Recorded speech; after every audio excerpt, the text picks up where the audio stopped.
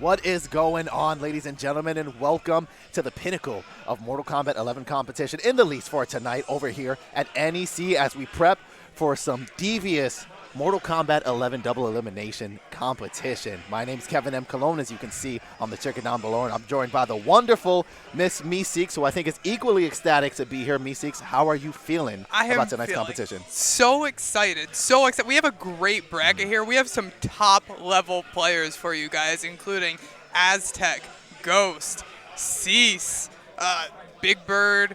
I'm trying to think, like JayGeorge from SCG. We have some really high-level competition ready to go for you guys for tonight, and I can't wait for it, man. Yeah, and a bracket that is going to present us with some very, very interesting matchups for sure, as far as how all of those players are going to coagulate into trying to push themselves forward into today's grand finals. I think we've got a couple of newcomers, too. We've had the opportunity to speak with some of them before we came live.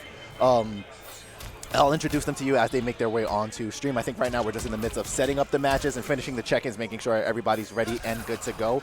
But we're going to have a wonderful time. I'm more than excited to be here. You know, we're commentating a major. It's cool. We are. It's pretty great. We're commentating a major. It's awesome times. And for those of you who weren't able to make it here, you know, next time we hope to see you. We've had so much fun today so far. There's going to be so much fun had after, and it's the environment that competitive fighting games create throughout their communities that you guys should come out and experience for yourselves if you have not yet had the opportunity to do so.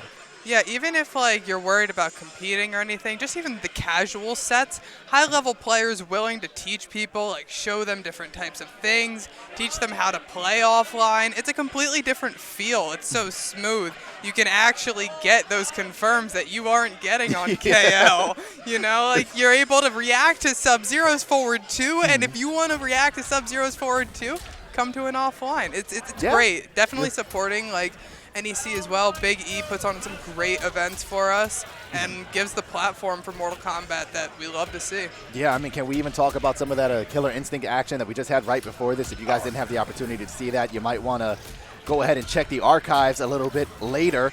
Yeah. And check them out. We had some great grand finals. I obviously didn't get to catch all of it because I was over there at the NK tables trying to, you know, download whatever tech I could manage to get. I think it's one of the best benefits you get of coming to these. But with that said, like so many, again, just to repeat the sentiment shared by Miss Meeseeks, great competitors here.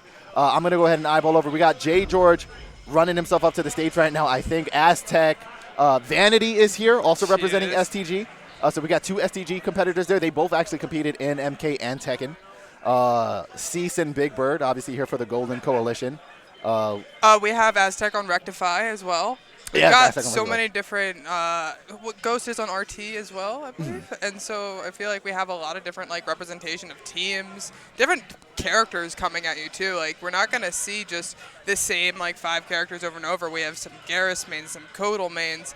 We have some Jackie mains, of course. Yeah, Jackie that you actually don't even get to see that often. You would think with how meta the character is, you'd see her at more offlines. But at this stage in the game, you know, I think some of the Jackie players got bored of her. I also think people learned how to deal with her. Like, yeah, she's still insanely top tier, but it's a lot harder to be top tier with her because people have learned, okay, well, at this point, I could challenge here, etc., and have figured out kind of her game plan a little bit. Not to try to downplay Jackie. She's still definitely top tier. Oh, as much as I'd love to, you honestly can't. But yeah.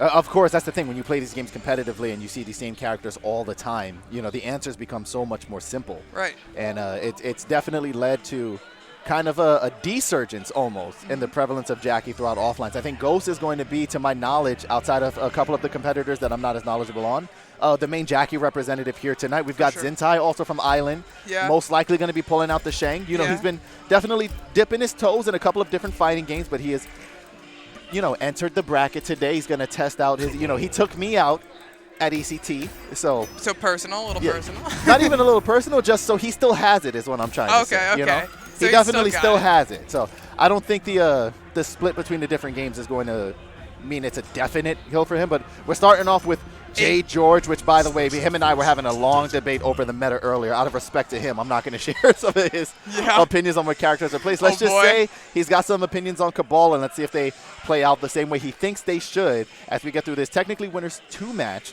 between him and Sgt Bifu, a new competitor to me. Yeah, I do not know Sgt Bifu. Looks like are we going to a button check here? No.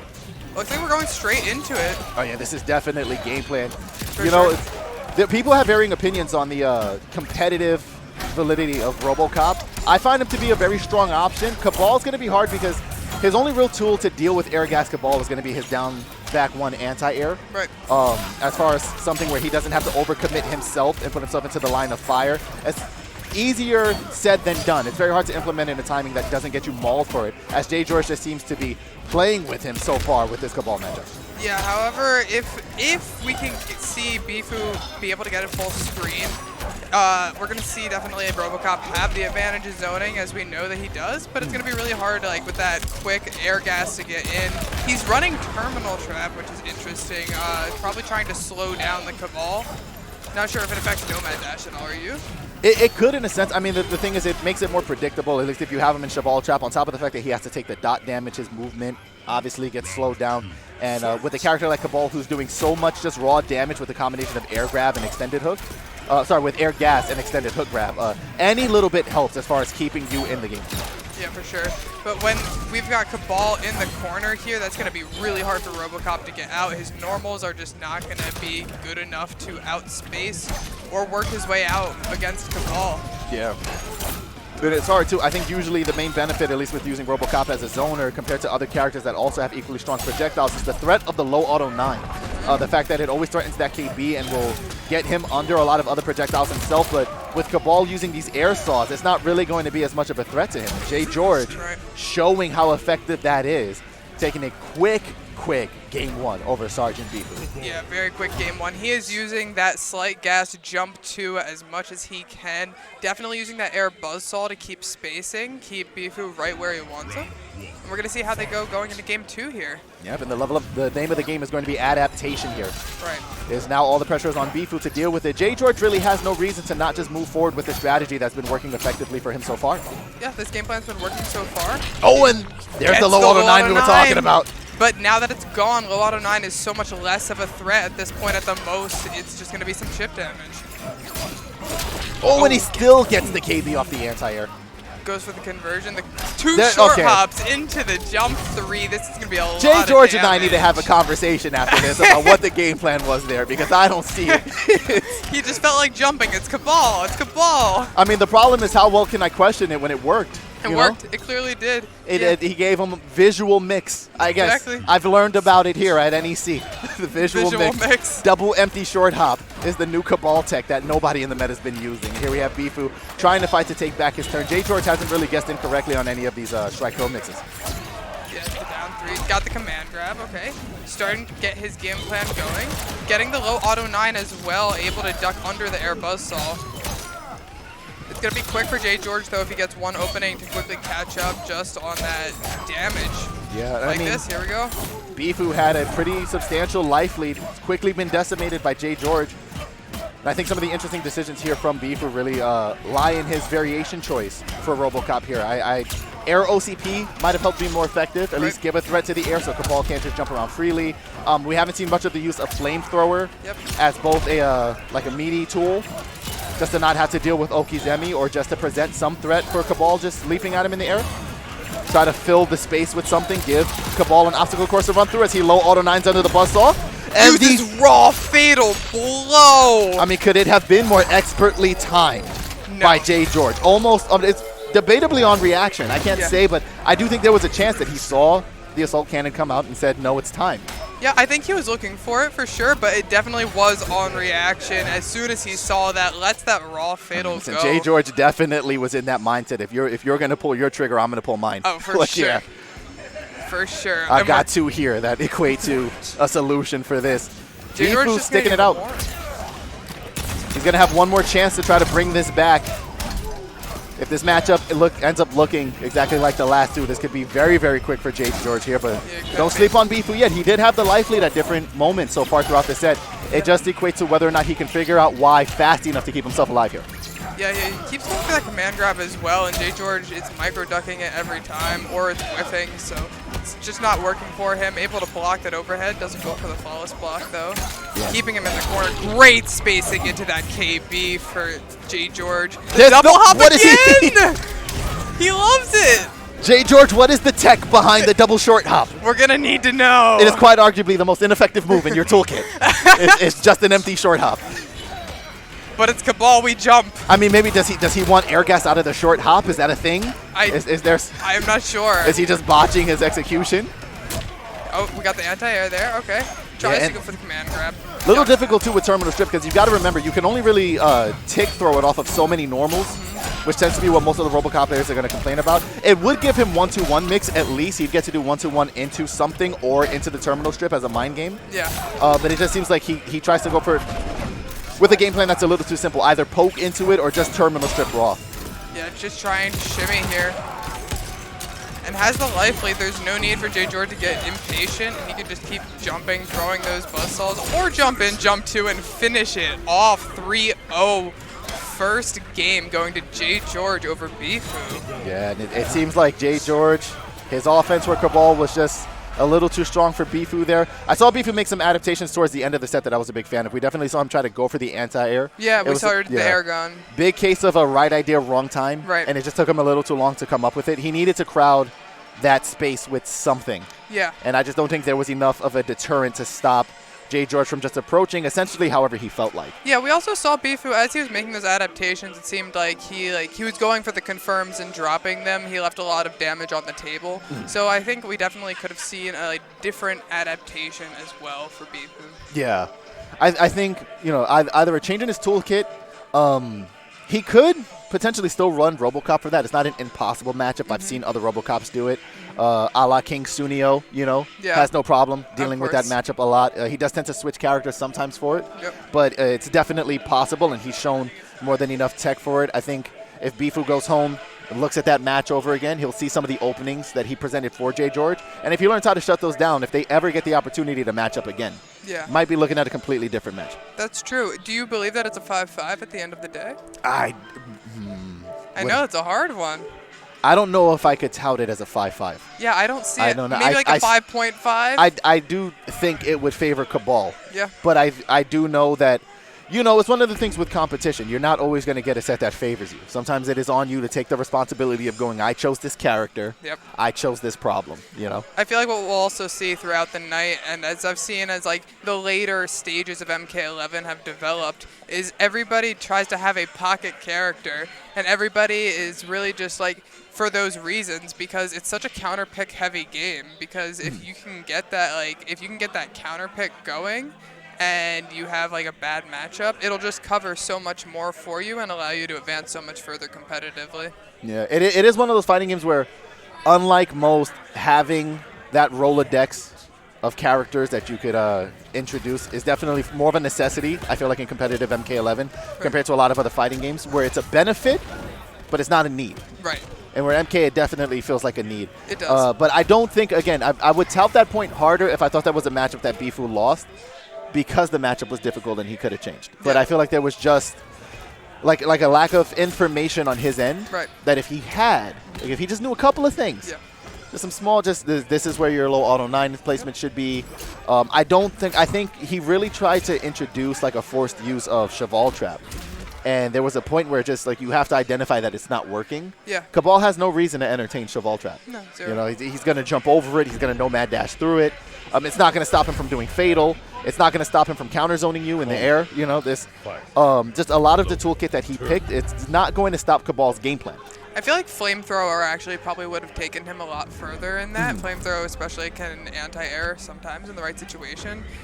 Just more than Cheval Trap could have done. Yep, and right now we have got another set coming up with Levi, Allen, which I honestly was a new competitor to me today. I had a lot of opportunities to speak with him for a lengthy amount of time. Yeah. You know me, Seeks. I love to talk. Why do you think I'm here? I do love to talk. Got to learn a lot about Levi. This is early in his competitive MK11 career, so this is very deep into the game's lifespan for us. Yeah. Very new for him. This is one of his first competitive ventures today as he comes out to NEC, representing the Urban Nerds, which is a family group he has where they are trying to bring technology and the importance of it into the urban cities and try to show that it's cool to be a nerd. Yeah, personally was talking to some of the runners of Urban Nerds as well, and they're out of West Philadelphia, like right by where I'm from, and it's great what they're doing. They're really just like introducing a lot of people to games that they may not have been introduced to before as well, and giving them the opportunity to learn and compete. Yeah, and let's see what that equates to for him here as he goes up against what's listed as Hanu, but I believe is going to be Mikemetroid. It is Mikemetroid. Yeah. If Mikemetroid takes it, it is on my mix box. That is my win. Yeah, and you know what? We got button check. If he does nothing else tonight, he should at least make sure that he credits you for every combo he lands tonight. Every single combo, he better point over to me and say thank you. Yeah, and I will say too, I got 4 seconds of an opportunity tonight to just physically touch that hitbox build, and it is saucy. It is pretty fantastic. I'm upset it's not mine. I really am. Yeah, it's pretty great. It's pretty great. One of the best gifts I've ever received for sure. All right, we've got the Scorpion against the Johnny. Let's go. You know how I feel about this Scorpion. This is actually a pretty good matchup for Scorpion in my opinion, because he can back up and punish a lot of Johnny's forward advancing moves with back one. But not sure that Levi is going to know that. We're running, is it Shock Jock? Is that what the camera one is called? Yeah, yeah. And of course, I mean, if you know Mikemetroid, you know he is very much an against the grain kind of competitor. Whatever is the popular thing to do, he's trying to do the exact opposite every time. So he's going for the troll Johnny Cage build that is going to entertain him instead of the meta one that he should be running, effectively walking himself into a throw. Yes. Just for the sake of making it entertaining. And of course, here we have Levi who's going to be trying to adapt to this. As you said, those forward advancing normals from Scorpion, especially that back one, does a great job of shutting down Johnny. Great strike throw game. Can react to projectiles and get teleport in for confirms. Gets punished for one there, but he's got to be more careful with his timing here as Mikemetroid is going to walk him down to the corner. And you never want to be in the corner with Johnny Cage. This is a terrible place to be. Gets the random D2 anti-air. And I will say, I did get to see some of Levi competing earlier, and I think one of the habits that he's still struggling with is the over-implementation of his down two. Is Mikemetroid with a beautifully timed anti-air. Going for full combo. They're getting 26% into a jump into another combo. Going to get 28% there. Wonder if he's going to go for the KB. Nope, just the flip kick to end that first game one, going to Mikemetroid. Yeah, and an effective one at that. I think one of the things that surprises me the most with how that matchup played out was the fact that Mike was actually pretty intent on using fundamentals throughout that. He was. Instead of just trying to go for showstopper gimmicks or fished out a specific combo, he was very consistent with his anti-airs. And yeah, Mike is doing some level of talking to the camera that I wish I could make. There's a level of feeling himself. He wants that gatekeeping, you know. He wants to show that he's still got it, you know. MK11 might not be his main game, but he's got that Johnny Cage in his DNA. Listen, but trash talk is definitely his main strategy. Oh, we're switching to Liu Kang here. The Liu, a lot of people I've heard say, like, who start out maining Johnny Cage, they switch over to Liu because he just has so much more that he can use, so many more tools that he can use throughout the different like matches, such as the command grab, etc., that Johnny Cage just does not have. Yeah, Johnny kind of either wants to just maul and kind of use that shimmy mind game that he takes advantage of to open his opponent up for combos, or just get a life lead and play runaway. Sometimes it is important to play lane with Johnny. Liu Kang can kind of, in a sense, be touted as a character that does everything that Johnny wants to do, but better. He has the same kind of shimmy mind games. He gets a lot more damage for them. He has equally effective projectiles. He can play the teleport game if he wants. A way more expansive toolkit and way more adaptive to the opponent that you have to deal with. Yep. And here we are again in the corner with Johnny. We're going to see Mike. He's trying to shimmy. We're going to get the 7. Also. And that is quite a polarizing tactic from Johnny Cage players, whether or not you should bother using back 2 as a shimmy tool. It's kind of like almost a proximity OS in a certain way. Yeah, I rarely see Johnny Cages use that back 2, but it's a good launcher. Yeah, I think Mikemetroid and Vara Hell are the main 2 that I know tend to prefer that as a tactic. It is a good whiff punish move. You can kind of just clip people. You don't really have to move yourself too far forward. So those strategies like for Scorpion, the neutral duck into the D2. Never mind what I'm saying. That down 2 was devious. He was ready for it. The forward 3-4 into the camera. We're going to see if he can get the second camera. I really want to see the KB from it. Oh, and he connects with the fatal blow. Yeah, and look at Mike. Yeah, you have to, if you know Mike at all, knew it. You know 100% that was going to be his reaction the second that connected. Yeah, he loves the raw fatal, man. So this isn't going to win Levi the fight, but this is definitely going to put him back into it. Yeah, he's definitely gaining on life here. See what he can pull off. Good blocks there, going for the jump in kick. He grabs throws him out of the him fatal blow. Oh my god. Oh my goodness. What are we going to see here? Jumps off the interactable. What a pickup. Oh no, but listen, don't play with your over. food. Oh, the interactable goes for the raw shades. This is where you start learning who Mikemetroid is. Oh, and he wanted the raw fades troll to get back at him for that raw fatal. Yeah. We got Aztec coming on stage to coach. This is what I love about this community. I want you to understand that Aztec met this child, right? Yes. A couple of minutes ago. Yeah. Just met him, right? Levi, I think if I'm not mistaken, this is 15 years of age. Yes. This is his first attempt at competition. Yes. Introduced him to Aztec, was like, listen, this is one of our guys. This is one of our big dogs. Aztec immediately sees the need and goes up and tries to give him the advice. Yeah. This is what you should be doing. Maybe you want to consider this. And this is information he's going to take. I don't even know if Levi even understands the level of competitor that has just come out. No, I don't think he decided, does. I want you to take this. And it's awesome just seeing like that Aztec just like wants him to grow and wants him to learn. And you can see Mike is also giving input on like, hey, try this, try that. Like a lot of people. It's like if you do this, it'll beat me. Yeah, he's like, this is how you beat me. Don't like worry about that. So it's really great that they're also like taking the time to just like break it down to him and tell him like, okay, maybe try this, maybe try that. Like it just shows like how welcoming of a community it can be. Look at Mike. Look at him talking. He's you like, want to jump over this? Hit me with that. He's like, don't raw fatal blow me. A lot of times I'm going to throw out sunglasses. I shouldn't do that. You need to know that I'm not supposed to do that. If you get hit with the sunglasses, feel bad. I'm just taking pictures because I want to capture your impeccable gameplay. That's it. Yeah. I really want to see the KB. You have to hit that camera twice in a row. It's similar to like the Raiden overhead KB, where it's so risky, but it's hilarious to see, in my opinion. Yeah. And I was curious about this too because Levi does in his Rolodex of characters that he's trying to decide between right now. It's been Scorpion, Joker, and Liu Kang. Yeah. So I was curious if he was going to try the Joker just to see what it felt like. But it seems like he's sticking with Liu here. He was doing well with Liu at the end there, almost taking that round against Mike. All right. So far, blocking. Good jump in. Trying to slow down the pace here, which I think is going to be important. Of course, like before, again, we saw like the overuse of that down two. He's going to get the launcher here. Yeah. Could have got more damage there, but something is better than nothing. For sure. And it seems Mike also like playing a little more conservative as well. Yeah. Not throwing out as many crazy things. Oh, playing the shimmy game, catches him there with the back three. It's going to be a lot of damage. Oh, but the drop! That's the D2 KB. That should be round. Ladies and gentlemen, this is a video game. It is a video game. Mike cleaned it up with the stand 1-2. Did not need more damage than that. Could have did another down 2, you know. There's more, but obviously, again, you don't want to risk losing the corner as well. Yep. He's going to get the camera shot here. Hey, hey, hey, hey, hey! That's Johnny Cage. Oh, see, he went for the back two shenanigans again. Hey, hey, hey! Boom, boom, boom! That's Johnny Cage in the corner. This one's on the house. Going for nice the full anti-air again, yeah.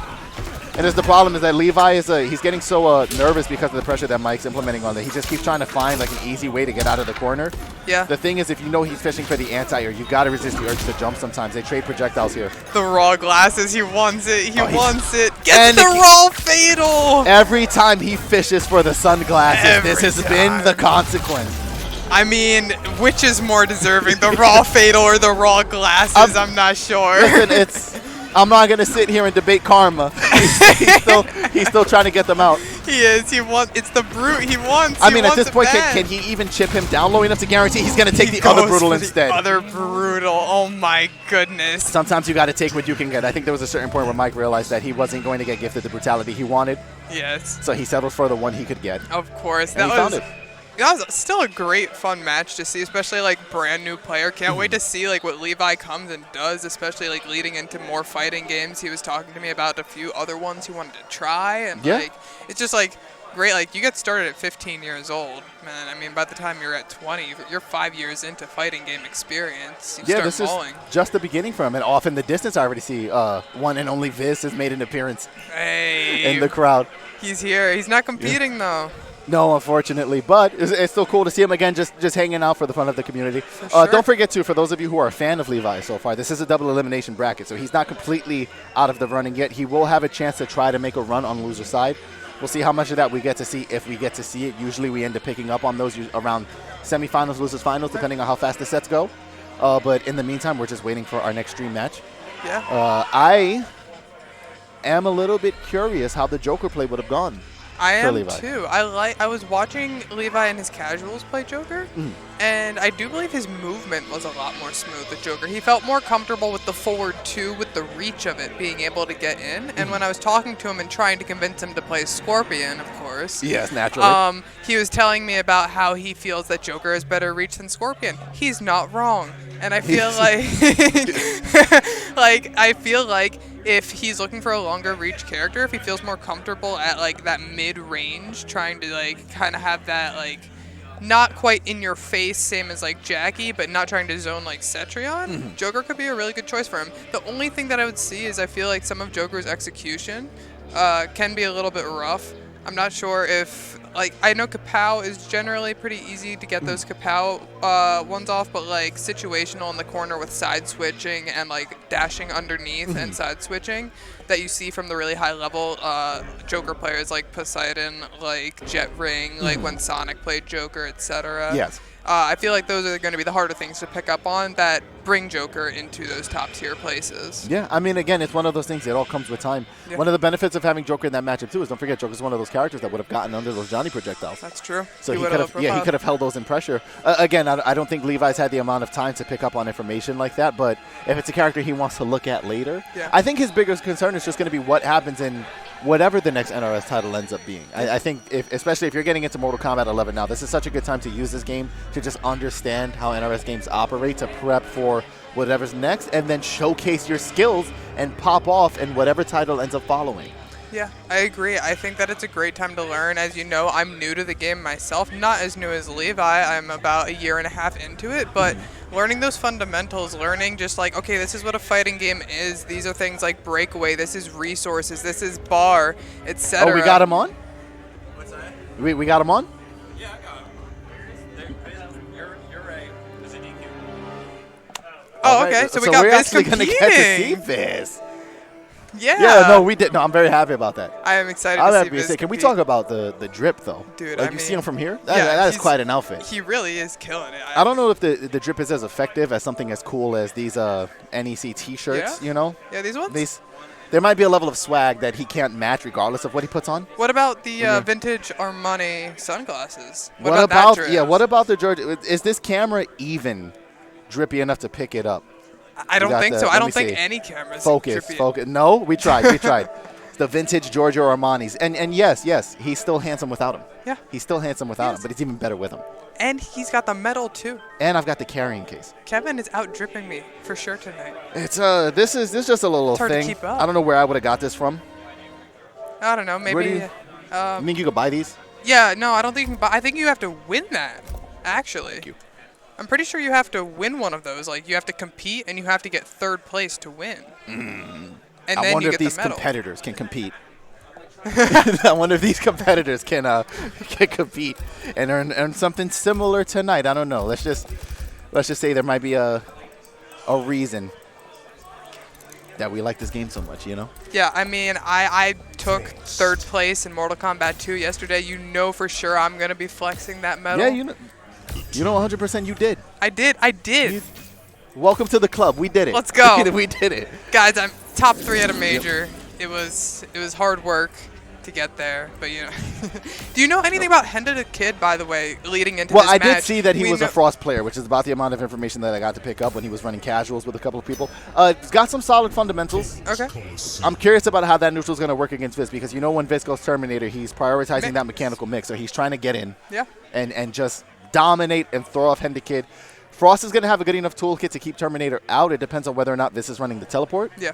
And how, off-putting he can make that timing. All right, let's see if this is a button check. Yeah, it looks like a button check to me. Yeah, 100%. And I always recommend, too, if you're going to compete, that you should run a button check. I can tell you it has cost me personally during competitions when I have forgotten to take the time out. I've gone, oh, it's fine. Exactly. Don't worry about it. Yeah, It's I don't cool. want to be inconvenient. And then be I'm like, inconvenient. why am I throwing when I'm trying to amplify? Exactly.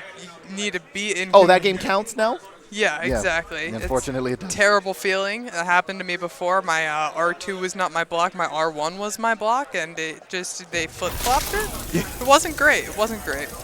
Well, let's see. This might be a flip-floppy set in momentum when it comes down to this. He's Yep, who's running the immediately running the teleport. Of course, going straight into the mix, the down into the overhead, gets the command grab, into the grab again, D1 and if I'm not on mistaken, block. I do believe that there's a chance that this just came from a separate Mortal Kombat competition. He did. Yeah, There was a came in local here, competition happening. So he is all about making the most of his time out here today. Oh, jumps over the command. Okay. And gets the punish on it. The question is going to be how well can you lock him down. Again, you've got to stop him before he does this. And immediately now the situation is flopped again. Frost is not going to have as easy of a time getting herself out of positions as Vis is going to. Yeah, not familiar with this matchup at all. Interested to see how Frost's range goes against Fizz. Using the air ice dive, which will be helpful. Frost also able to deduct those long shots from Fizz. As we see again, the air dive, giving her openings.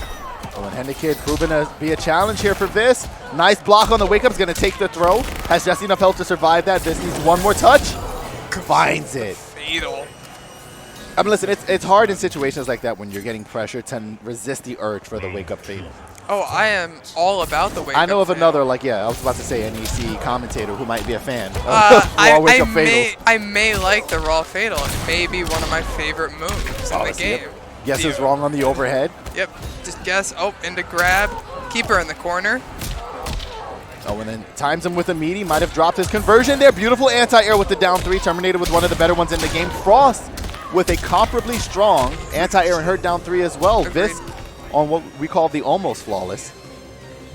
Oh, goes for the there's mercy. no way he's doing mercy. He's mercy in first round. Is he Vis gonna came start to to regret play. this? Yeah, look, now we got to reset the scoreboard. He's actually mixing the production team instead of his opponent That's now. how bad the mix is with Terminator. Oh, and I think I just heard Vis in the background say, "How did you throw that?" I don't think he's aware of the fact that you can throw the interactable on this stage.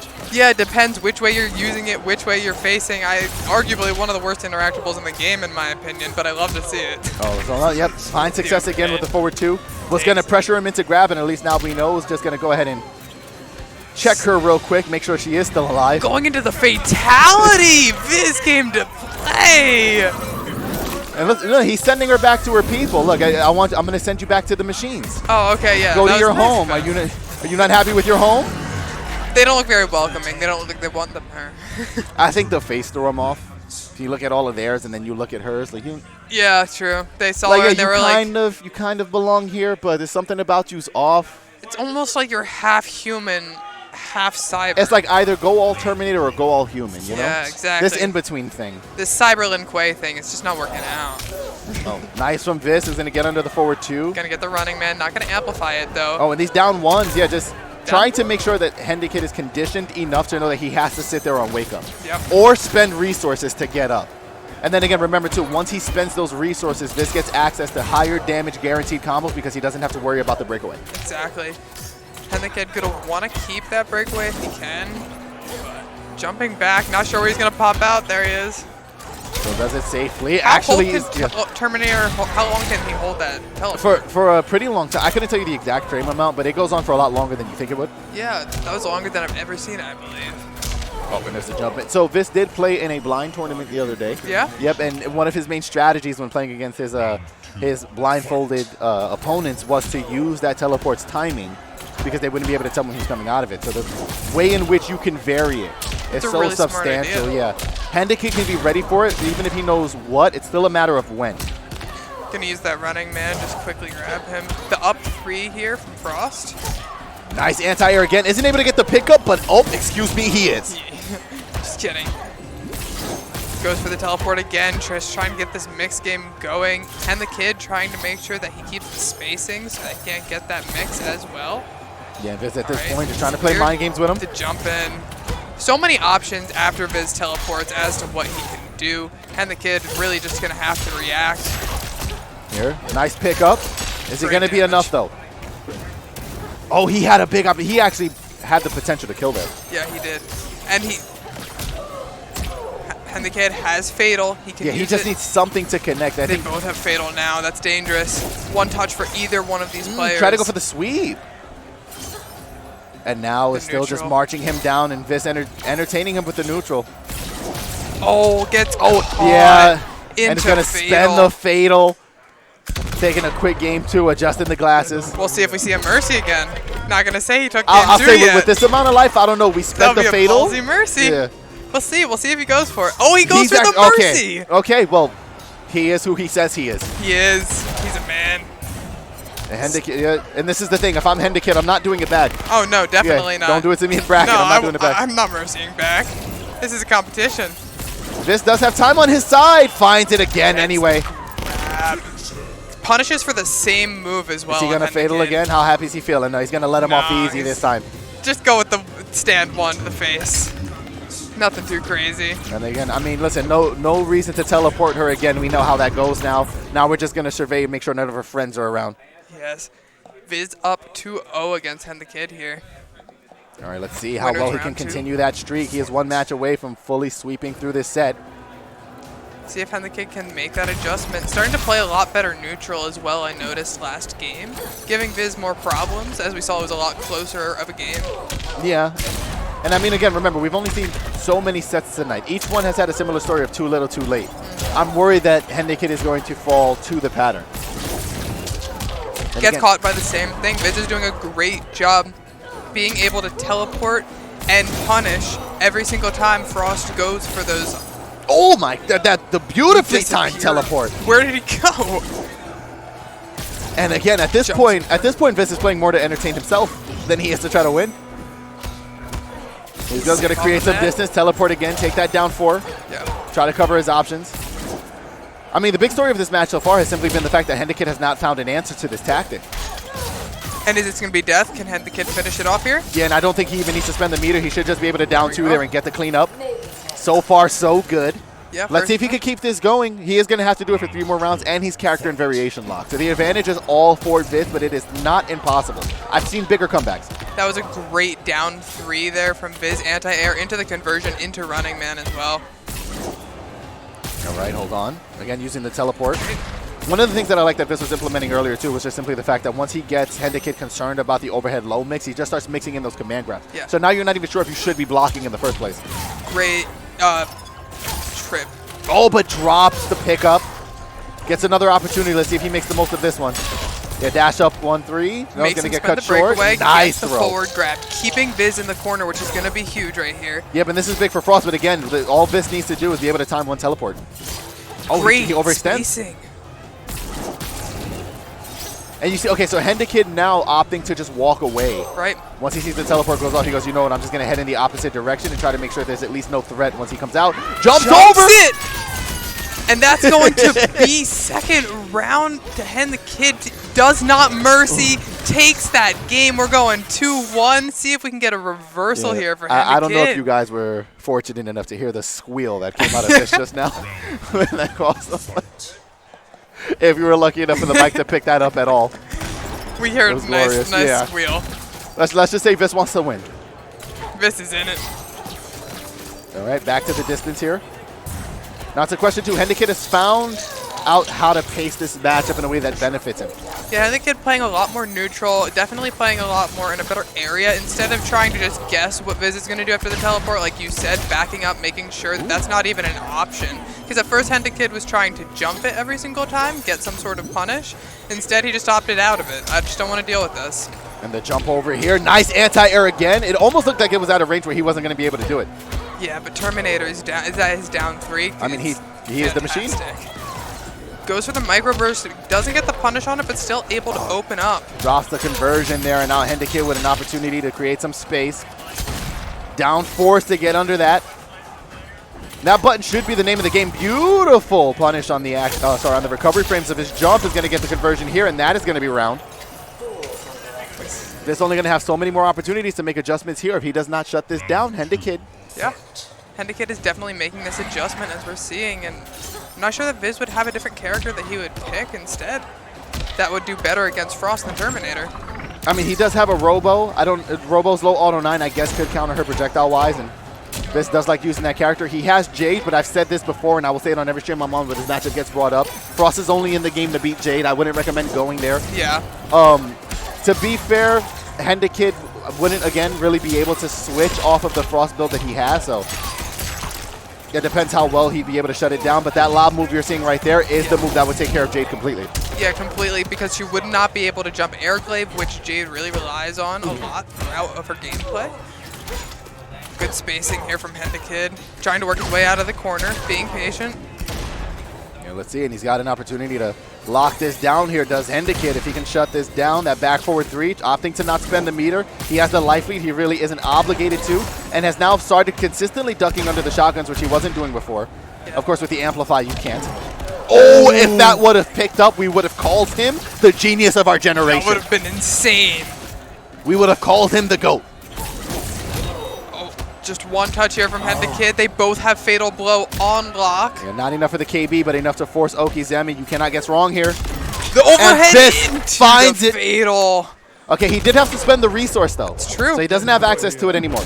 We're going into round 3. No Fatal Blow here from Viz left. Listen, Viz taking a deep breath, and I would too in a situation like that. He was a hair away from losing that set and ending up in a Game 5 situation. We might still see that.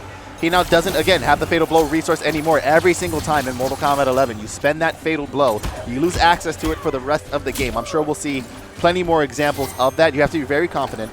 Ideally, as long as it wins you a round or it's used in a way that's effective, you don't necessarily waste it, but now he has to play honest, and Hendakid, if I'm not mistaken, still has access to his if he ends up in that situation. It's the same with KBs as well. With crushing blows in Mortal Kombat, as soon as you use them, they are gone. So a lot of people you'll see will wait until round 3 to use those crushing blows to cash out on as much damage as they can. And again, that forward 2 with some exceptional reach. The down 3. Viz keeping pressure on here. Yeah, and fully investing into it now. Ideally, if you're going to decide that it's time to go in, you have to commit. And it's working. Again, with the command grab, I think Hendakid's only reacted to that prominently once, and Viz was almost full screen when he did it. I don't know if he's ready for the up close and personal huggy wuggies. Using breakaway after 27% damage as well. Viz not going to have breakaway anymore.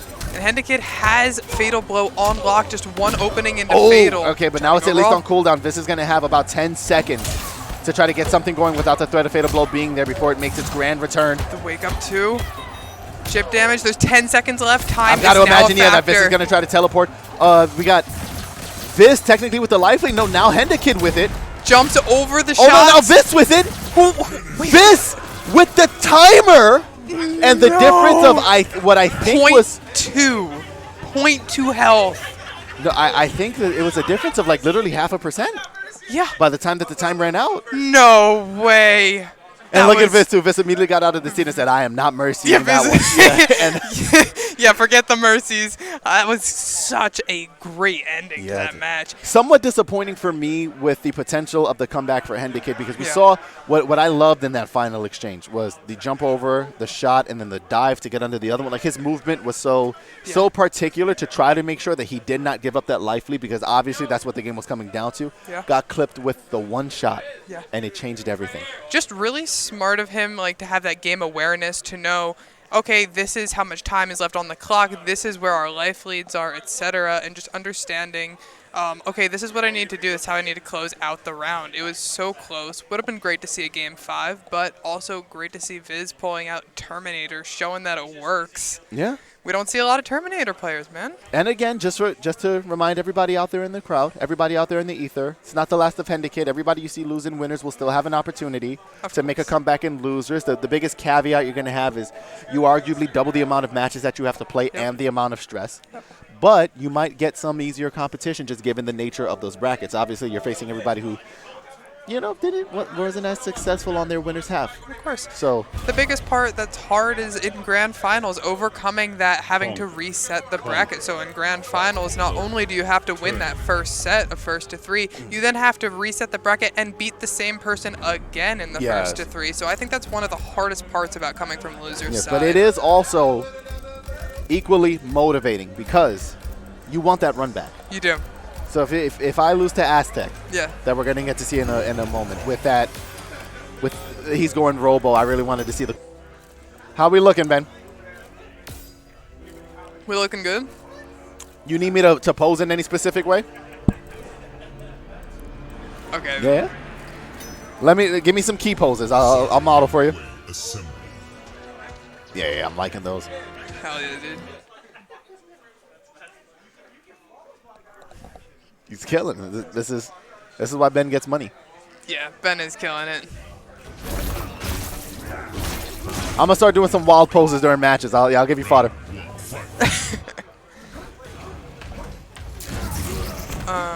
This is a great flavor. Yeah, watermelon's delicious. We'll get word from him when we're up, I think. Sure. I'm also good, like, if you want this, I'm still working on this. Oh, well, I guess decide later. Oh, you're 100% not going to have it? Yeah. Sure. I'll tell him to go grab me one if I need it. Yeah, that's fine.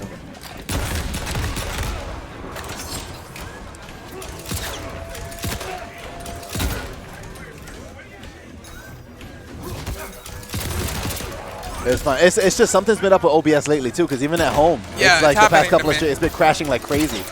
I don't know what they did to it. I didn't update. This is the most updated one? I think it's something with the new one. I might revert back for a bit until people say stop doing it.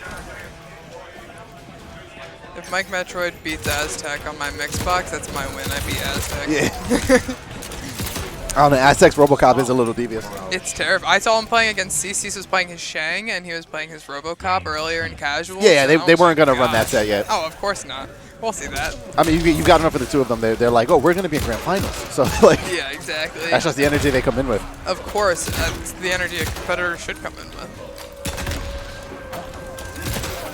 Let's see, who else made it in? Oh, are we up? Oh, I didn't know we were up. Oh, okay. we're up. Let's go. Yeah, no, it's okay. It's okay. All right. Back with you guys. Sorry about that crash right there, that little interruption. But we're coming into it with Hanu, a.k.a. Mikemetroid, going up against Aztec, who is one of the fiercest competitors we have And today. again, this is the thing with Mike. Of course, he would be running that Johnny Cage punch that nobody ever runs. Of course. Yeah, but it's Mike. It's about what he wants to do, not about what he should be doing. He tried to tell me that there was some shimmies with that shoulder charge, and there was some tech with it. Oh. I wasn't sure I believed him. The short hop over. Oh, but the throw tech shoved him into the Cheval trap and the dot damage. How dare you try to tech your throw? I'll tell you, was that not one of the most expertly timed short hops you've ever seen, though, from Mike? Oh, for sure. And I'm just wondering if that was on reaction or if that was play. I think that was just part of the game plan. I think he was just flow trying, like, I'm going to get in there, jump over this, and then go for the short hop. I mean, it was a lot easier for me to understand than the JayGeorge short hop tech from earlier. The double short hop? The double short hop. Double short hop hops like S? I've got to imagine this has got to be a terrible matchup for Johnny Cage, just trying to work his way in. Wondering why he's running the arcing force balls instead of the straight force balls? So it's just, I mean, the threat of low auto 9 is there regardless, right? So if you're going to trade, they kind of, but it depends. I mean, I guess you could stop like some air approaches. You could counter zone if you have the life lead and try to lame out. Robocop doesn't really have a tool to get past them extremely easy. All right, yeah, but that one move just pushes it back almost full screen, and then Mike has to work his way back in again. Yeah, and remember too that if he knows that the Cobra Can is coming, he could essentially just neutral duck under it and then stand up and get his 1-2-1 punish. Oh right, Johnny can neutral duck that as well. Right, the Aztec. Taken Still in here trying them all, Mr. Versace. Oh, and here's the pressure again. The corner pressure here from Mike. Has Aztec gonna get caught with the gas. That's a pretty devious setup tool in return from Aztec too. I think there's just a level of like, yeah, I can go for some sauce as well. Nice gut check is going to get the KB off of that. I would prefer if this did less damage and launched. Yeah, I would prefer if it launched as well. It reminds me a lot of like the Fujin KB. Oh, we're going to get full glasses shades KB here. Going to go for as much damage as possible. Even with the breakaway, getting 40% there. Huge. Yeah, I mean, that's one of the things about those setups. There's so much damage that's done before the opponent even has the opportunity to negate the rest of it. Yeah, the one thing is, though, that's one of Johnny's best tools is having that Shades KB, and he no longer has it. Oh, but he almost got one of the sauciest pickups there. He can't really afford to give it out. He can't give Aztec a turn, though. If Aztec gets one thing going, which is going to end up being that low auto 9, and Mike immediately goes over to fighter select, probably going to switch variations most likely. I feel like if I was to try to be presumptuous, stick with the Johnny, switch out the moves. Yeah, I could see him sticking with the Johnny, maybe going back to the camera shock. So my apologies. I was trying to hear what Viz was saying over there. Viz yelling Aztec for not playing his main. I mean, at this point, he doesn't have a choice. It's working, so he's got to keep doing it. Also, like, I feel like if you feel confident enough, why not just So he may have switched over to Kodal if he had lost the first match, but why not stick with RoboCop? Like, why not test him out, you know? The only way you're going to get better with somebody in tournament is playing them in tournament. Well, again, Aztec has a very, very strong one. Like this is quote-unquote his sandbag character, you know? But he's played it so much, and I have seen him use it competitively for matchups. There are times where he is no joke playing RoboCop. Yeah, I have as well. I've seen him playing in some online competitions with RoboCop, and he definitely takes the character extremely seriously. It's not a joke choice to him. It's just his second choice. Yeah, and oh, gets the flawless block launch, but it whiffs. RoboCop with one of the unfortunate ones that tends to do that. And now again, taking a start. Low auto 9s almost perfectly. Gets that KB, puts down the trap too, making it even harder for Mike to work his way in. Yep, and then puts gas on top of it. Just it creates a minefield. And Mike just playing hopscotch over the obstacle course. Trying to get through Legends of the Hidden Temple is now going to get rewarded with a combo on Aztec, 43% before Aztec is able to cut it off. But now Aztec with absolutely no meter, just trying to play off of fundamentals. Tried to get that anti-air. It did whiff on Johnny, not able to get a punish on it. Ooh, if he would have spent the fatal, but I don't think he wants to lose the resource. It's such a strong tool for Johnny to have access to because of those cancels. One touch from either character. The low auto 9 able to low profile under those force balls, though. Going to be huge. Such a better trade for RoboCop in this matchup. Let's look at the chase down again. That's going to get blocked, and the added damage of the Cheval trap, but he ducks it and gets the down 2. That down 2 is also going to get rid of those interactables that Aztec had set up on the stage. Every KB, you get rid of any interactable or any trap that had been set up. All right, let's see. Oh, what a beautiful chase into the throw from Aztec. Going to create that distance with the KB from the escape failed loaded, and now Mike again has to work his way in. Aztec trying to fill the space. Yeah, Mike just dashing his way in as best as he can, getting punished there for that shadow kick. The jump too. Oh, I think he messed up the cancel, and Aztec just going to gut check him forward with the forward 2-1-2. Aztec taking this 3-0 over. And look at the professional he is, immediately disconnecting the controller. Of course. Why can't we get more people like Aztec?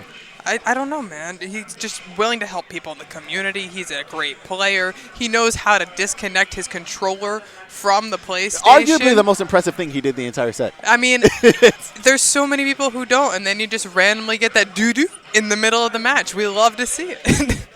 Well, Aztec going to be moving on. Mikemetroid, also known as the artist formerly known as Hanu.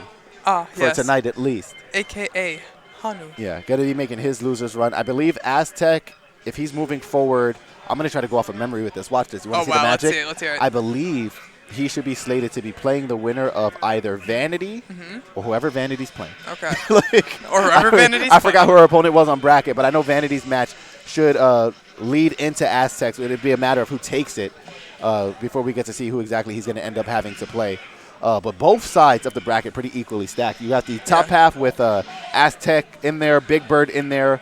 I forget where Gh0st is placed on which half of the bracket. Gh0st is on the top half. Gh0st and Cease are on the top half. Big Bird and Zintai and well, I know Zintai's at the bottom. Well, Big Bird's kind of in the top half. Aztec's in the top half. Cease is in the bottom half. Yeah. Zintai's in the bottom half. If you guys want to see this, and we're actually going to see this right now. Oh, we're about to see the Aztec Vanity. Now, here's some lore background for you guys. Earlier today, Aztec and Vanity both were playing some Tekken 7 against each other in pools. And tell them what happened, Misi. And it was on stream. It was Vanity was so excited, getting to play on stream. Tekken 7 she's gotten so much better at, and Aztec sent her to losers. Yeah, well, I believe she said he eliminated me with the words to me. So So it was loser's side. So now here's the thing is that now here we are.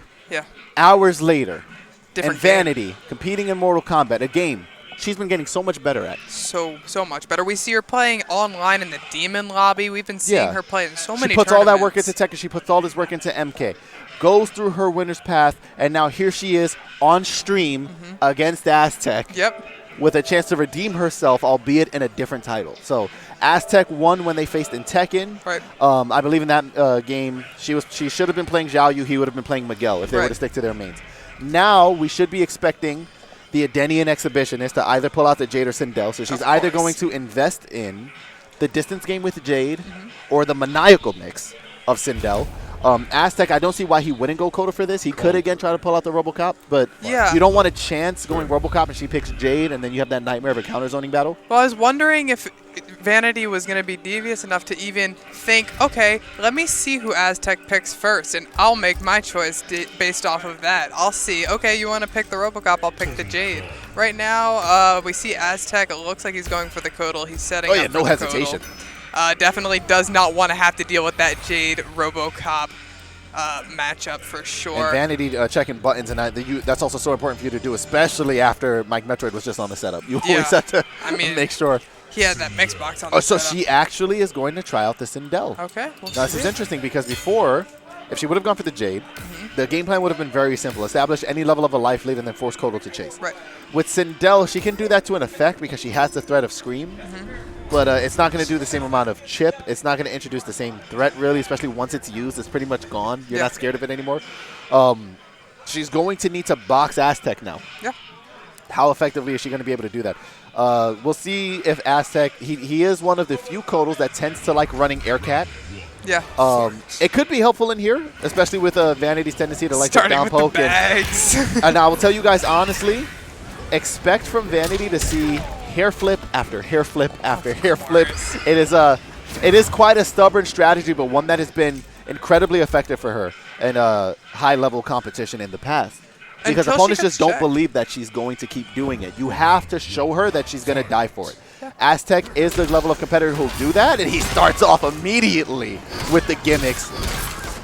Let's see how well she can deal with them. If that mental state of the Tekken match has changed her opinion here. Are they still? I believe she's still having trouble with her controller. All right, let's see. Her controller disconnected. The thing is, again, with the politeness of Aztec, he might let her just start over. Oh, he 100% will. I don't see Aztec saying, hey, I'm going to take that game. That's just, he's definitely like one of those people in the community who's like, no, I want to win because I want to win. Yeah, and again, keep in mind, too, this is technically winners' quarters, so yeah, it's big they've deal. made it far enough already. So is that top 8? No, I believe semifinals would make them top 8. Okay, because you have winners and losers side. Right. Okay, nope, they're going to continue from And where they we're left off. Vanity is just going to hold that as her mistake. I think Aztec would have let her go back, but she's also got her competitive integrity as well. There is a point where you feel like it was my fault for not checking. Right, of course. Which is upsetting because she checked. Like, we saw her check. She did check. Yeah, they did the whole button check. It looked like her controller disconnected, not even. Oh, Aztec was a second away from the flawless, but Vanity was able to fit the poke in there. And now the sunlight, yeah, she can't really get herself out in time. Yeah. That sun is such a huge chip out damage, like in the corner, really hard because you're already working to get out of the corner against Kotal Khan, and he puts that sun up, and he's there healing. Oh, is she still checking? Yeah, it looks like they're still checking, trying to figure out what's going on. Okay, I mean, I guess this is time.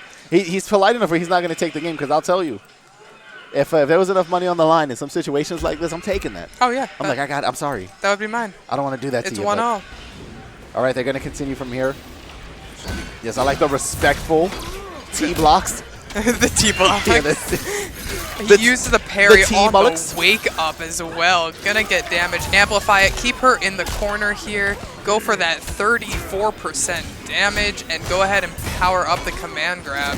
Oh, and the shimmy, a nice hair flip again. There it is. Yeah, you got to be ready for those. It depends too. The thing is, what she really wants to do is get her turn and just start mixing, but Aztec just has not provided it. Yeah. I wouldn't be surprised if she does not make this comeback, which is going to be a hard one to make if she makes the immediate switch over to the Jade. Gonna go for low star screamer. But the problem with the Sindel pick is she's already stuck in this match. Now, yeah, there's the air cat we were talking about. And Aztec essentially he just needs a turn, but he's going to find a punish anyway. And just like you said, we saw her go for double whip and flip. Oh, but he drops the back too. Is he even good? Is he even good? He drops it. Can he even do it? He dropped the confirm? He won the game and then dropped? Dropped him, Moles. Is Vanity about to drop him into the loser's bracket for a mistake like that? All right, Vanity's staying with the Sindel going into our second That's actually a match very interesting decision for me. But there's a chance that her mindset in this is like, listen, I didn't even get to see what it's capable of yet. No, that's fair enough. Yeah, she might just like want to see what it's like, see if she can pull it out with the Sindel. Might want to just stick it out with the Sindel. Might be practicing her. Yeah, but a very quick spend of her offensive meter too, which is going to cause problems. Because she's only going to be able to do so much. Yeah. Does Low Star Screamer low profile that discus? Are you aware? It could potentially, but it's very timing dependent. So Okay. she would have to make sure that she times it correctly or else she'll get clipped. And then possibly counter hit for her troubles. That's really the threat. Aztec again with the crushing blow. Gets Gonna the get a big launch. conversion. Not gonna drop it that time. No, he's gonna go ahead. My man said when the round's over, that's different. But when the round's going, you know? Oh, beautiful throw. Gets himself out of it. I like the potential of what that throw could have led into because she definitely was going to take the corner off of it, start going for her Sindel mix, and she was finally going to have a very blatant opportunity to start using it. Yeah, tries to get him with the back too, able to punish her for it though. Okay, nice approach here. Going for the scream. And I think I like what she's trying to get off of the scream. I think the problem is that she's waiting until Aztec is giving up his turn and blocking to try to do it. Like, he's not going to force pressing in a situation like that. And the reach of that down back four, people underestimate it all the time, to a similar sentiment that we were mentioning Robocop's flamethrower as a meaty tool. Yep. Or an Oki one. So you're at distance and you're not really taking the threat. Total, a lot of times, if you do not jump, that down back four covers almost everything else. Yeah, it reaches so far, it's unblockable, and it leads into a lot of setups as well, I feel like, for Kodal, because it's a full knockdown. Yeah. Now we're going to see if Vanity's going to switch to the Jade going here into our third match. Aztec up. There it is. There's the Jade switch. Yeah. All right, we'll see her running Delia's dance. I believe she'll probably be running the Air Glaive. And see how that does better against Kodal. I mean, Delia's dance will help a lot once she gets her turns going because it'll give her the frame advantage she needs to really like enforce that pressure, at least in a way where Aztec knows he has to deal with it. Yeah. It's not really like a mind game he can chance. Yeah. But again, now she's character locked to this. I think if she wanted to experiment with this, the last game would have been the chance to, and then she could have compared between the Sindel and the Jade, which one she thought was more effective. She's now forced herself into a position where this has to work. The glow is going to help a lot with that discus. It's not going to help with the air cat, though. That does not count as projectile, sadly. Now, again, you've mentioned this before, too, that when Vanity has been practicing competitively, as of late, she's really kind of just been sticking with the Jade for the most part. You can see the difference in the level of comfort immediately. Yeah, immediately she feels a lot more comfortable going in, starting the neutral, you know, trying to open Aztec up rather than trying to react to what Aztec's doing. Okay, nice block there. He's going to get the damage buff, and she's not reacting to those down back fours in time. Those are big opportunities he is giving her every time he commits to that on pressure. Yeah, she can interrupt those and get a full combo punish, make him spend breakaway, make him spend resources, or just go ahead and take 30% of his life. Yeah, now he is definitely covering it with the unpredictability, but if she starts, you know, if she stays dialed in and she sees them coming, she can really get a free get out of jail free card, which she's going to get blocking that short hop. Here's the forced mix. Yeah, we just see her game plan. She seems so much more comfortable with this Jade. Gets the low, gets glow up, which is huge. Okay, Keeps the him out of amplify. the sun. And Aztec just content to take the damage buffs here. Doesn't really feel the need to approach. Not really being forced to. Yeah, the 4-2-4 side switch as well. She uses the parry, able to get that side switch back. And again, here's the throw. Starting to build a little momentum here, but she created distance off of that throw and lost positioning. Yeah, Aztec content. Oh, there's for the fatal! Look at Aztec, look at Aztec. Oh my goodness, he cannot believe that just happened. What kills me is, to an extent, that wasn't really mix. No. It was kind of just like timed weird. I mean, like I guess she has the threat of a Denny and Spark, sure. But that's such an obvious animation, I feel like. That forward two, if she finishes the string, it's also an overhead. Right. So Aztec was just expecting the extra layer, and it didn't present itself. And it turned out to be enough, and I think it's definitely a moment she bought herself. I would clip that. Yeah, I would clip that. I would clip it as well. That was a great showing there. Yeah, what a YouTube Aztec free in tournament doesn't block overheads, you know? Oh, what a great YouTube title. Just call him out. Aztec free in tournament. It's time. But everybody would click on it. Again, Aztec continuing his warpath, dominating on the winner side of bracket. Vanity, again, going to have to try to make her losers run. Some of those sets being played out off stream right now. I can see that this is over there running on one of his off stream sets.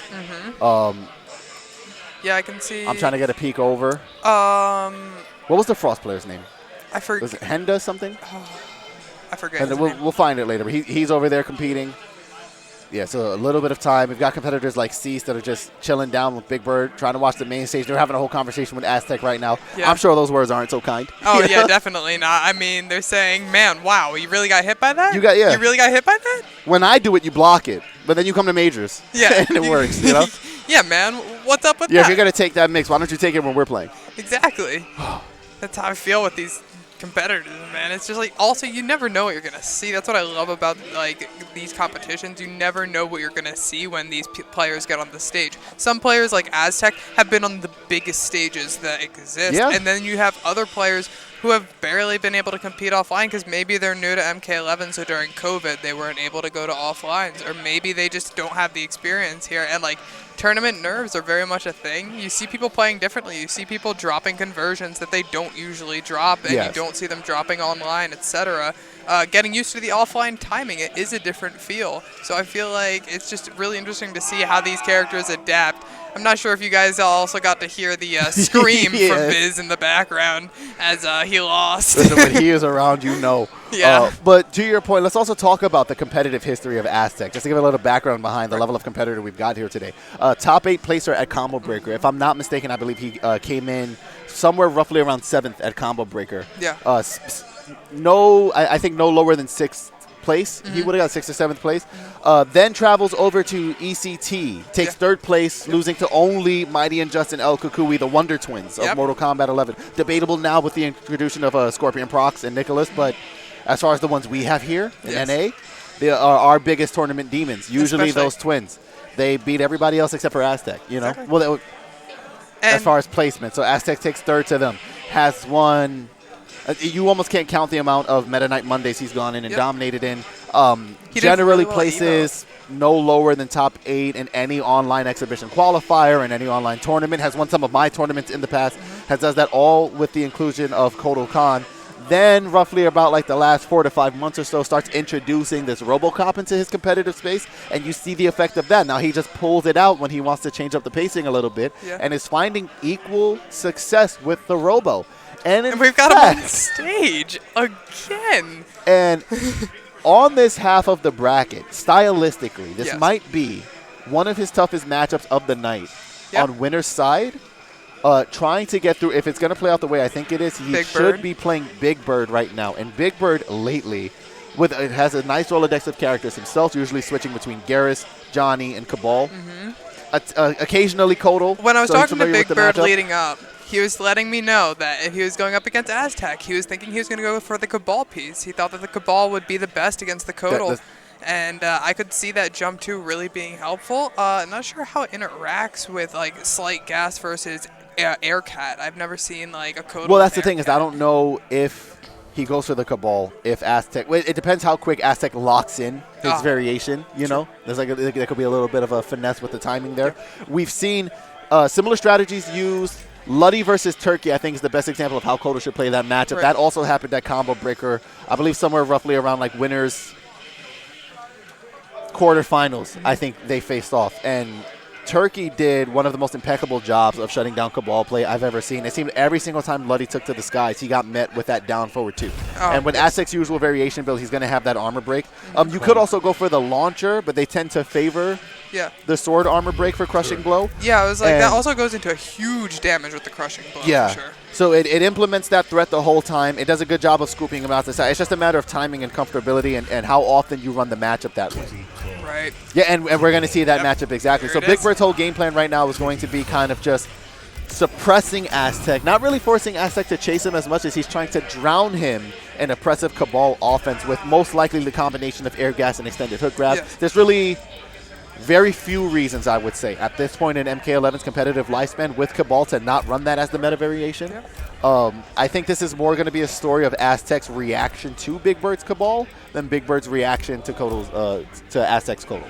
I agree. And we also do know that Big Bird has a lot of background playing against high-level Kotals, such as Turkey, who is on the same TGC team as him, and playing against Pop-Tart, etc. Yeah, and don't forget he plays the character himself. Yeah, right, he does play Kotal.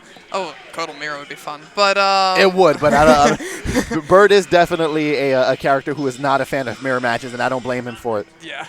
I don't either. He definitely told me he's comfortable in this Cabal. We'll see if we have a button check or we're going straight. We got a button check going. Yeah. Making sure that Slight Gas jump 2 is ready, because what else do you need? Yeah, well, let's see. He's like, I can do air gas, I can do air gas, I can do air gas. Let's go. Exactly. I can do air gas 2, air gas 3. Oh, okay. We're ready to go. I got Cabal down. Easy work. This is going to be a great match. Definitely some back and forth retorts happening. Big Bird representing the Golden Coalition. Aztec representing Rectify here tonight.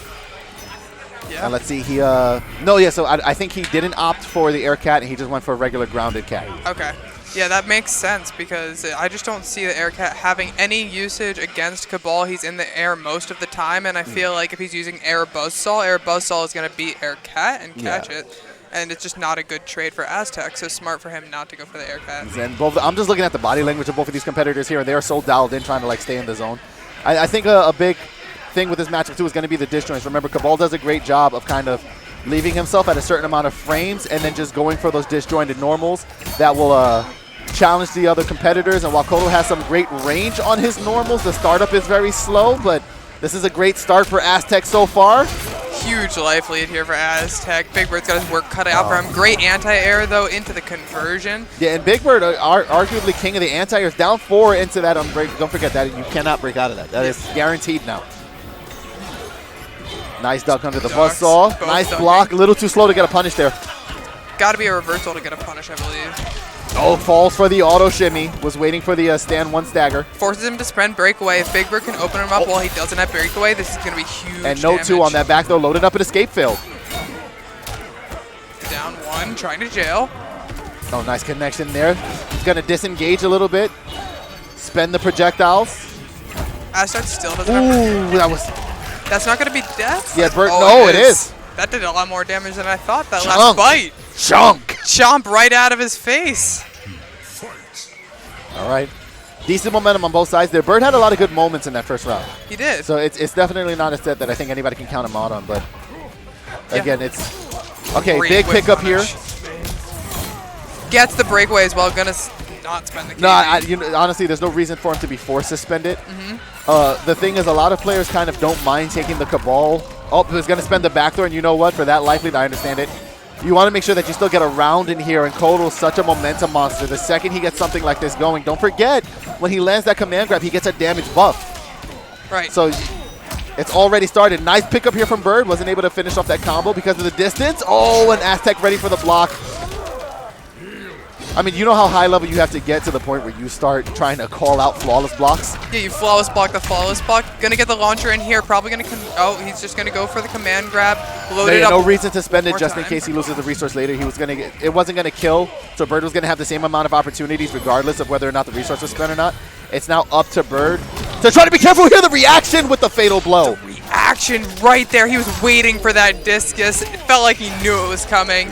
Definitely nodding to Look at himself. Bird's body language right now. Yeah, he's jamming. He's listening to some music. He's ready to go. But he's not going to have that resource going into this last round. Yeah, and we saw the exact same answer from JayGeorge just a couple of games ago. You've got to be very, very cautious when Cabal has fatal blow. If you do not respect it and you overextend, you're going to get met with that answer every single time. Doubly so from Cabal mains. And I don't even know if Bird would consider himself a Cabal main. No, I don't think so. I think Bird considers himself a Johnny main probably, but really just thought that Cabal would do better in this matchup. Oh, let's see. Is able to answer there. Big punish. All right, what can he get off of this? Got to be careful with the approach. And notice how he changes the flawless to up 3-2 just to make sure that he doesn't get punished in the same way. Exactly. It's mind games on top of mind games when you get to players who are this high level. Oh, didn't get his pickup, though. I mean, 1-1-1 into anything there would have been better. It might benefit him, though. Again, remember, he doesn't have access to Fatal Blow, and Aztec does. In a sense, Aztec almost has the advantage here. Yeah, for sure. One touch for him. He's going to be able to neutral duck that buzzsaw. Both of them going to want to avoid as much chip damage as possible. Okay, let's see. One opening for either of these players. Ooh, gets caught with that one's got to be careful. Both of them have breakaway as well. Then, of course, at this stage of the game, oh, and we saw this before, so no question now, chunk.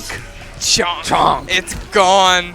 Face gone. Very, very close game one. I'll be honest, it could have gone either way. Yeah. Normally, you know, I try to not be biased on commentary, but I always have a subconscious thought of who I think is going to take it. Of course. I honestly did not know how that was going to play out. I didn't either, and I am really enjoying watching to see how this plays out. Just like these top-level players, I don't think I've ever seen them play against each other. I've seen them in the same tournaments, but I don't think I've ever seen them play each other. So it's great to get to see them play. Yeah, and important for Bird to establish that throw, too. He needs Aztec to know that he's still intent on getting those, so Aztec has to be concerned about the auto shim. There is no threat if you're not willing to throw. All right, just going to hold that there. Still holding a pretty decent life lead. Gonna get Great conversion. Nice here there into the from Nomad Bird. dash. Is going to be the extended hood pickup into the corner. Bust off for easy conversion. And now immediately pressure. Quick 34% there. Blocks. Amplified though, so the get is safe. Yeah, and I like that. Using the time to get out the corner. A lot of people get too concerned about trying to kind of quote-unquote get their lick back against Kodal in a situation like that. Like, I blocked Cat, I want to do something in return. Positioning was such a great thing to prioritize in a situation like that. How about instead of trying to mix Kodal and get a hit, I just give myself an advantageous position? Yeah. Bird just needs to get some chip damage here. Oh, and it Into Fatal. Okay, this is not going to be death. But it's gonna. The thing is, it's gonna put Aztec in a situation where he kind of just has to set up Sunlight. Yeah, exactly. Especially because Aztec has that extra 50 health too. We're gonna see the effects of that. Into Sunlight. No, amplifies it, keeps it safe. Yeah, but Aztec just needs either a moment to clip with something. Bird instead with the immediate air gas to stand one, and he is pounding his chest the same way my heartbeat is pounding in mine. I had no idea what happened there for a second. Oh Well, my I think goodness. Aztec, for the sake of just trying to chip out, tried to call out Bird with the back forward 4 into Cat like he just did here. Bird just managed to literally beat him to the punch. And now he's up around, so you can afford some mistakes. Ideally, you at least want Kodal, if he does take this, to have to spend a lot of resources to get it. Aztec attempts the micro duck. It does not favor him there. Yeah, There's the back throw and loads up the escape failed. He already had it. He's going to use that KB. Go ahead and cash out on that You paying damage. attention. Yeah, paying attention. He got that first round. Come on, Kevin. All right, hold on, let me see. Okay. Now we Both slow of down the them pace of slowing it down. again. Yep. Nobody Playing wants to neutral. overextend here. This is the difference when you have two competitors that respect each other at such a high level. Is that you will end up in these situations. It's going to be a lot of nothing for a bit, kind of testing the waters. Nobody wants to dip their toe in. It's essentially a giant game of chicken. Yeah. Oh, and they still trade. But now again, Bird has access to the fatal blow. He just needs to connect anything. Nice patience. Trying to cross him up there with the slight gas. Nice call out. The breakaway saved him, but he's not going to have the defensive meter now. Gets Sun up. This is going to be a lot of chip damage on Bird. He needs to get out of Willing it to quick. take it. Oh. Aztec forced to spend the breakaway. Is going to get the backdoor again. It's anybody's game here. One opening for either of these players. Oh, I think he went for short hop air gas and ended up missing it and just getting the short hop kick. Oh, man. Those missed inputs. Losing him in that round, but we see Big Bird trying to make a big comeback here. Yeah, it's definitely an annoying exchange because it was clear what Bird wanted there, and that's not what came out, but that is the nature of competitive fighting games. The tail pulls him back in. I've seen some interactions during this match that I never thought I'd see. And this is the thing, too. Now that Aztec, I mean, you got to imagine, everybody knows that Bird has to be a little bit frustrated with the way those exchanges occurred. Aztec is going to take advantage and start trying to maul. Of course, and mental is a huge part of this game. You're sitting right next to this person right here, right now. Can you go ahead and beat that person Now, sitting tell him next that to he you? loaded up in escape field again like he did last time. He loaded up in escape fail, but I wasn't sure if Cabal gets a second one Ooh, the because bust he up already beat. used the first one. I mean, you see. Like, I Here's don't the- know if this one does it. Yeah, so no KB, Yeah. no more throw KB. Oh, just a walk-up throw. And don't forget, too, Kodal does also have a throw KB himself. Oh, that is true. Another escape failed there. Already spent the KB, though, so Yep, not and going to really get it. this is where it becomes a competitive question of how willing is he to keep doing it. Has to spend the breakaway, so he's got to be really cautious here. He has the fatal blow. If he can connect with it, he can take game. But he cannot get clipped here. Such a close game here. The stagger into the throw. Oh my goodness. One touch into Fatal will do it for Bird. He's Gonna going do to it keep again? going for the throw. Time is there's 7 seconds left. Both of them Oh. going to be working for the life lead. I mean, ideally, he's going to want to play it lame, Oh and he my gets God, the the down trade! one, keeps himself alive. We are tied 1-1, Aztec versus Big Bird. Wow, we have ourselves a set here. This is some high Ladies and gentlemen, are you not entertained? All right, straight into the grab. Aztec taking that life lead early on. Ooh, great punish. And this is the question here, too. Now I'm curious how much Aztec is going to want to return the favor with the throw game. Is he going to, you know, engage in that with Big Bird? He's got to be careful. He did just jump over that first throw grab attempt there from Big Bird. Looking out for it. And one of the things that Aztec is so good at competitively is just completely switching strategies in between rounds. Yeah. And look again, a perfect example of how you can shut down Cabal with Kodal. He did not let him play. He anti-aired almost every attempt Bird made to take to the skies. That was a completely different round than we just saw. A Bird's still going for the grabs, though. I mean, there is something to this stubbornness, right? Because once you get Aztec so conditioned to the fact that he's always got to be concerned about these throws, the auto shimmies open themselves up. If you can get him more scared of the possibility than what's actually happening, you can open up a lot of good scenarios, and Bird going to get a decent conversion opportunity here. Drops the combo, unfortunately, and again. Into the grab. And the thing is, Aztec does seem, for the most part, willing to entertain most of these throws. He does not want to chance. I think he's more scared. Again, Cabal's going to get so much more damage off of his converts than he is going to get off of those throws. So Aztec might have just decided, you know what, I'm willing to take 8 throws instead of 3 combos. Yeah, that's true. A throw's only going to be doing 17% for Cabal. Yeah, Kabir grab into the damage buff here. Oh, no, he doesn't amplify. Oh, but okay, now we might be starting to see some semblances of returning the favor. There we go. Now we've got him amplifying. Ooh! Gets the KB on the discus, trying to catch that air buzzsaw, and he does. Ooh, with the pickup. Into fatal blow. I was just about to start talking about how Aztec has to be very, very cautious with how he approaches, because obviously that fatal blow as a response can be so effective if he tries to throw out that discus. Bird, he knows Bird is going to on reaction fatal blow it, but still found another way to use the resource. Again, we end up in a similar situation. We are 1 round apiece. Yeah. Bird without access to his fatal, Aztec with access to it. Yeah, Aztec now no longer has breakaway, which I feel like breakaway is... Oh, there's the escape failed, I mean, loaded. Bird is really trying to test Aztec's throw techs here. Really And is. Aztec has managed to shove off a couple of them, but he's eaten more than he's dispelled. Yeah, I agree. He hasn't been able to punish for them as much as you'd like to see, too. Not going for that neutral duck underneath them. Gets the D2 out of the air. Bird spending the breakaway so that he can't get any conversion. That was going to be a peek down to convert. Okay, now forced to spend meter to protect himself here. Bird, you know, spamming with the advantage and the distance, but he does not have defensive meter. So if he gets clipped up, that's guaranteed damage for Aztec. For a while, he still only built up 1 bar. Yeah, he's still got a while. And you see him being patient here, just playing around, just saying, okay, I'll hold that forward 2-4 into discus. Like, I'm going to wait until I can break away from you. And notice, too, how he's trying to keep his distance from Aztec, but not let him get too far away. Right. He doesn't want to let him just for free put that sun up and start healing. That was such a good read from Aztec. Too. I mean, Bird had done it so many times. You know, at some point, you've got to imagine he's going to see one of them coming. Of course. Oh, and Aztec going to take that game, put the sun up, and take it and go 2-1 here. All right, the momentum Winner semis. active like a pendulum throughout this set.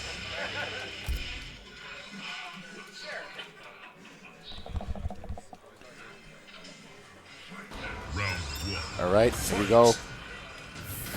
All right. Goes with the grab off the rip. Bird is just stuck in this grab loop. I mean, there is a semblance of if it's not broke, don't fix it. It's been working for him so far. Sure, not every single one, right? Yes. But I'd say at like a 60 to 70% success rate. Like, he's still able to get these throws. That stubbornness is effective. If Aztec is convinced that he's discouraged the behavior, he stops worrying about the threat. Bird has to constantly reintroduce it to some extent. Yeah, but he's this spacing. This is going to be huge damage here for Aztec with no breakaway here for Bird. Going into the unblockable. I mean, the silver lining is at least it's 1 more crushing blow you don't have to worry about, but this is round 1 Aztec, easy peasy. Going to spend the bar to guarantee the kill here. And keep him in the corner as well. Beat his chest as he walks back away. I mean, listen, Bird's been doing it in between sets a lot. Gotta get might his have been a licks little back. inspired.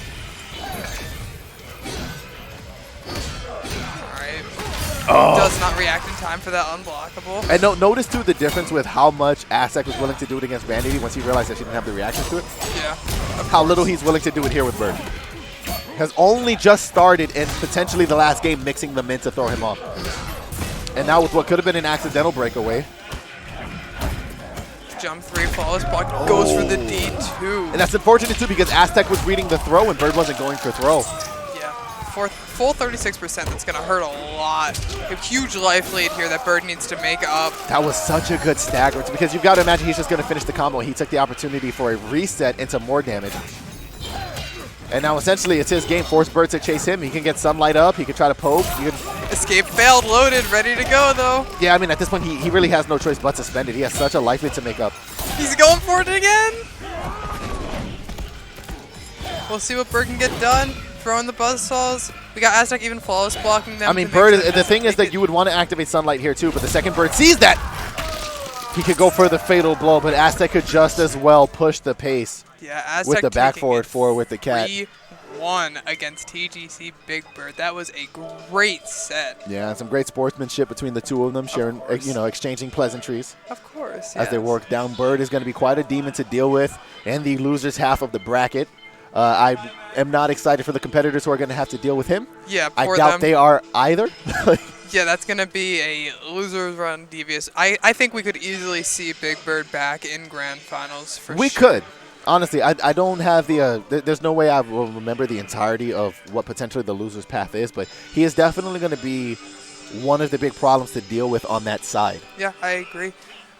So we were talking last time about Aztec's competitive history. I also wanted to touch upon another competitor that we have here. We have Gh0st here, and his competitive history is not as, I wouldn't say as deep as Aztec's. He hasn't been like competing offline as long. But a big thing to point out is the last Big E tournament that there was, Summer Jam, Gh0st won it. Yeah. Gh0st took it. Gh0st took it. And at MKNJ about a month and a half ago, Gh0st got second place, losing to Doom in grand finals. So flexing the medal, gotta know who got third place. Event. Yeah. So who'd you get out to? The Gh0st. Oh yeah. So well, actually no. Gh0st put me into losers, and then I think Doom was the one that sealed the deal. But yeah, very strong competitor. Yeah, hugely strong competitor. We've seen offline results from him as well. So definitely somebody who's not going to have as much of those tournament nerves when they get on stage, etc., which is a big factor. People like to forget about that factor, but to me as a new player especially, I know my first competitions, I'm sitting there shaking. Yeah, no, tournament nerves are a real big thing. I think one of the benefits for Gh0st, on top of the fact that he pretty much seems to have subsided all of the tournament nerves at this point with how much he's competed. The main threat with facing Gh0st competitively, honestly, is just how confident he is in his decision making. He's very sure about what he's going to do. So even when it's the wrong decision, if there's a chance that any hesitation would have forced him to drop a convert, he's probably going to pick up the combo because he was so sure it was going to hit anyway. He's not really concerned about the intricacies of what might happen when he tries to do it. And we are looking at Viz versus Cease. Yeah, this is going to be an interesting one. A lot of competitive history between these two also. I don't know if Viz would bother trying to go Terminator against the Gh0st. I feel like it's a matchup where he'd probably prefer the Jade, and I know a lot of Gh0st players tend to find that matchup annoying. But Cease also does have very, very consistent competitive wins over Jades. It's a matchup that he plays a lot. It's been used on him a lot, and he's pretty much adapted to it at this point. Yeah, and I feel like both of these players have such a long competitive history as well. Not just with each other, but they both compete in tournaments almost weekly. And you see them both streaming. They both it's huge for them. It's a huge game, and so they're going to be the ones who are going to have the mind games on top of mind games. That's what we're going to see from these higher level players. Yeah. And not sure if Cease is feeling comfortable enough that he would bring out the Shang. I know that he could has the potentially. Shang. The thing is, his Shang has honestly gotten to the point. So when he first started pulling out the pocket Shang, it was very much, and this isn't me trying to debate his skill level. It was very much a meme to him at the time. I want to play this character. I've played a lot of Shanks. It's a character I enjoy too. I see the fun in him. Yeah. It's gotten to a point where it is actually a competitive threat. Yeah. You do have to worry about the Shang now. And again, if Vis goes Jade, Shang is a very decent counter. Exactly. I think to most of the Edenians. The corpse drop is not concerned with glow. If she throws any projectiles in response, he has smoke shake to stop that. It's a very difficult matchup because it doesn't allow Jade to play half of her game plan. Exactly. So she has to essentially overcommit to now chasing Shang, which is not something Jade players are used to doing. They're not used to following the other opponent unless they want to. Yeah, now you have to. Yeah, they're very used to just sitting, being able to do a Denny and Spark, being able to do Air Glaive, being able to sit full screen and just kind of control the pace. But Shang has the same kind of game plan, so it would be really interesting to see if Cease went for the Shang. I'm not sure if he will. Looks like he's going Cabal, maybe just for the button check. Maybe potentially just for the button check. It might have been there's left there. The Gh0st. All right. And now the thing with Cease, too, is that one of the great things about him competitively, especially if you guys haven't had chance to see his content and the exact way in which he plays Gh0st, he is one of the most setup-heavy Gh0sts that you'll see competitively. There's kind of a trifecta that I would name as like the 3 different styles of Gh0st, and they tend to have the most success with him. I think most of us in the community are aware of this Gh0st triangle now between Tweety, Gur, and Cease. Yep. At different levels. Tweety definitely is the most aggressive and confident in his reads and tends to just be correct more often than not, and the damage output he gets with his build is incredible. Gur is the most methodical and safe, so he always wants to do the mathematical option. He always wants to play defensively and kind of force the opponent to make mistakes. And Cease wants to create situations that favor him all of the time. So for every single character in the game, Cease has some Gh0st variation prepped in his mind that is the most optimal version to beat them. Yeah. Whether it's reliant on Sandtrap, and it does turn out that this is going to go for the Terminator. And we do see that this is... Oh, is this a button check? No, this looks like gameplay to me. We do see that this is losers round 4, so this is... One of these players will be knocked out during this match. Yeah, I'm actually curious who would have eliminated Cease. Probably Gh0st. Potentially, yeah. You know, you'd have a good point. That's who he would have played second round. All right, let's see if this... That is... What a demon is Miss Meeseeks. And Viz so far going on again with the Terminator schmicks. And this is going to be different too. I don't think this is something that Cease is really going to be used to dealing with when it comes to Viz. And Viz, again, the level of confidence he has competitively doing this, you know. We saw him doing it earlier. Gets very trolly with the mercies and the antics. He's a very loud competitor to be next to, so if you're not the kind of competitor that can stay dialed in, he can really throw you off your game. Using those iframes on the interactable to get out from the sand clone as well was really smart of Viz there. But Cease able to pick him up and throw him across the screen. And let's see if this is one of those games. This tends to happen a lot in a high-level competition where you see one competitor kind of maul for a round and then the other one kind of maul for a round, and then this kind of subtle piece in between rounds where they both go, okay, well, now I know what you're capable of, and then the fight really starts. Yeah, that's true. And also there's a lot of just, like, respect to be earned, etc. Like, knowing, okay, is Viz going to be blocking those flawless block gaps that we know Gh0st has, etc. And as soon as you see him do it one time, okay, I'm no longer going to be doing that. Oh, are we going to get a crushing blow here? Yes, we are. A straight 30 burger. Easy 30. Down 4 is such a huge tool. Great anti-air into conversion there, though, for Viz. Yeah, and he's been pretty consistent with those all night. Nice throw in response. And again, now it seems like now we're getting into the competition. They both understand what the other one wants to do, and now it's a matter of trying to implement their game plan faster. Exactly. The forward 3 conversion into sand trap. Yeah, you got to respect that. That was at such a far distance, too. And no reason to not spend the KB. Now it's a matter, the thing is, you've got to know that Viz wants to get some level of mix into his Fatal Blow confirm. Right. He's going to protect himself. Again, Legends of the Hidden Temple. And gets that sand trap full screen. Not going to kill him, but he's within. Oh, there we go. Just the 1-1. He was going for the command grab. The benefit of getting to see the animation after the end of the round, the fact that Cease was committed to threatening the overhead low mix so that Viz would be concerned about the 50-50. Right. And then he was just going to go for command grab anyway. And Viz now knows going into this next round, okay, that's another option that Cease is considering. That's another thing that I need to look out for. And it's such a good spot to use it, too, if you think about it conceptually, because any moment where you can get your opponent too conditioned to worry about mix and then introduce the throw. Right. Once they remember that's another aspect of it, it becomes so hard to keep track of all of the different options. And he's just so good at layering when he does it. He's a big fan of disengaging with people at distances, especially on Okizeme. Yeah. He'll back up on people and then dash right back in and go for the command grab. This is going to be big damage here. Viz is going to probably be forced to spend breakaway, yeah, right there. But no longer going to have breakaway if Cease can get another setup with the sand clone.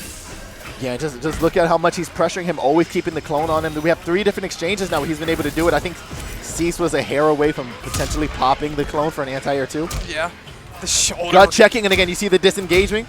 And the down 1 understanding that the shotgun was going to be the option there. Viz is going to have a lot of adjusting to do if he wants to get himself back in the rat racer. Yeah, Cease definitely has Viz's game plan down. He's controlling the pace, he's controlling the gameplay right now. Sand traps are just like, he's catching them every just single checking time. his toes. Yeah, look at Viz Viz immediately. getting pissed. There's a problem when you take a hand off the controller mid-set. Viz has breakaway, gonna have to spend it, gets the guaranteed D2 there. A lot of damage into the sand And that's the trap. thing, are they not just impeccably like cool-looking combos? Such great, sends up Oh, the but he's protected and he's gonna get the pickup, yeah. That is a situation he has been in way too often. Sets it up again, jumps. I mean, running man and grabs him. I'll be honest. That round. In a moment like that for Cease, highlight real-worthy gameplay. Oh, I definitely. think so. There's so many good exchanges. I was a big fan of the constant clone pressure, which just comes from so much time with the character, being able to constantly create situations where he's either teleporting from clone or popping it for plus frames. But throughout all of those different uses of it, still managing to place it wherever Vis is, so he always has to be concerned about the threat of it. Yeah, trying to catch that jump in with Sand Trap. Doesn't get punished for it, though. Viz going to start it off with a forward throw. Try to get that corner. Nice throw here in response. Throw. And this is what Vis needs, an opportunity to mix with Cease's back to the wall. Oh, and yeah, right, he's got to take KB for that. Of course. Viz with a huge life lead here, too. Cease has his work cut out from him if he's going to take this first round. Yeah, he's got to get something going here. He tends to favor the overhead, I think. So often I've seen Viz set up those scenarios and always go for the forward two. Last time we saw Viz have one of those first rounds where he absolutely mauled Cease, though. Cease really just made the adjustment, came back, and made it his game. Oh, the tech there, too. You saw Cease try to sand trap in between the amplify. The false block. Viz does not have breakaway. This is going to be huge damage here for Cease. Setting up Sand Clone, going right into another string. And don't forget, too, that same situation he just went for. And there we go. We get to see it finally implemented. That same situation he just went for off of the Sand Clone can be command grab mix later. Yeah. The forward three into the overhead. Gets the grab right after these setups with the Sand Clone. Ooh, what an interesting interaction. I swore that was going to be a pieced up anti-air for Cease. Finally, Vis switches it up with the low, does it again. They both had fatal blow. No, the fatal blow did not come out. It had to have not come out. Oh my gosh. I do not believe that Vis wouldn't have committed to that. That's Vis. That's his heart and soul. It's forward two. But now better for him, he doesn't have to spend it. Yeah, Viz taking one game. It's going to be 2-1 here. Viz giving him the opportunity to come with that reversal against Cease. Yeah, let's see here. We're going to see Cease definitely thinking about it, thinking about game plan. Viz as well. They're definitely adjusting to each other, figuring out each other's tendencies. And I'm curious about Cease's decision to go for the interactable there. Normally, I would put that up to, oh, maybe execution error he wanted to amplify on something, but that was a very intentional interactable to create distance off rip. I think he has decided in his head that positioning is more important. I feel like Cease is also doing a great job with setting up sand clones, setting up sand traps, etc. Command grab. He's making Viz think about 40 different things at the same time. You can get quickly overwhelmed with that. At least I can. Yeah, and you talked before about the importance of the mental state of the competitors. Almost every single time Cease lands something of importance, you can see the frustration on Viz's face as he nods no or gets frustrated at how the moves interacted. Cease trying to interrupt is going to get caught with this command grab. The down one into the command grab, is that KB? It might be. No, nope, there's still 30%. It might be better for him that it's not. Who knows? Yeah, you only need a little bit of damage to clean up, and then again, this is, you see the frustration on Viz. Takes the hat off. The hat's off, all right. He's ready to sweat. Well, remember, this is Viz's life on the line here for both of them. Lucky for him, Cease actually didn't go for the armor break. Yep. The problem is I don't think Cease wanted to give up the positioning for that damage. I think he likes where he's at. He's got to guess. Overhead, gets hit by it. Okay, nice throw attack. All right, gonna get that KB. It's gonna hurt bad. 34%, just like that. Life lead. Oh, and does it into clone again. That's what I'm saying. He uses it in situations where you're not even thinking about it. The delay get up gonna cost him the opportunity to maybe get a punish there on wake up. Connects with the knee. Clone is out again. All he needs is one exchange into pop it. Yep, into throw. Yep. Vis on his last legs here. Gets the wake up. Mix into fatal blow. No, in the interruption. Yeah. Well done by Cease. Yeah, gonna do the handshake. Vis is not gonna go home happy about that one, but you've got to respect. Like again, Cease so technical in his gameplay. Every single answer was so specific. Yeah. Cease, a fellow like me would have held that low into hit. A fellow like Cease is not. Yeah, Cease is like, you can definitely see like his change in gameplay, his change in game plan. We see a lot of people, like a lot of high level competitors, they have their game plan, they have their game style, they have their setups that they like to go into. But with Cease, you see him making these adjustments. You see him making these changes. He has played, like, he can play many different versions of Gh0st. He can play many different characters. There's just so many options for him. Mind games on mind games on mind games. He's one of the most knowledgeable players I know, and you can see that when you see his gameplay. And we might have an opportunity to see it again. There is a chance here that we are getting forced into, a Golden Coalition team kill Cease going to have to play Big Bird in what should be losers round 5. Yeah, and these players, for those of you who don't know, are both on the Golden Coalition, and they play each other all the time. Yeah. So we're going to really just... And listen, personally, between the two of them, it's always a debate on who's more up. Yep. So this is, as much as it is a battle for money and pride and ego, it's really more about the ego here. It's about the ego here. It's about the ego here between you the know two this of them. is a bragging rights match right here. Yes, and I believe... It would be losers round 5, so whichever one of these players loses also is going to be out. Yeah, I know Bird definitely has the potential to beat Cease. I've seen him do it multiple times. With his Johnny? Yeah, with the Johnny. Yep, he does a typo. It's Big Bird. Big Bird. Yeah. I do like Migbird, though. Midbird? I'm going to legally get his name changed to Miguel. Miguel Bird. Miguel Bird, MD. Yeah, you can see them laughing and joking with each other, too. Both ready to go into this match. Oh, yeah, but once it's go time. Oh, once it's go time, yeah, we got the I'm a big on. fan of how Big Bird goes into Eminem mode every time. Isn't it cute how they came out in matching outfits as well? Yeah, it's amazing that they came out in their team colors as well. This is button check? No, this is gameplay. No, this is definitely gameplay. Yep. And I will say that, of course, I can't track exactly how the sets were played out, but definitely when they were playing earlier in casuals, I did see Bird take a couple of games off of Cease. Yeah. So they've both gotten a couple of games off of each other so far today. Now it's for the big bucks. It is. It's for the ego. It's for the bragging rights. And so far, Big Bird with a pretty devious lead. Yeah, we're seeing Big Bird on a different character than we saw him earlier. We saw him on Cabal. Johnny, arguably his main, definitely it was his main at the start of this game.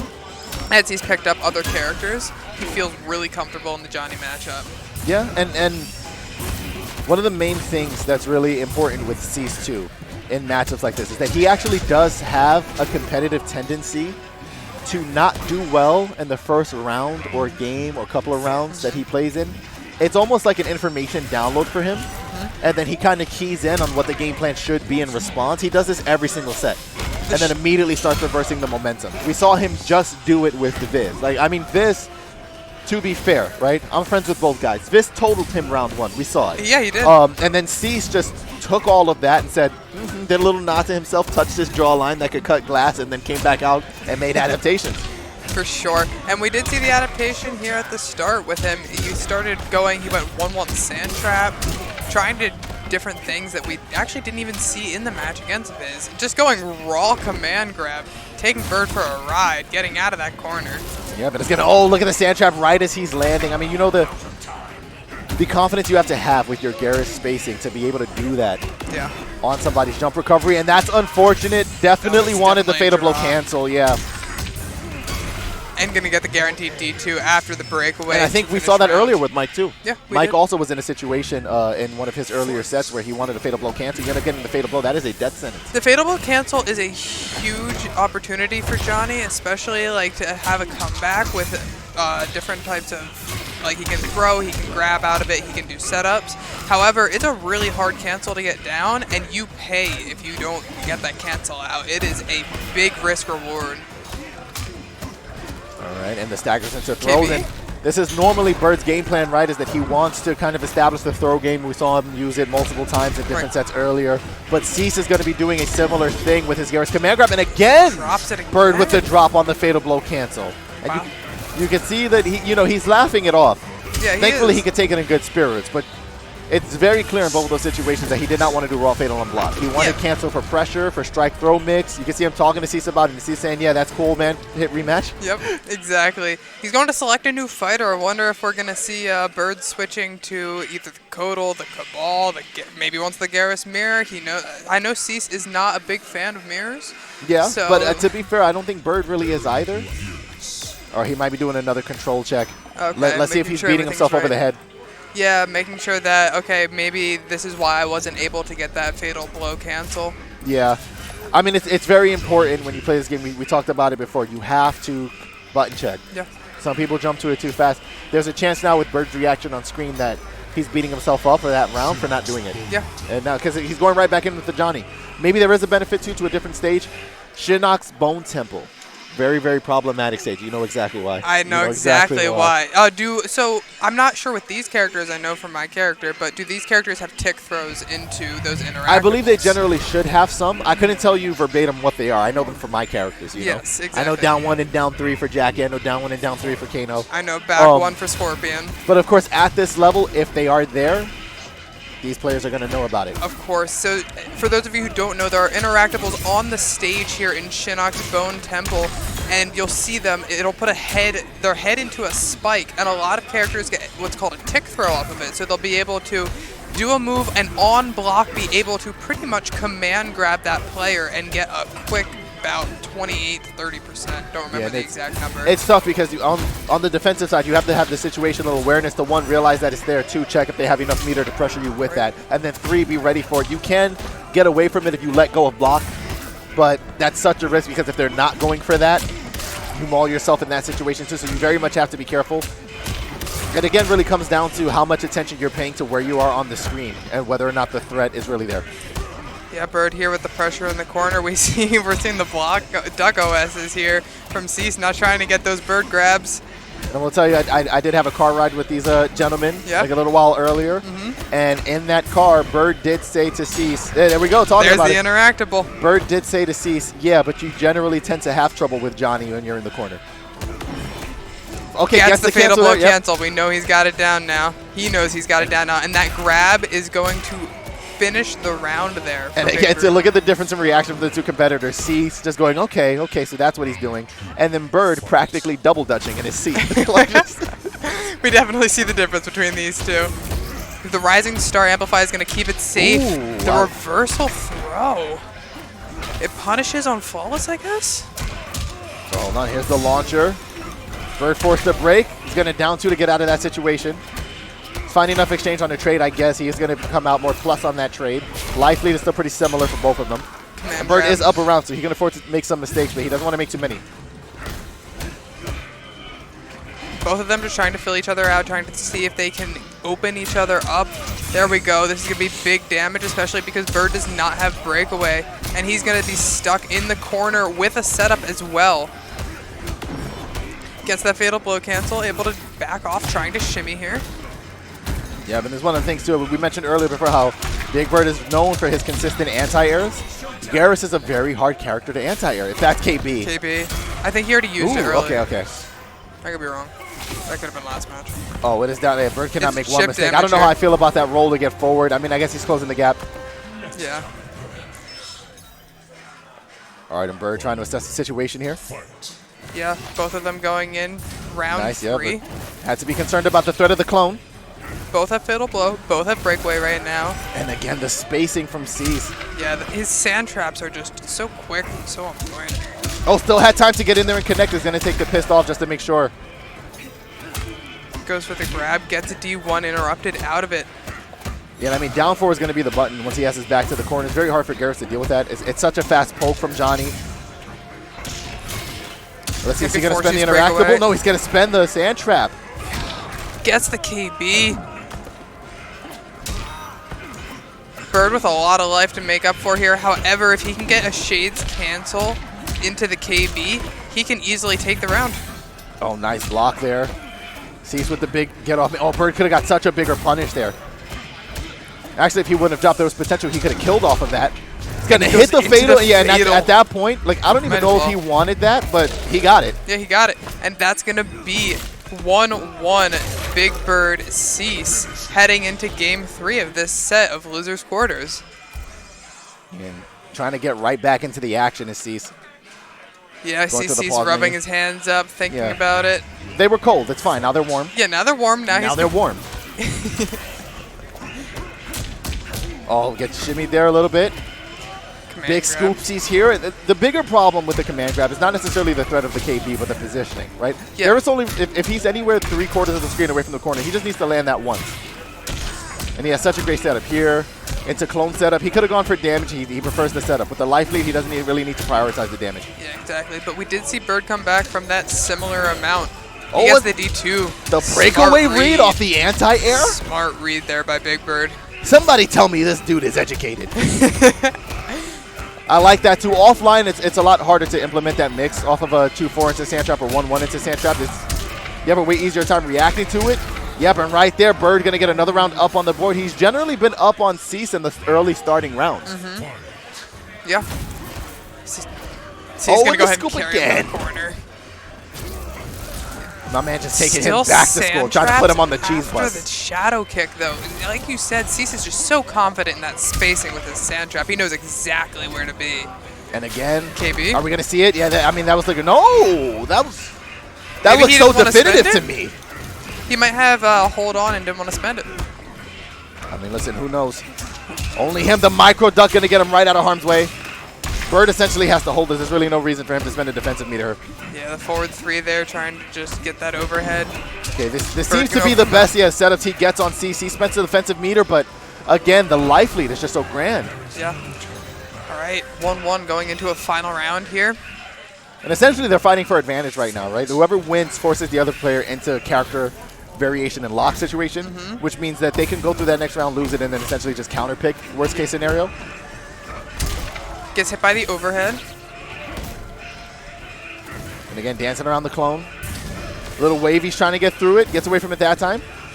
Just trying to slowly But again, work his way in. because he's worried about the threat of the sand trap. You got to know, every single time he takes a wave dash, he is essentially chanting the sand trap. That's another Q tip used on him right there. He's not going to be able to use it himself. He's going to have to walk Cease pretty far to get an interactable usage. Yeah, shimmies him as well, backing up, opening him up with the short hop. Well, this is the thing, too, because Cease has done this before. What he tends to like to do is if he times that short hop correctly, he can actually get the setup tool to kind of OTG and launch the opponent and then continue to get confirmed. So he didn't time it correctly there, but he missed it by a hair. And that's going to be the second game there, or third game, going to Cease, going up 2-1. And now this is going to be a treacherous situation for Bird. He's got to be very confident about his next pick. And you've got to understand that even though they're on the same team, they do both want to win this. Oh, of course. Nobody's going to hand this over to the other one. Oh, definitely It's not. bragging rights on top of like, yeah, I came here too. Yeah. Like, It's bragging rights on top of ego. I believe they're staying in the same room tonight. It's being able to say, well, like, oh yeah, you beat me now, but you didn't beat me earlier, did you? listen, that is getting eliminated in devious. bracket and then having to share a hotel room with a guy who took you out is it's a little devious. It is. It's a little It is. crazy. I mean, you've got to give credit to these competitors for wanting it that bad to be willing to go through that. Of course. Somebody's not going to get a lot of rest tonight, and the other one is. Yeah. See how I didn't see Big Bird making any changes to his variation. I think he's going in with the same Johnny, even though he went to character select. Well, the Johnny's been serving him very well. It's a matter of adaptation. I think obviously the threat of the interactable not being there is going to help too. And I've got to imagine that Bird is not a big fan of these custom glasses tournament mode has chosen for him. This is about the worst Johnny drip I think he's ever seen. It's so ugly. It's interesting. Going with the holiday colors and the RoboCop visor and. Hey, at least they kind of match because Gh0st has got the green pants on, okay? Yeah, you know what? Ugly on both sides. And so are the characters. Hey, listen, if you're out there in the chat and you like green, I'm sorry. Okay? Yeah. It's just not doing it for me here. It's just really not looking good, especially not in the Tarkatan War Camp. I don't think. But listen, if you're in the green is game and you like green, you really want to be mauling this, you know? Exactly. All right. Big life lead here for Cease to start it off. Gotta imagine that Cease is feeling pretty confident. He's got one game to play with as well. Yeah, there's comeback potential for Bird, though. Gets him to spend the defensive meter. And he really needs Cease to spend that to open up guaranteed opportunities for damage. Gets past it, gets the cancel this time. Straight into pissed off. It was about the most he can get with the way he converted. Walks Cease towards the corner. Cease still not going to be able to break away for a while. Bird really just needs to open him up once, especially with his back to the wall. If he can get a launcher here. Goes for the fadeable cancel again, trying to open Cease up. Goes for the jump in. The 1-2-1, keep it safe. Just stand twos. Goes for the command grab, and that's going to take the first round there to Big Bird. But again, are we going to see the same pattern? This is what we've seen every single match. Bird takes the first round, Cease takes the second, and then it just comes down to brass tacks. Right? Big KB here. So much damage. Yeah, but now Johnny Cage is just going to stand up, and he's completely fine. Yeah, no, he didn't break his knee. He's fine. Yeah, it's called Mortal Kombat, not Mortal Logic.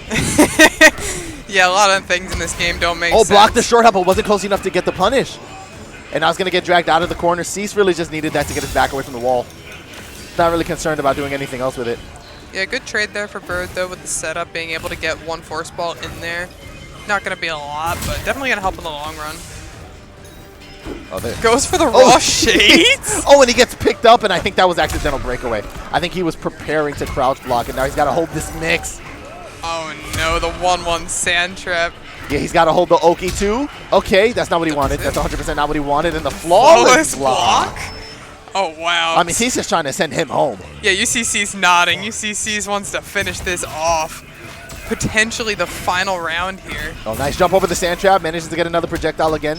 I've got to be honest. I'm going to be a little selfish here. I do want to see this going to a game 5. Yeah, so do I. I think it would be really hype. I think it'd be great to see both of these players at their tip-top shape in a game 5, fighting for their lives. Okay, nice here. Oh, and again, every time Cease misses one of those throws, Bird's not reacting fast enough to get that punish. Those are big damage opportunities he's missing there, but as a pretty strong life lead, Cease is the comeback king, though. He is. Big KB here, yeah, too, as well. Going to get corner positioning as well. Goes for the short hop into the command grab, and Bird able to jump over it and get a full punish here. Oh, well, yep, not able to answer in time there. Flawless from Cease. Doesn't seem intentional, though. Think he would have launched if it was.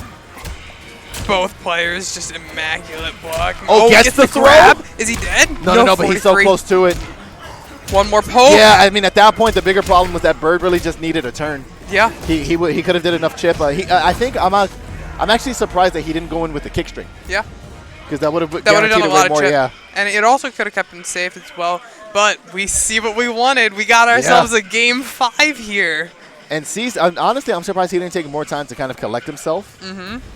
It is, you do have a lot of time in between matches to kind of like collect yourself, think, and it does slow down the momentum of your opponent. So while Bird is getting more confident and he's playing better, sometimes taking an extra second to just cut that off for him. Yeah, you know? Going to character select and just sitting there. Let the 60 seconds run down. Think about what you want to do. A lot of characters or a lot of players will use that. Big damage. Gonna put him in the corner, KB. Yeah, I was gonna say if that isn't, then I'm never gambling in my life. Well, that was a quick 39% there for Cease. Big Bird, again, big life lead to make up on, but we've seen him do it time and time again. Yeah, but this is going to be the problem. If Bird manages to take this, this is another exhausted resource for Cease that he had to spend to not take a round. Right, able to get the full punish here. Bird going to be forced to spend breakaway. Doesn't spend it. Cease was expecting him to, as we saw with the sand trap there. Yeah, then with the stand 3, going to keep himself plus. Bird tried to challenge. And now at this point, Cease, just... again, needs to give him an obstacle course to hurdle over. Bird not able to do it with that much of a life deficit. It's going to be his last opportunity here to try to bring this back. Only one of these competitors can move forward.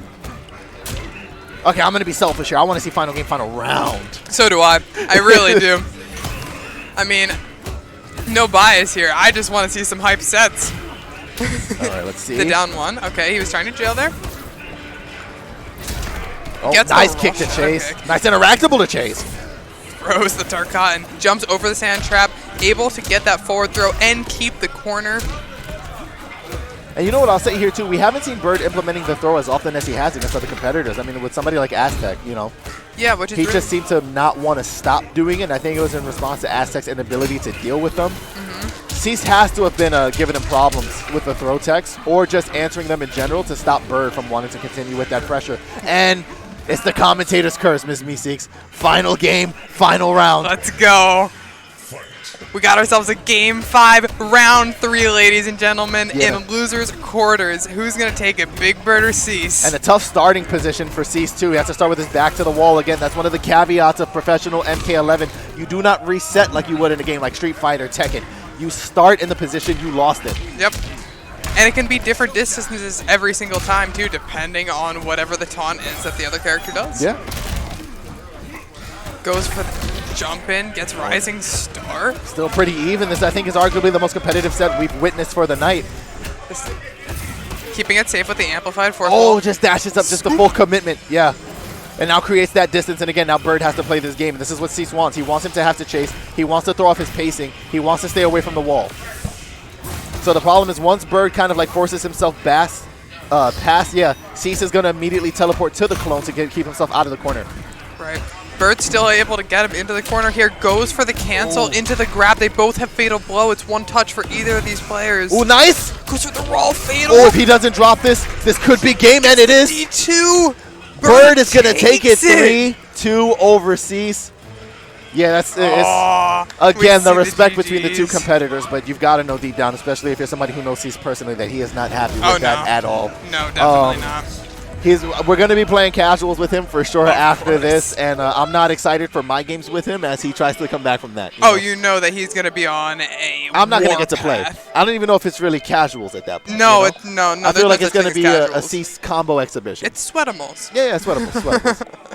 But congratulations to Big Bird. This might be on the grand stage the first time in Bird's competitive history that he's been able to take one overseas. Oh, wow, really? I can't say that for a fact, but I do know wholeheartedly that more often than not, when they meet in tournament environments like this, Cease usually tends to take it over Bird. This might, to my knowledge, be the first time Bird has come up.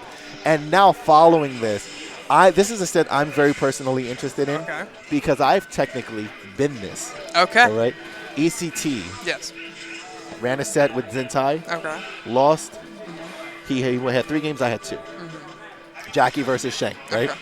So I understand what this matchup feels like from a player's perspective. We now have a competitor, and I've got my OSs. I don't compete that actively, etc. Yada yada yada. I'm just a commentator. We have Gh0st, who has continuously competed successfully. Yeah. This is Run back from top 4 last year. Run back from top 4 last year.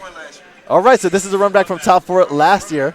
Yeah, Viz giving me more information while I'm trying to give more competitive history. So Zintai has played this matchup in competition, has won it before specifically versus Gh0st. Yes. Gh0st is still incredibly active with Jackie. Very. Zintai has divvied up his attention between different games.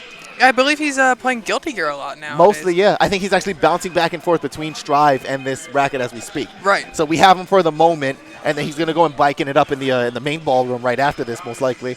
Also, can we talk about, once you guys are able to see the player cams, let's talk about the drip from Zintai. I'm really enjoying that. You know what? I wasn't sure how I felt about Zintai growing the hair out. And I'm a fan. You know, there's always that awkward mid-stage. I've done it before. You remember when I had like my long, luxurious locks, I had to cut them off so that the rest of the guys in the universe had a chance. Right, yeah. But that's just fair. Now that Zintai has gotten to this stage of his hair, I'm a fan. Yeah, no, I think it looks good. But I really like that hat. I'm a fan. We got 2 hats. But so far they have competitive. They have played. This is a rerun from last year in top 4. Zintai won last time. Zintai beat me at ECT. Okay. Gh0st beat me at MKNJ. So you want both of them to lose? So they're both really good. If they're taking me out, Yeah, there's a reason they're there. And I said, you know what, for an event, I'd like to be here. I want to watch this instead. So I've been kind of on both sides of their matchup.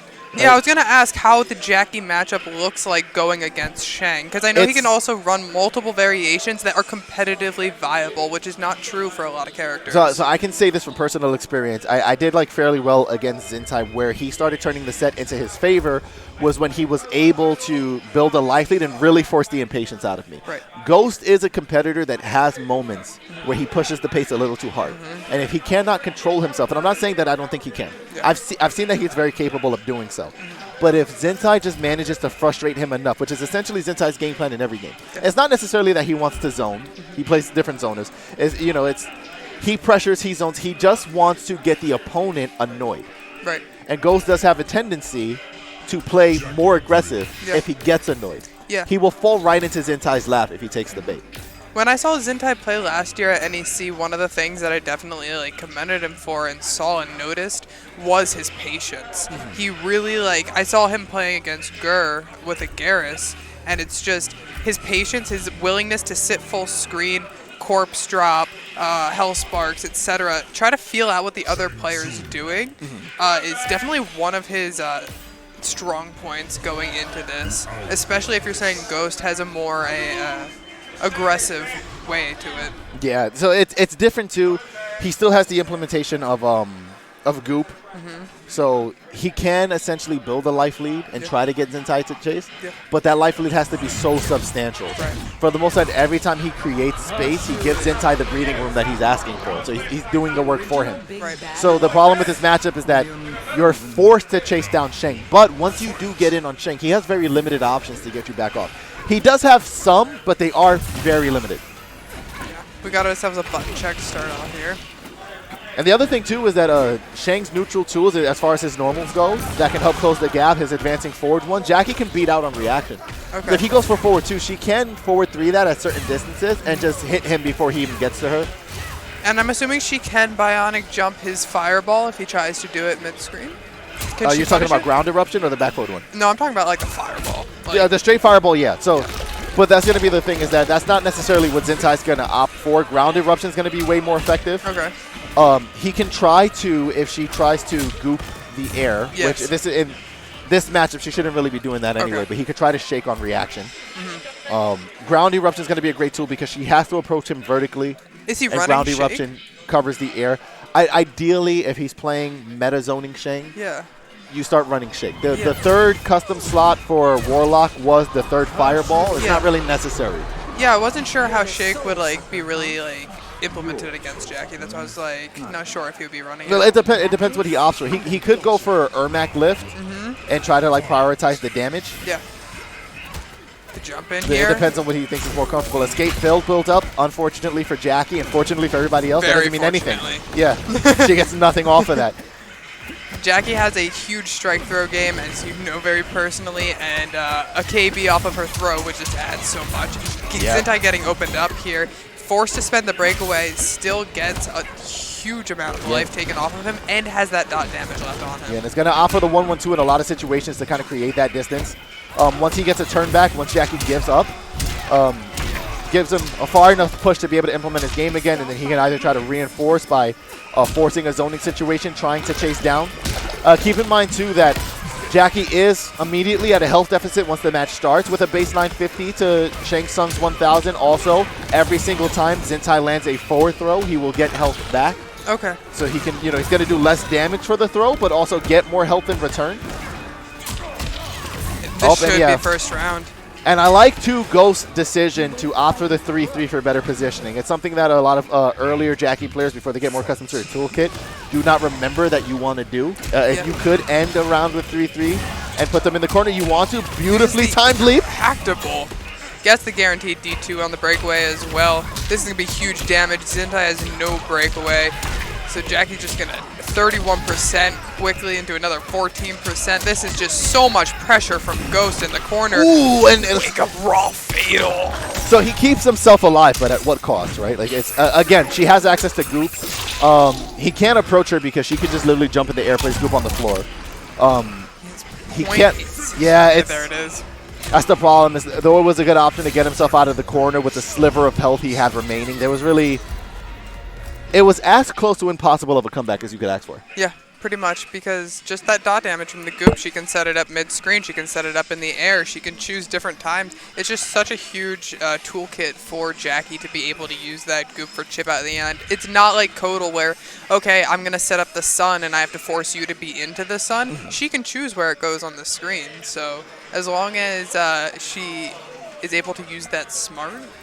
So Zintai pulling the hat off, just exposing the frontal lobe to more oxygen. Right? Yeah. Yeah. Like I had some reads in there, but they were blocked by the hat. Let me just get some more sunlight. He's got it now. Yeah. On this wonderfully beautiful forehead of mine.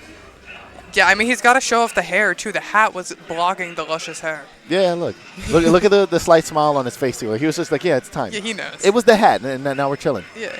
Gh0st keeping the hat on, so you know the difference. If Gh0st loses a round and he takes a hat off, then we get into the real competition. Yeah. Then we know that it's. Who's been shampooing? Can we get a grease check real quick? All right, here. Zintai actually starting to be more aggressive than Gh0st to start off the round. Well, again, zoning's only worked so much for him. Down 4 into the ground eruption, and I've got to tell you personally, when you get hit with that from Zintai, it's very annoying. Yeah. Again, and then you get caught with down 4 Ermac lift, essentially the same strategy, but there's a part of you that's like, I could have just blocked this, Could have just blocked and But punished the entire thing. But Zintai has such a good ability to know when you're not like expecting it, and he does such a good job of sprinkling it in at moments where it's not even an option you're considering, and then it again recreates that distance. And Gh0st starts his game plan. Nice pickup here. Again, we saw that patience right there as Gh0st was putting on so much pressure in the corner. And that Zintai was just blocking. And Zintai with such a great adaptation. I think it was so evident that Gh0st, again, was going to want to leap. And this is the point we were making before. When he overextends, if he gets too aggressive, Zintai can make him pay for it. Gets up and immediately anti-airs. And again, now giving him a minefield to get through. And how good is this looking for Zintai? The difference in adaptation between Game 1 and Game 2, impeccable in winter semifinals. Yeah, he's really using his ground eruption and corpse drop a lot more. It's giving Gh0st a lot more of a problem. All right, Gh0st now continuing to push the pace. Evens up that life lead. Zintai with the jump over isn't able to land the jump in, and that's going to cost him a big damage opportunity. Nice with the corpse drop. And notice how he's spacing them too, trying to bait. Oh, the flawless block. Jumps back and gets the jumping kick. I mean, that was arguably one of the fastest adaptations I've seen all night. I think second only to Cease versus this in round 2. Yeah, I believe that was just really quick and really like shows that Zintai was not shook by that first. Oh, starts off with the KB, the Jackie KB. Gets that punch. She uses the breakaway. I'm not sure I agree on that. All right, let's see here. Now remember, because this is winter semifinals, whoever takes this is guaranteed to be in the top 3 for the night. Yeah. Oh, gets the grab on the roll as Zintai tries to get out of the corner. Uses the wall interactable. Nice flawless block on the second hit. You can do that consistently if you're used to the timing. Got to be careful with the amplify, though. That is the answer to it. Yep. Uses the interactable instead of the leap. Different tactics, same goal. Great conversion here from Zintai as well. And now he's got to be careful. Zintai does have the defensive meter to block this. Oh, no, but he gets caught. That should be death. Now, did she have to use Fatal there? I'd have to look at his meter. If he had a bar, then she didn't have to. He actually could have converted, gone into leap, used the amplified shrapnel, and then just finished with the 4-3 string. And I think, yes, he did have the bar. But again, in a situation like that, especially when you're so stressed competitively, you want to take the easy kill. Yeah. And it's just better spend it than regret not spending it. Yeah, on the off chance that he would have dropped that. And Gh0st is pretty solid with his 1-1 confirms. But he would have been beating himself over the head if he would have missed that. Of course. Might as well just confirm it, take the round. Now he won't have it leading into this next round, though. All right, let's see here. Yeah, going to go into the ground eruption there. And the thing with Zintai is he's such a Shang loyalist. He's really almost never going to use Soul Steal. Yeah. It would do increased damage, and he would get to do Jackie pressure for, you know, a couple of seconds. But he just doesn't want to be her so bad. Like you're really not going to see him go into it. Oh, the duck under. That actually could have been game potentially. Gh0st did not have the defensive meter to break away from whatever, well, that could have been round. He wouldn't have had the meter to deal with whatever combos Zintai would have punished with. Yeah, Zintai happy to just sit here full screen. Oh, and I do think that was a flawless block attempt from Zintai too. He tends to like to answer full screen far leaps by a flawless block up 2-ing. And Gh0st here, getting himself up on the board. Yeah, Gh0st taking that. Now we're going to get up 1-1. Oh, 2-1. My bad. Misspoke. 2-1 for Gh0st Zintai. Now, if Gh0st can take this, he's going to send Zintai to loser's bracket.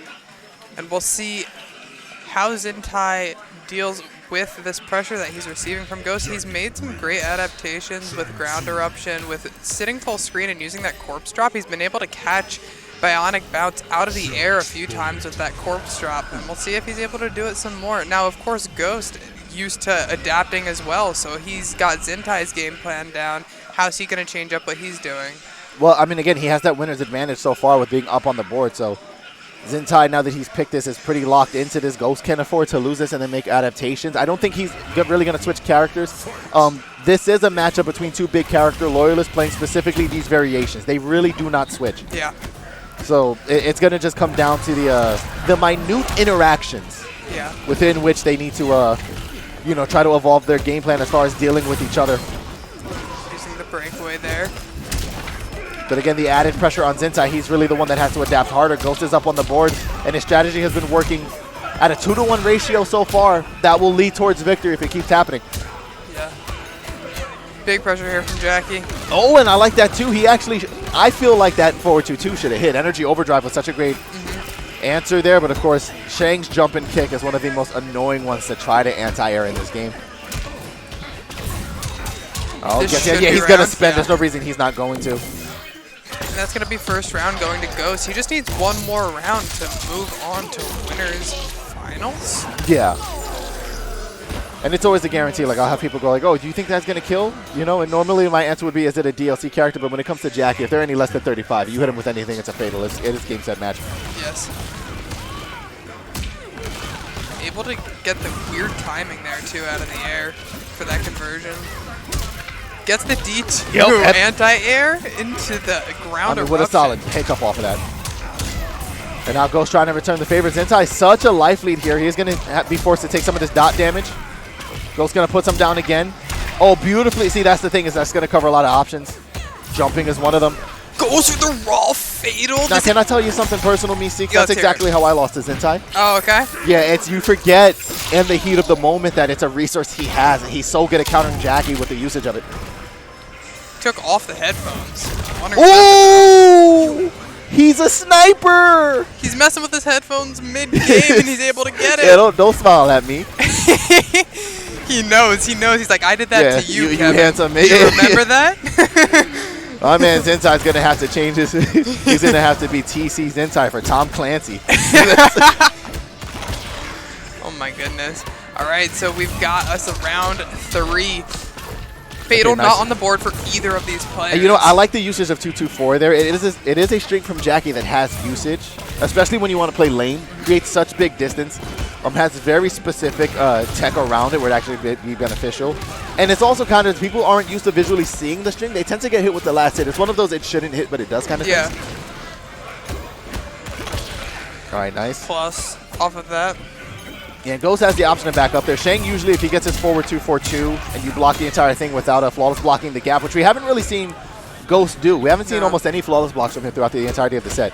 It's never really been his tech. Shang does a lot of times get a guaranteed down 4 if you try to push forward with anything.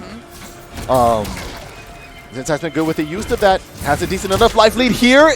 Cannot get clipped. Does not get clipped. I know technically it traded, but for all intents and purposes, he basically didn't get hit. He called it out. Yeah, he did. And for what it's worth, we got ourselves a second Game 5 in a row. Are we going to get a second final round? Both of the long-haired boys in blue. Yeah, both of them staying with their characters, just like you said. Character loyalists, variation loyalists. Yeah. They're very much going to stick with what they're doing. And the skill level looking like so equal. I mean, you've really seen the difference between the beginning sets where we've had some of the more conditioned players fighting against some of the newer players to competitive Mortal Kombat 11, but now that it's got down to the cream of the crop as we advance further in the bracket, you see the skill gap in the sets reducing to reflect that. For sure. Oh, catches him again. Raw ground eruption. Raw ground eruption. Yeah, he's trying to tell her to watch her toes. Yeah. She's saying, watch out. Don't jump. Don't just jump. Ooh, the KB. Just called it out. He's a sniper. All right, big pickup here into Goops. Oh, no, it's just going to take the damage. Zintai manages to get himself out of there. And again, this is the problem, too. There's no reason for him to not forward 2-4-2 because as far as we're concerned, Gh0st does not have flawless blocks on that. Yeah, he's got to earn the respect from Gh0st on that flawless block. Otherwise, keep using it. Plus, fatal blow from Zintai. I respect it. I love it. He just spawns it. He just threw that right out there. That's the thing. He's not going to have the win condition anymore, but he's got the momentum. It's almost more important. Yeah. He can lose a round and still get to play. Force. Now let's see. I mean, the level of competitive credibility this would give to Zintai if he walks away taking NEC from Mortal Kombat 11 and it's not even his main game anymore. Yeah, that would be. We got to really start debating how good he's been getting. All right, there's the 1-1-2. Gets him when he tries to roll, gets the grab, but this is in the corner. Note 2 as well. Again, that was a very frustrating round for Gh0st, and watch how quick he's picked up the momentum. He's gotten aggressive again. He's got to be careful with slowing himself down in some moments. Zintai will take advantage if he does not stop at some point. Now, you know what I haven't seen from either of these players is we are on this Shinnok's Bone Temple again, and we haven't seen either of them use the interactables. Yeah, but I think the problem is they're so focused on the game plan. Yeah, they're also so much further away. Oh, Zintai misses the second ground eruption. That could have been game for him. Gh0st does not get the convert. He needs an opening for Fatal, and Zintai just needs to hit him with something. And he staggers into the forward 3. He has not used forward 3 for the entirety of the set. To the level at which, and I think, if I could talk about, some personal talk that we've had discussing Mortal Kombat, I believe at MKNJ I said the same point to you. There is a benefit to saving something that your opponent has not seen from you the entire game for the end. They cannot predict what you have not done. Zintai, I don't think there was any point where he even accidentally pressed 4-3. No. And then at the end was just like, here's an option that he's not even considering. It just like, how could that even be in Gh0st's mind? He's thinking of the 20 other things that Zintai's done, the ground eruptions, the corpse dropses, and Zintai just said, here, you forgot about this move. Hold it. Yeah, and it was, that's the thing, it was so smart from him, so methodical. It's, the thing is, when you really get this far into enjoying competitive fighting, especially getting to watch them at this level, it's the small things like that that really entertain me. They did so much throughout that set that was reflective of how good each of those competitors was at the game, but it was just the fact that Zintai purposefully reserved such a small asset of Shang's toolkit. Yeah. The most innocent move he can have. Yep. Not really that big of a threat, just save it for an endgame scenario, but also have that in mind in that last exchange. Hey, I haven't done this for 5 games. Yeah. It's time. Yeah. And what was the punish if it got blocked? He gave up a turn. Yep. That was the chance he took. If I'm right, I win. If I'm wrong, I give up a turn. And now, hopefully, We have, that joy carries over because, yeah. as you were going to please announce the Guys, set we're going to get to see now. This set we're about to see now, we are on winners finals. We are going to be seeing Aztec versus Zintai. We're going to be seeing the Kotal versus the Shang, and I'm just not sure how that matchup goes in the least, to be honest. So I used to play a decent amount of Shang earlier in the game. It's going to be similar in effect to the Kotal versus Jade matchups. It's essentially Kotal's going to be forced to chase, but he does have a lot of good tools to chase, right?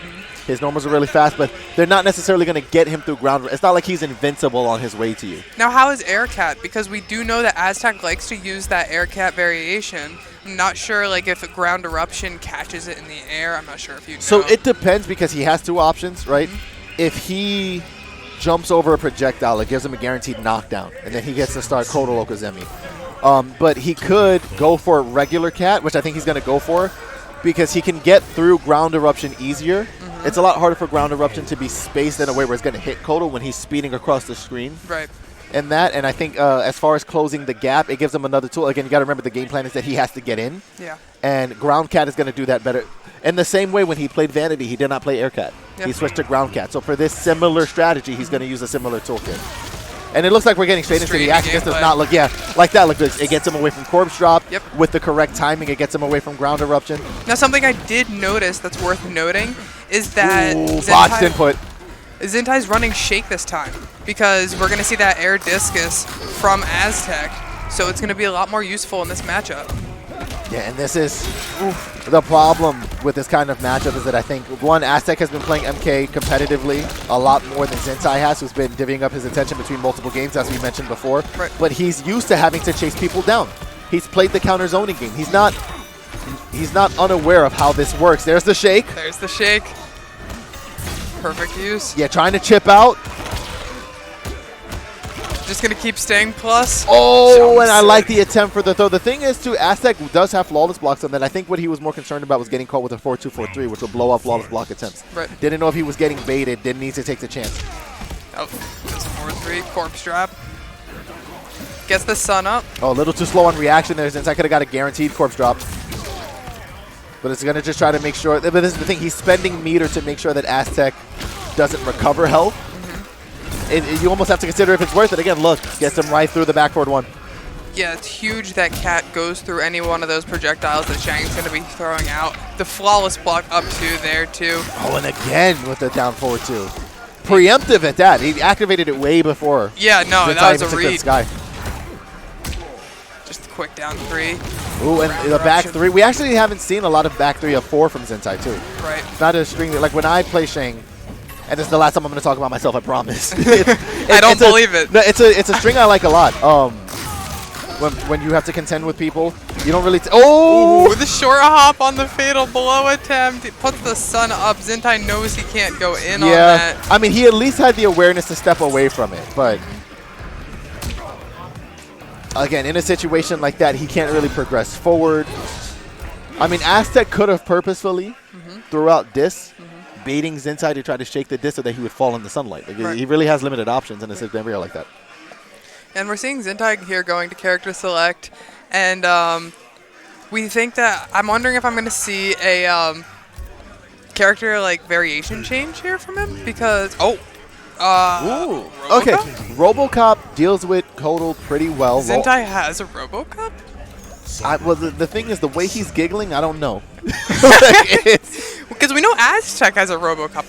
It would make sense if I saw Aztec on the RoboCop. It's not the worst idea is the problem. It really is not the worst idea. Like, low auto 9 is not going to be the easiest thing to cat through because it's going to stay at the range that cat is at, where it's normally trying to get like under or over certain projectiles. It again is going to come down to timing, and so we'll see how well he can continuously time it. Right, yeah. So we got the 4-2-4 here. Oh, he's using the flamethrower though as well, which will add a lot more of an anti-air for him.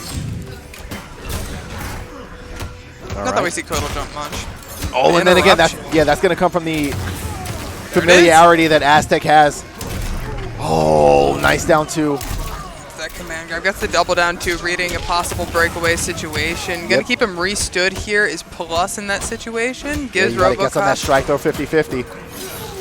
Aztec has interrupted every single Cobra Cannon attempt he's made. Every time. Clips him here. Gonna take that guaranteed unbreakable damage. Doesn't really have access to his launcher. Good grab. Put him in the corner. This isn't bad from Zintai so far. This isn't bad at all. He tries to go for the roll fatal though. Yeah, the thing is, Zintai is very into making these brave fatal blow reads, and he's so good at overwhelming you with the rest of his fundamentals that by the time he has the ability to pop fatal blow, you forget it's even there. Yeah, however though, like Aztec saw the set of Zintai and Gh0st before this. He's seen Zintai play, he's seen raw fatal blows, he's gotten hit by one. Like, so Aztec, he's probably looking for that raw fatal blow at this point. Let's see if he knows this interactive. They're gonna slam him on his back again. Oh, the air charge after the jump 3. Oh, if he would have believed in the string, he could have got crush and blow right there. But again, going to create some distance with this throw, and it's right back to zoning. Ooh, what a good response. So why don't you drive your forehead into my shield? Yeah, what a great parry there on that kit. Big damage here. Fatal blow an option for Zintai if he can get an opening. Possibly close out the round with it. Yeah, Aztec not overcommitting to that string, or it would be the death of him. The down one into the command grab. That should be bonk. Bonk. And that's going to be 2-0. Aztec up against Zintai here in winners finals at NEC. Yeah, but now the question is Zintai going to stick it out with the Robo, or is it time to switch back? Like, how effective did he really find it to be? The Shang worked pretty well. He's sticking it out with the Robo. Sticking it out with the RoboCop. Didn't even have time to take a sip of water. He thought about the sip of water. Yeah. He looked at it. He wanted the water. Oh, he's going for the water. No, he tried to speed run it. Speed run the water. I love watching these players have fun with it too, man. What is the world record for speed runs on hydration?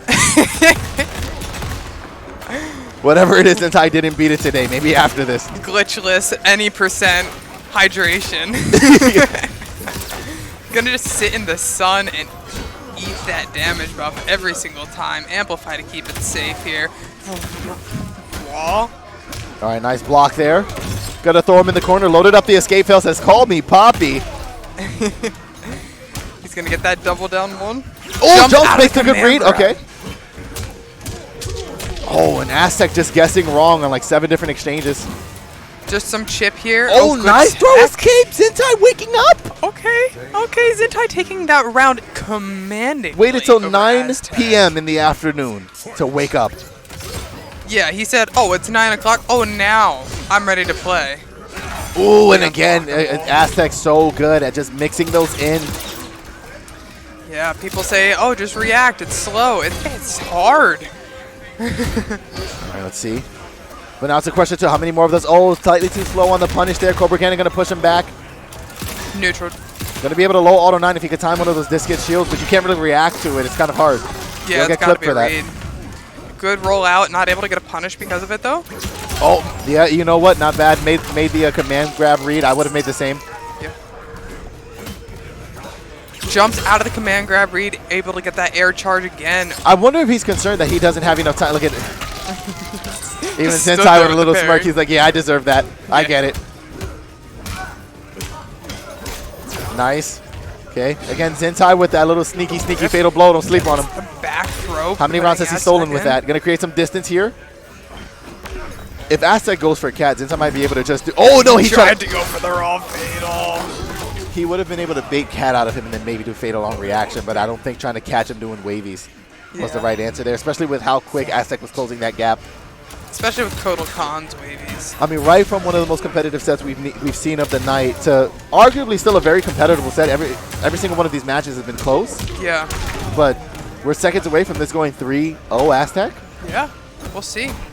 We'll see if Zintai can bring this back or not. All right, Aztec nice patience. just very solid gameplay.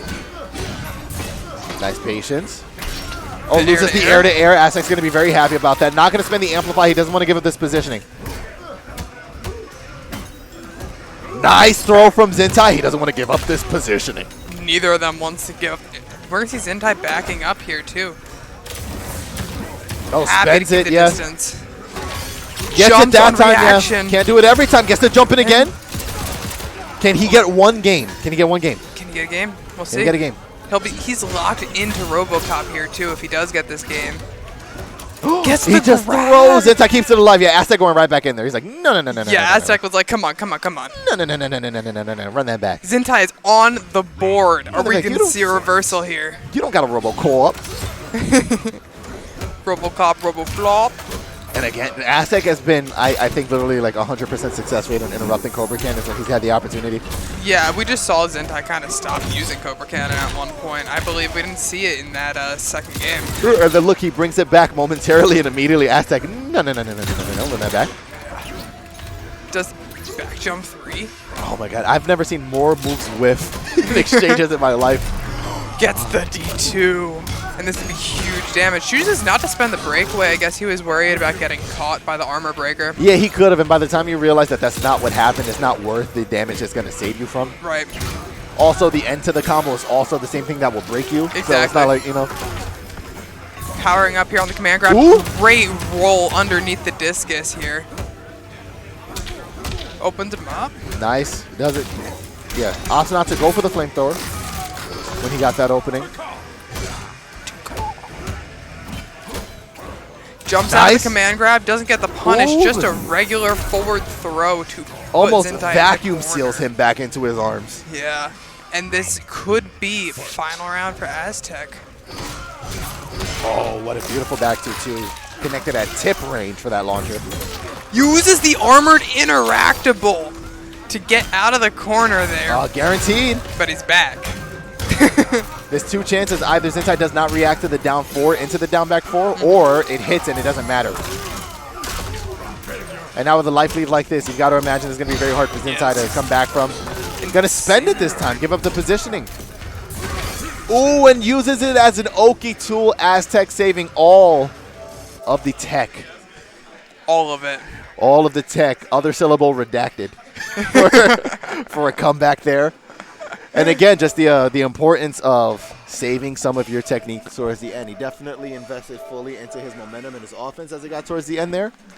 And now... looks like we're going to loser's side. Probably going to wrap up. This is another, essentially, 50-50 set. It is. We've got... between Big Bird and Gh0st here. Yeah, we have Big Bird and Gh0st. And like we've talked about before, Big Bird has a lot of options when it comes...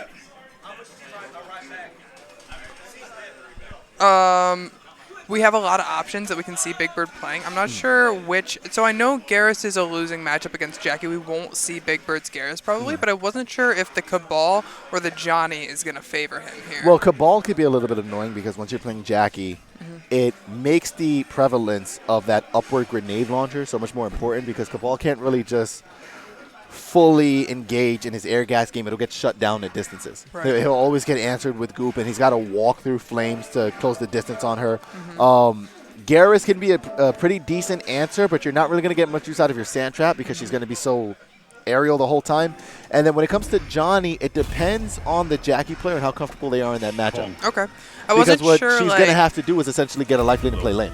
Okay, I wasn't sure if Jackie, like if her normals or Johnny's normals are going to be quicker and better because I know they both like to be in your face pressure. So I wasn't sure if Jackie's auto shimmy maybe was better than Johnny's auto shimmy or anything like that. Well, it's more of understanding the game plan, and you have to adapt it to the variation that the Johnny player is running. Right. Johnny has a lot of setups, especially on Jackie, that makes it so hard for her to answer. Proximity OSs, where he can essentially get certain strings on her with stand 2, and if she dares to press anything, that stand 2 will connect with anything she presses, and then you get full combo confirm. She pretty much has to hold straight force balls. So you could down 4 into straight force balls. She doesn't really have an answer for it. Okay. At distance, she has to deal with it. If the Johnny goes for lob the balls, she can't really approach with leap, but then she doesn't have to hold pressure. So it depends on how the Johnny prefers how to deal with Jackie and how the Jackie adapts to that setup. The general game plan is going to be try to build the biggest life lead that you can, and then if you can force Johnny to chase you and take all the dot damage approaching you, that's fine. But again, we talked about Gh0st's problem with aggression in the past. If he does not change and adapt towards Big Bird, who will again maul him for being too aggressive in a different way that like Zintai would. Yeah. Zintai would do it in a very methodical way. Bird just wouldn't let him play if he kept pushing the pace too hard. Bird also, we know that he has great anti-airs, so I feel like that's going to be really good at calling out Jackie between the upgraded, figuring out Gh0st's kind of different choices with it. And again, remember, one of the bigger things too is how well, again, Bird is at layering those throws, as we're seeing now. If Gh0st is not like consistent with those throw techs, that's an easy win strategy for Bird. Just continuously frustrate him with this. And then once he realizes Gh0st is trying to neutral duck or down 2 or fish a 3-3 crushing blow as an answer for it, now you just never throw again. You can just keep hitting her with meaties. Of course. And that was a very commanding first round there from Bird. Now both players are going to be feeling each other out, getting used to each other's play styles. However, that was a very big confidence boost for Bird for sure to start off like that. Well, the thing is that this, with a lot of the competitors that we're going to see today, this is nowhere near the first time they've ever played each other, so Bird is aware of what Gh0st wants to do. It's just how methodically he can shut it down, and I think one of the big struggles for him mentally is going to be kind of waiting the storm that Gh0st presents and finding those moments where he can force him to play the game that he wants him to play. But if he tries to force the game plan too heavily, he will also end up playing Gh0st games. So it's essentially a game of mental chicken, of trying to not take the bait of the strategy of the other player. I've never seen two characters that I know so much for rushing down and putting pressure on sit full screen for such a long time staring at each other. Well, it's a very particular matchup. It depends exactly on what Johnny's running, on how the players play, on what the general strategy is. That feeling out process comes with a lot of kind of stalemates of just waiting. Yeah. And again, look, that whole 1-2-1 played out that way because Gh0st is concerned about the throw. Right. And again, they're playing for their lives here. Bird wants to move on. I think if he gets past here, he will be in losers finals, which will be Zintai, who just lost to Aztec. If he gets through that, then he has a chance to make it into grand finals. He could potentially take this, but he's got to focus on the problem in front of him first. It's definitely Gh0st right now. Yeah, it's definitely one match at a time, not even one set at a time. He's got to take this next match against Gh0st, then he has one more to take if he wants to get through. Gh0st still has matches to play. He still has time to catch up. Neither of these competitors are really going to be able to bow out quickly. We're at the point in the competition where it's just going to be back and forth like we just saw. Gh0st just mauled in that round right there, so obviously was able to make an adaptation, got quite aggressive, and we'll see how Bird punishes him for it. Yeah, and I think the big difference is Gh0st's momentum too. He's definitely a fueled by the fire kind of competitor. So he's usually either having very successful rounds like that, where he is just on, his pace is just ridiculous the entire round and everything's working, or he gets slowed down a little bit and it's kind of hard for him to like get his bearings. Yeah, we did see that flawless block, though, on the jump and attack there from Bird and the conversion, so Gh0st is going to have to be careful now, know to respect that, know that Bird's looking for that flawless block, and add a mind game on top of it. Yeah, and a big button for Bird right now is going to be the down 4. There's honestly, if Jackie's not in the air, there's not a lot horizontally she can do to deal with that normal. Yeah, Gh0st trying to fish something here. Gets the flawless block and keeps Gh0st in the corner after that flawless block punish. We're going to a round 3. All right, let's see how they continue the pace here. Bird with the jump in. And this is Johnny's dream scenario, to have Jackie's back to the wall. Right. With a lot of his normal, she really has to fight to get out the down 2. Yeah, and They're we gonna see take the guaranteed Gh0st damage. immediately getting out of the corner. He does not want to be in there with Johnny. And you don't want to be in the corner against Jackie either. It's going to be a lot of fight for positioning. I like that throw a lot, and again, escape failed, but it means nothing for her. It's going to do it again. Yeah, Bird has no reason to not attempt a throw tick every time. Yeah. She only gets a throw KB if she is running her a dome custom move, and nobody plays that. Bird trying to go for the jump in, trying to open her up. Yeah, creating that space. I'm actually surprised I haven't seen the Proxo West from him so far. It's usually a big go-to strategy for him. Just patience, the name of the game here. He's got to be very careful because he knows Gh0st has access to that fatal. One mistake. Oh, and that was almost it. And again, you see, not wanting to over-engage because he doesn't want to get clipped up. He's trying to force Gh0st to make the mistake first. Gh0st with the empty jump. I'll be honest, I would have fallen for that. The pickup there, yeah. Bird could have broke away faster, I think, honestly, and gotten out of it. Oh, really? I think he could have. Okay. Yeah, I was thinking, okay, Gh0st has Fatal on lock. All he needs is one opening up, and bam, you're dead. Yeah, I think because of the specific way in which he converted, if Bird would have spent it, he might have actually made Gh0st whiff the Fatal Blow attempt and been able to just got up and hit buttons. Yeah. All right, good tech there. Yeah, a little Bird up with here. the straight force balls. As we were saying, he's choosing not to use the arcing ones. He's choosing to use the straight ones, I believe. He feels like it's better for pressure against Gh0st. Yeah, notice how much it's felt like Bird has been controlling the pace of the matchup. For sure. And you're going to get pissed off just real quick. Make sure that he gets that guaranteed damage. I'd actually like to see him mix those throws back in again, too. I mean, he has a pretty good life lead right now. It's not worth giving up the down 2 KB. And goes for that straight throw game. The kindred spirit of Gh0st is hearing my beck and call and giving me one. I'm sorry, Big Bird, hearing my beck and call and giving me one, and just knee checks her real quick. Just that forward 3. And again, the pressure on both of them. All right. Ooh, that was the most unfortunately timed projectile he could have gone for. He is still up around, so it's a mistake he can afford, but it's not a mistake that he wants to repeat. Of course not. Now he knows that that's an option that maybe Gh0st will be looking for in the future. That strike throw game again. Yeah, you got to keep him on his toes with it. Bird definitely on point with the wavies here too, able to safely move into Jackie, but Gh0st opening him up again. This is going to be huge damage. Yeah, in the becoming corner. so indifferent to the zoning and just deciding, hey, wait a minute, I'm Jackie Briggs, I'm leaping. I'm coming in!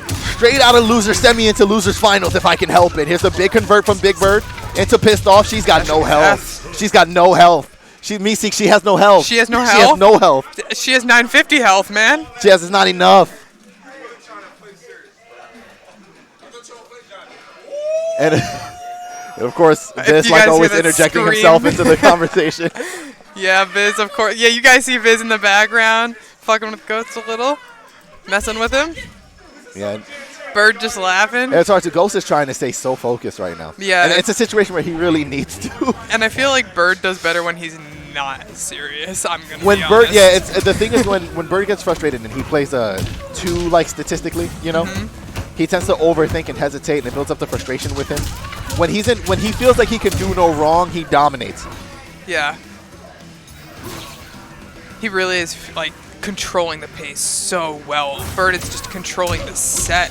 Yeah, and this is the problem we said too. This is honestly this is a big mental battle for the two of them because they both tend to have the same problem with getting overwhelmed and frustrated.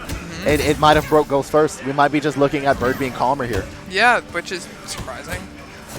Yeah. I'm not gonna lie. I've managed. You don't gotta lie to Bird the people. We know. We know Bird. We know All how right, he is. nice throw here, but still a lot to make up. I mean, Jackie Briggs is the character capable. And remember, if she lands a jump in, that's 40%. Nice there. Nice throw again. I mean, Bird can afford maybe 2 more mistakes. Yep. He's just gonna hold that. Just gonna hold the Jackies. Keep it safe. Yeah, and I think the problem too is that even though Gh0st is definitely clearly frustrated, he's gonna play a little more reserved. Of course. Yeah, just due to how the exchanges have played out, and again the anti-air king. His anti-airs are so well done. Bird is just great at timing them, and it's really hard to anti-air Jackie because there's so many different opportunities in which she could punish you. Ooh, for look at trying the to anti-air. wavies. The little wavies. Look at the skip to my Lou following the golden brick road, the yellow brick road. Sorry, I'm so into my branding. All right, he's gonna get the throw, looking to play patient. Gh0st gonna try to jump in here. Gets the pissed off on the breakaway, guaranteed damage. And the hard part is that that's one of the main things you have to not get frustrated at. Like, you have to think, like, I wasted that resource, and now I have to not get mad about it. And also, you Nice have pickup. to know that you're not going to have that resource for a while. Neither of them have breakaway right now. Bird just gaining it back now. Keeping safe, but now he no longer has breakaway because he used that bar on Rising Star. Yeah, and notice how much more, too. Gh0st is hesitant to use leap. Bird's been answering them well enough. Oh, messes up there. This is going to be big damage here. Is he going to spend it? Yeah. Yeah, he's going to spend it. He's not dead here, I don't believe. But he's one combo away from death. I mean, even if he did a more optimal route, there was no way he was going to kill him with that. Now with Goop, Bird really needs to be careful about his spacing, about his positioning on the screen, because Goop is dot damage that he just doesn't need. The big problem is if he lets Gh0st walk him down to the corner, right? Because then Gh0st can continuously force Goop closer to him at a distance where he can't really back away from it. Decides to dash through the Goop. To some aspects, you can't fear it, but you do have to consider that it's there. I didn't like that decision there. I think that was enough of a level of a threat where he should have just stayed back. The only real threat he had to deal with was leap. Right. He could have reacted at that range. And now, yeah, he's dipping his toes in it. Yeah, he's not worried about it now. He's got his full life bar back. Gonna catch her out of the air with the straight force balls. All right, let's see as he continues forward. Trying to march him down, gets the jump over, no conversion there. Might have been able to nitro kick off of that. Gets the grab. Yep, and then this is the thing. The strike throw. Yeah. Understanding Bird, how many times have we seen this? He's going to reintroduce this threat now. And now the question is Gh0st going to take the bait? Because Bird is either going to actually stay stubborn with the throws or just try to use the fear of it to get Gh0st to open up his defense. Doesn't get the trip guard there. Oh, again with Jackie, but lands another one there. Throw. Creates some distance, and now it's up to him whether he wants to push the pacer back up. He's got enough of a life lead where he can take the chance. Yeah, Bird with a huge life lead right now, and if he takes this, we're going to see him going into losers. Nice confirm. Nice throw. Again, he's not going to have fatal, so he has to do this honestly. Trying to return the favor, and I like the back throw too. Is going to keep Johnny closer, so this is guaranteed Oki. Nice patience from Bird. Oh, tries to go for the forward. Oh, he does have access to fatal, but it's such a likely to come back from. Oh my goodness, time is going to be huge I don't know how I feel about him marching it down. Botched input there with the stand two. We got 10 seconds. Bird with the life lead. Yo! Yes! What an answer! And that's what I wanted him to do last time. That's what I thought he would be doing before he marched through the puddle, was that the leap would expose himself and he would have the opportunity to answer. My heart's shaking. I'm sorry, guys. He would have the opportunity to answer. I figured with something more simple, like just a regular stand one, or maybe like meter in the air, but with the rising star, that works too. The rising uppercut, man. I mean, and pretty much on the last frame that he'd be able to do it. Yeah, right. Who is his next opponent going to be? Zintai, right? Because Zintai lost to Aztec, and this is I would imagine so. It's Yeah. just I think we were just going to have to kill some time until Zintai gets back. Yeah, I think Zintai might be going and playing some Strive right now. You know? All right, so let's take a quick moment to think back. Actually, hold on. No, I know. I don't mind hanging with the people. Yeah, we'll just hang out with them. Can we have like chat on screen?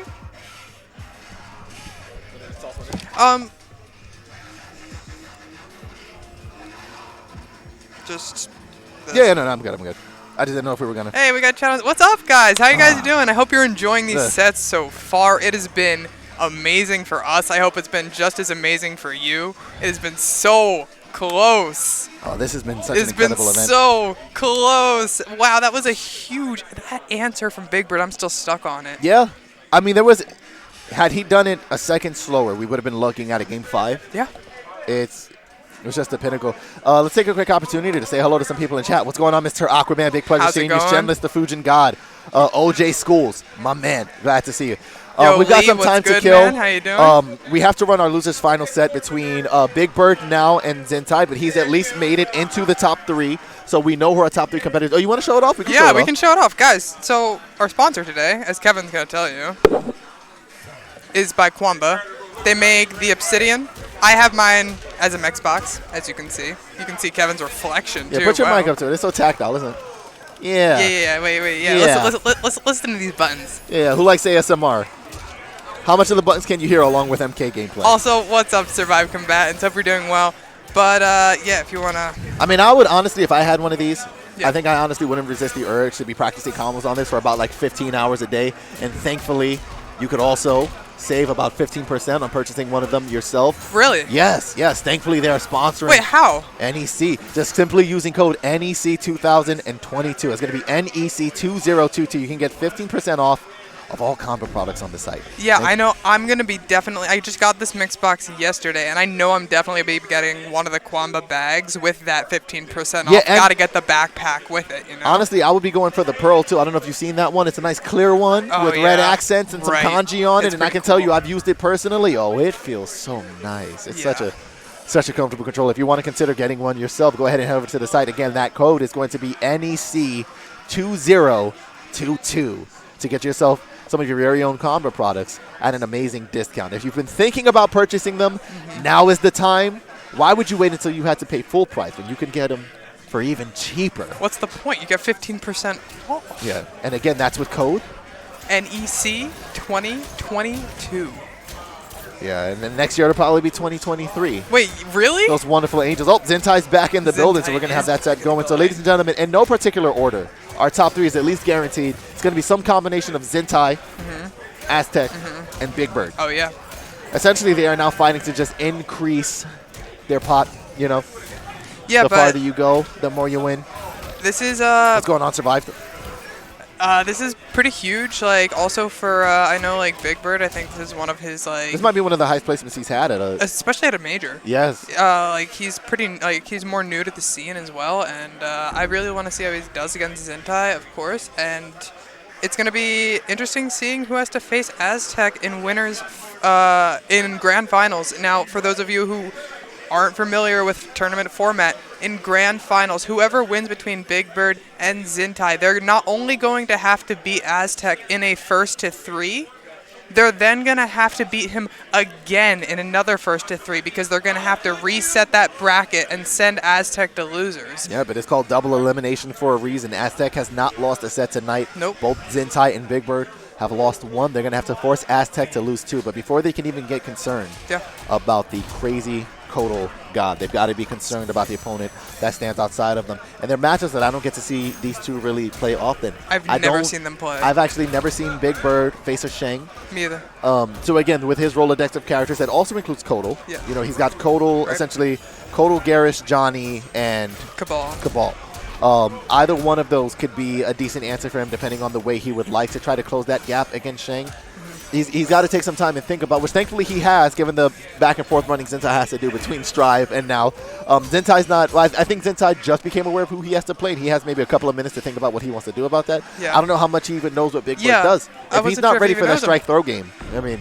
Yeah, and he hasn't, like, had the chance. Like, most of these competitors, we have them sitting here watching every match. There's a projector, right? Everybody's watching, cheering people on. Now, Zintai's had to run back and forth between Strive and MK, and he hasn't had the opportunity to watch Bird play as much as other players have. You got to understand, too, like Zintai, for the most part, both of these competitors in the least have made their statement tonight. Right. They're in top 3. Zintai potentially has done it in multiple games. I have to catch up on what happened with Strive pools when we're done with this.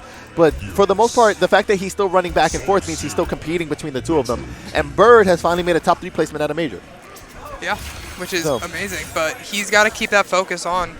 He's got to make sure that he keeps it up. And it's funny because both Zintai and Bird, you see them as competitors who on the stage, they're willing to, like, laugh things off. They're willing to see, like, oh, wow, I can't believe that happened. Wow, that's such an MK11 moment, classic things. Yeah. But we're going to see them both, like, full sweat game mode, and I'm really excited to see. I'm very curious to see who Bird chooses. Yeah, listen, both of them have essentially at this point guaranteed earned one of these. Yeah? One of what? Something like this. Sorry, wait, what's that? Something like this. You get one of those for free? You can purchase these, I think, to be fair. I do think you could go to a shop, and I didn't have to purchase mine, but you guys. I think you could definitely go home and make yourself a medal out of anything. All right, let me go do it. I mean, on The Office, they made them out of yogurt lids, you know? So it's, if you want to self-attribute yourself a medal, you can, you know? But it's not the same feeling as earning it. But similar to the way that I earned it. One of these competitors is going to earn it. We're going to run the Switch. I actually would love to play I would love a Switch tournament. MK11 and 30 FPS. But they have to play on Joy-Cons. Oh my God. Joy-Cons that are not and not attached. One Joy-Con. Yeah. One no, Joy-Con I was per thinking person. the 2 that aren't attached. Like, you just have to hold the 2 apart. Oh my goodness. I'd enter in that. I'd have fun with that. All right, so we've got Big Bird on the right-hand side, still representing Golden Coalition. Going to go with the Gh0st, potentially. We still have to see whether or not this is a button check. And then Zintai's, still going with the Shang. Should be pretty standard variation. So I don't think he's going to implement Shake now, because what is Shake really going to do against Gh0st? Yeah, no, I'm not pretty sure really Sandtrap mauls that. I don't think he can stop Yeah, that. I think Sandtrap probably mauls Grounded Eruption and mauls. I'm not sure about Corpse Drop. I don't know which one's faster. It's not a comfortable matchup for Shang. I used to not like hate it. I don't think it's the worst thing in the world, but Gh0st definitely has a lot of tech to deal with it.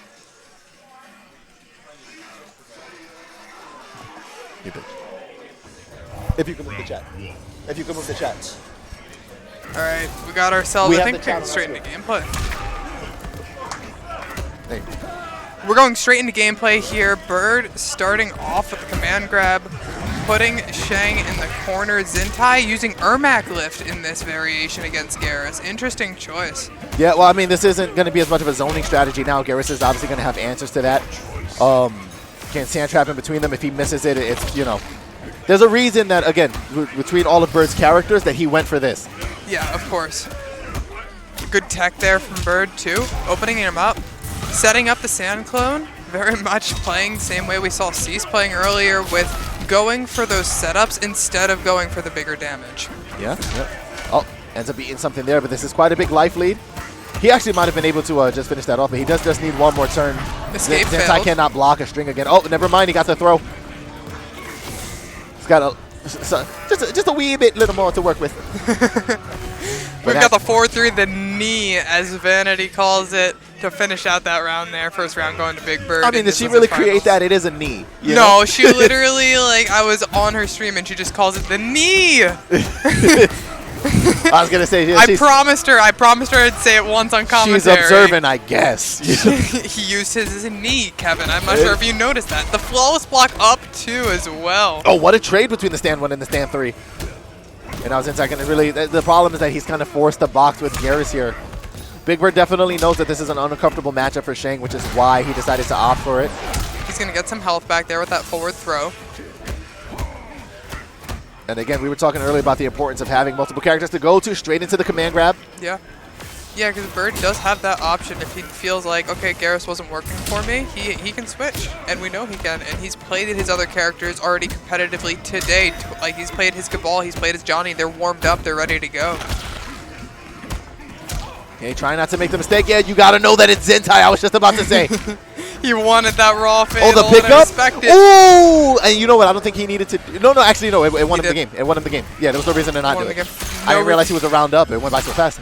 That first game going to Big Bird here in the losers finals against Zintai. And Zintai did finally manage to squeeze the water bottle in between them. Oh, good. Yeah, I'm glad. Speed running. Speed running. Yeah. So he is hydrated. Hydration wins. All right. Getting right back into the action is the two of them. Yeah. Zintai now going to have to try to figure out how to deal with this. As Bird, you've got to imagine, is just going to continue to pick up the pace. Right, yeah, and getting that sand trap right as Shang comes in for the forward 4. I was not sure if that was a read or on reaction, but that was devious, whatever it was. All right, let's see here. The Nice pickup. Possibly would have been able to convert, but because he committed to the string, loses the opportunity. The escape failed there on that forward throw. Shang Tsung going to get part of his health back, going for the rain cancel combos. Oh, and no KB there. Just throws him in the corner. Great anti-air from Bird. As we've said, he's great at anti-airing. Moment to the temporal advantage. Blocks the Ermac lift. That's going to be guaranteed combo into the clone launcher. Forces him to spend breakaway as well. Just one more opening. Oh, the command grab, taking that round for And that Bird. is the problem, is once he implements that throw game, whether it is with standard throws or command grabs, it becomes so threatening to stand opposite of him. He's plus. Gets the body splash. Tries to go for it again. The down 4 sand trap. Yep, and it's going to give him better positioning. For sure. Nice poke there. Oh, the back 3 of 4. I finally get to see it. Let's go. Ermac into lift. the Ermac lift. That's a 37% combo into the corner. Huge life lead here for Zintai. Yeah, Zintai is just boxing now. Yeah, my goodness. Great pickup off of that. Doesn't have the ability to amplify. Goes for the meme. The forbidden string. People forget about it, and it actually does turn into mix. Yeah, it does. But not for Zintai because he's not running Reptile Slide. Oh, right. But you could actually do that into Reptile Slide, and it is technically a 50-50. But again, notice similar to his last match, saves something in Shang's toolkit for a specific moment. Yeah, right. Bird gonna go ahead and spend that KB. It's round 3. Why not? No point not to. Okay. Nice here, taking turns. Scoops him up like a Tostito. Throws him in there. Gets the sand clone up. Gets the sand trap on the straight fireball. Great reaction. Yeah, cracks his neck like an avocado. Try to get some guacamole for that dip. Gonna get some health back there. Not a lot. Sand And now trap here is not comes the enough to kill. salsa. Goes for the brute. Not sure if that was automatic or on purpose, but Bird really just going 2-0 up against Zintai here on Losers Final. He wants that run against Regardless of Aztec. what it was a statement. It was. And now Zintai seems to have been having very strong competitive success up until the problematic matchups for Shang. Right. And again, this is where you have to get concerned and question if he's going to be able to keep up in 2 games at the same time. Getting into top 3 here while running back and forth playing Strive and doing that interchangeably at the same time. Yeah.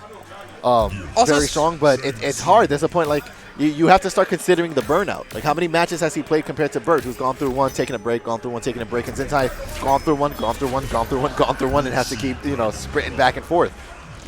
Yeah, especially, and like we've talked about how counter pick heavy this game is. Like, is it a disadvantage that Zintai only has Shang? Yeah, he has a lot of variations, so I feel like there's a lot of different play styles of Shang. But would there be a better choice that he could have had against this Gh0st? I mean, we'll see. He's got one more opportunity to bring it back. The character loyalist not going to switch, and Bird would be more willing to go through characters if the Gh0st wasn't working. Yeah. But it's been so effective. It has been. He's been KB. Yeah. There we go. Gets that KP. Huge life lead. Sniff my knuckles. All right, nice launcher here. Going to break Forces out the of that. break. Gets the free pickup. Not going to be able to get clone launcher, but is going to get big damage. Zintai almost forced a breakaway there. Has to hold plus frames and guess. The launcher. Yeah, was worried about the command grab. Nice tech from tech. Big Bird. The down one. The stagger game. This is actually so obnoxious. This is so much pressure. Oh my gosh. I mean, he just poked him to death. The shimmies, man. He We call that acupuncture. Oh, gets out of the corner. Starts it off. We're going to see pressure here. Oh, now he's running the He's reptile running slide. And okay, now I want to see back 2 mix into reptile slide. Zintai, if your spirit can hear me. The body slash. I don't know if you should do it the whole game, but it will hit once. It does give a lot of 50-50s too.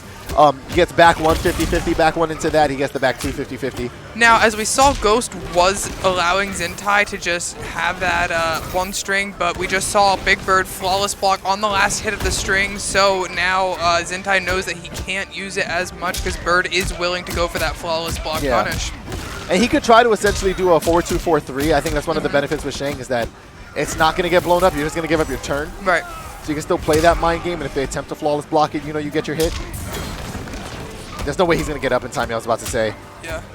But again, 6 strength down 1, don't forget. One of the few characters in the game that's able to implement that. Now he just needs 1 opening! Oh, if he would have fully committed, and I think, yeah, Bird is going to beat himself over the head for not seeing that stand 1 connect. If he would have went for 1-1 and hit confirm that, we would have been in grand finals already. Right, but we are in round 3. This is Zintai's last chance to start making that reverse here on Big Bird to try to get to grand finals. Oh, nice block. Good punish for the reptile slide. KB spent 3rd round, no reason not to. Oh, misses that. That's going to give an opening for Zintai, who doesn't get a confirm off of it. Probably wasn't expecting that. Going to take it again. You might as well finish it with the way that it connected. Right. Gonna get the down 4, but doesn't get the sand trap. Okay, I mean, this life is so big. Tries to anti-air, but again, that Shang jump kick so good. And again, the forward 3 saves it towards the end. It's slowly making this look possible. Connects with it. You have to spend it. He just needs 1 more exchange. It's going to be on Big Bird now to close that gap. Now, Big Bird does have Fatal Blow unlocked, so it's just going to be 1 hit confirm into Fatal. Yeah, but he's not going to be close enough to do it off rip. He's going to need a game plan to close that gap, so they've got to commit. Working his way in.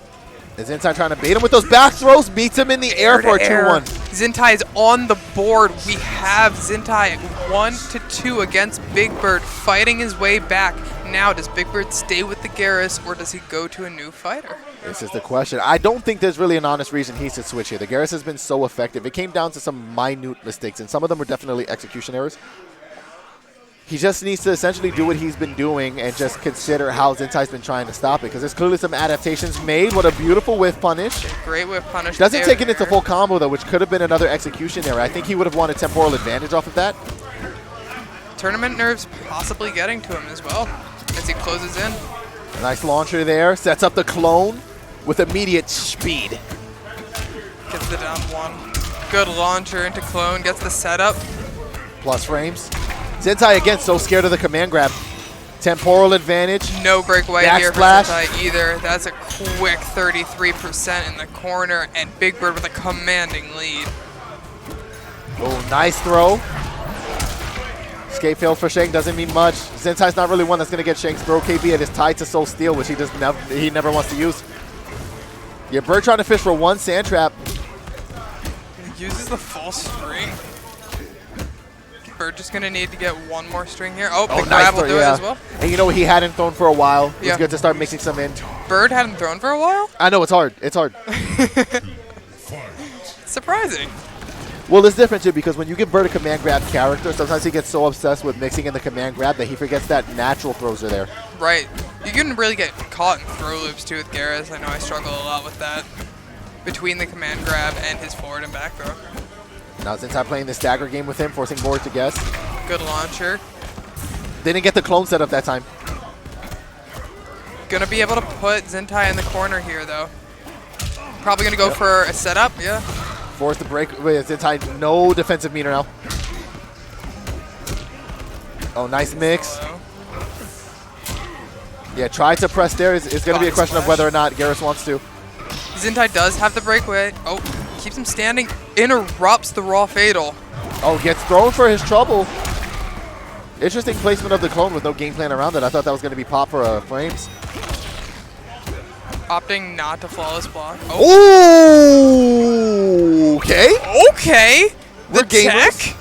Yeah, you Oh, got to be cautious that because you know the one's- fatal blow is coming, and finally goes Gets for the the 1-1 mix. Big Bird going to take that 3-1 over Zintai. Ladies and gentlemen, we have a grand finals. Let's go. We have Big Bird going up against Aztec here in grand finals at NEC 2022. He placed no lower than second. He's beat me. He beat you. He's Oh, beat you me. have to take a. Oh. Oh. He's got to take it off. It was entertaining until he could potentially do it too. Damn. It was entertaining until he could potentially do it too. Now, if I'm not mistaken, was Aztec the one that put Bird into losers? No. No, who put him into losers? I don't remember. It wasn't Aztec. We'll see. We're going to get an update in a second. Wasn't it Gh0st? Was it Aztec? It was Aztec? Yeah, Oh. so it was Aztec. Oh, so this is the run back. Yes, What was the score? it was not good. Let's just, out of respect for people, was let's just say it not wasn't good. favorable, but it's not over. He's got the run back. He's got the run. So he has to beat Aztec in one set, and then he's got to beat Aztec in another set. Yep, after Aztec beat him previously tonight already. So Yeah. We'll see. it's going to be an interesting one. I mean, they're already setting up. At this point, I think they're happy enough with their placements, especially for an event like this. For sure. Aztec did come in. Obviously, he's always trying to win every event that he's in. He's no stranger to grand finals. Right. But he definitely said, I came here because I think I could win it. Yeah. And here he is in grand finals, potentially able to win it. We got Viz yelling at him to go RoboCop. Well, I mean, if Aztec did want to entertain that, he does have an extra set to try it. Again, he is on winner's side. This is grand Exactly. finals. Aztec on winner's side, Big Bird on loser's side. All right. Got ourselves grand finals now. All right, let's see. No, it's going to be Button Johnny check? versus Kodo. They're going for the mains. No button check. Straight into gameplay? No, this is button definitely check. button check, yeah. There's no I guess- reason Big Bird would have I just was like, stood Bird there. didn't want to check? Bird doesn't necessarily have to because he's on the setup already. Oh, true. Yeah, Very he's true. still there from the last game, so he knows he's fine. Aztec is the one that really needs to check it. And this is always the entertaining thing to me, is what the players want to make sure they can do. Okay, so I can get Discus amplified out. Cool. Can I do command grab? Fine. I can short hop? It's time to game. He's taking the double short hop tech. He's like, I'm taking it. These people say short hop don't work offline. Okay, you have to do double short Yeah. hop. I mean, we've seen it today. JayGeorge did the same thing. I don't know what it is with the double empty short hop. Yeah, exactly. The double short hop, man. But sure, but sure. Why not? Why not? Absolutely. One last opportunity for these competitors to get some high-level sets in tonight. I do have a feeling they'll be running casuals for the rest of the night, Oh, but for sure. this, of course, is for props. All right. We got Aztec coming in with the forward 2-4, keeping it safe with the amplified disc. And Bird is just feeling out the different ranges, feeling out what Aztec wants to do. Nice Dancing forward around two. the interactable as well. All right, let's see here. Very slow start from both of these players, very patient. Using the interactable. He's got to be very careful with the timing of that trade. Nice nitro kick to get him out of the sun, eat some sun himself. But Bird has been very willing to walk through a damage over time effects. Yeah. We saw it with the dot damage with Gh0st. We're seeing it here with Con. It's interesting, too, because Cat is essentially going to be Aztec's answer to having to deal with those straight force balls. Yeah. Oh, the 1-2-1, yeah, he's not going to really be able to answer that. He would have to flawless block it. All right, we got him. Goes for the raw command grab. Dunk. And gonna go ahead and power that toss. up one time, stick him in the corner. All right, nice block Backdash. there. Bird Oh, catching takes him. a big chance every single time he tries to close the gap with that. Aztec protecting himself. Ooh, down missed four. it by a hair. Opens him up. Oh, is he going to use the interactable? No, tried to go for the guarantee down two, but Oh, there's 6 seconds left. And I mean, just 3, play for time. He's just going to 2. block. There's nothing Bird can do about it. Yeah. He's going to wait it out. He already knows. Smart play by Aztec. He was, if you saw, he was backing up throughout that entire round, really trying to space Bird out, really trying to make him come to him. All right, nice pressure here. Yeah. D2 read. Gonna get the side switch. Does not want to be caught in the corner here. Yeah, but no reason for him to overextend too. Build up that life lead, force him to come to you. You can cut him off whenever you want. You can put out sunlight. You can counter zone. You have so many options. Straight force balls. Ooh, I really like that throw attempt. I'm so surprised Aztec was ready for it. Yeah, that tech was insane. Jumps over the discus. That was risky. Yeah, the cat. What's he going to respond with? Uses the it. interactable. Goes just for the D2. All right, but again, has such a gap to close here. Nice that he was able to block. Of course, every time he starts doing wavies, Aztec is going to check that with his normals. They convert here. No reason to not spend the bar. And just chip here for Aztec. I mean, if Aztec gets a turn, it's game, set, match. He just needs to connect anything and do sunlight. Yep. Not much Bird can really do about it. Oh, my Bird God. goes for the forbidden string. Yeah, he knew what he was doing. He He's going to D2'd back out up, of going to back sunlight. up. Aztec going to sit in it and make it more of a problem. We're going to try to discourage some behavior here. It is down 10 to the seconds wire. left. We got time here. Whoa! The jump two. Oh, and if you saw the roll of the eyes from the Aztec. Aztec was not happy about that. Because he knows he could have just blocked it and would have been fine. I don't think he would have been able to chip him in time. Nice, just reading the command grab. Aztec not giving it to him. Beautiful Great with punish with the back punish. 2-2. Gonna get the better positioning. Gonna go ahead and meet him. Good Oh, I got interruption that there one, by yeah. Bird. It's not true off of that string.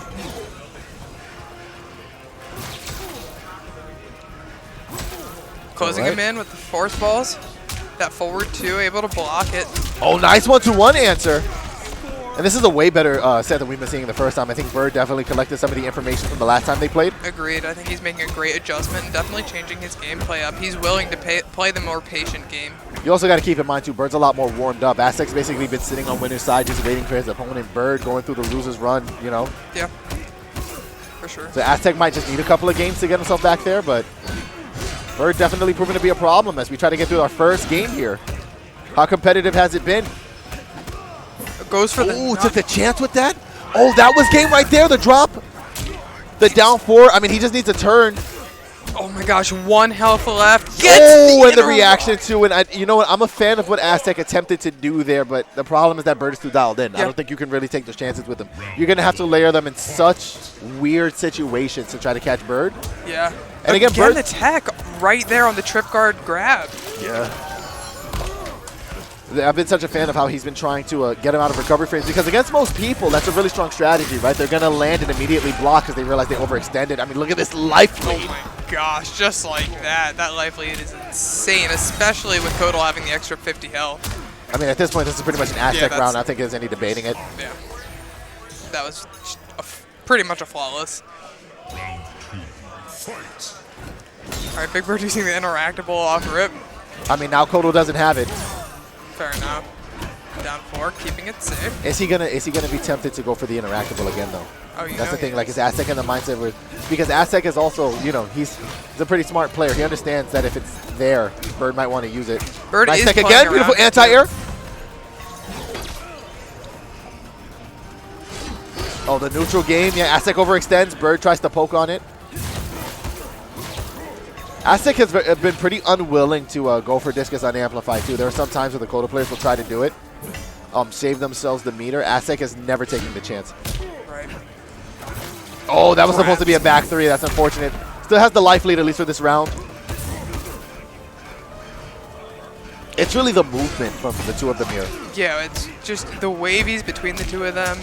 Just seeing how they react to one another, seeing how they react to what each other are trying to do.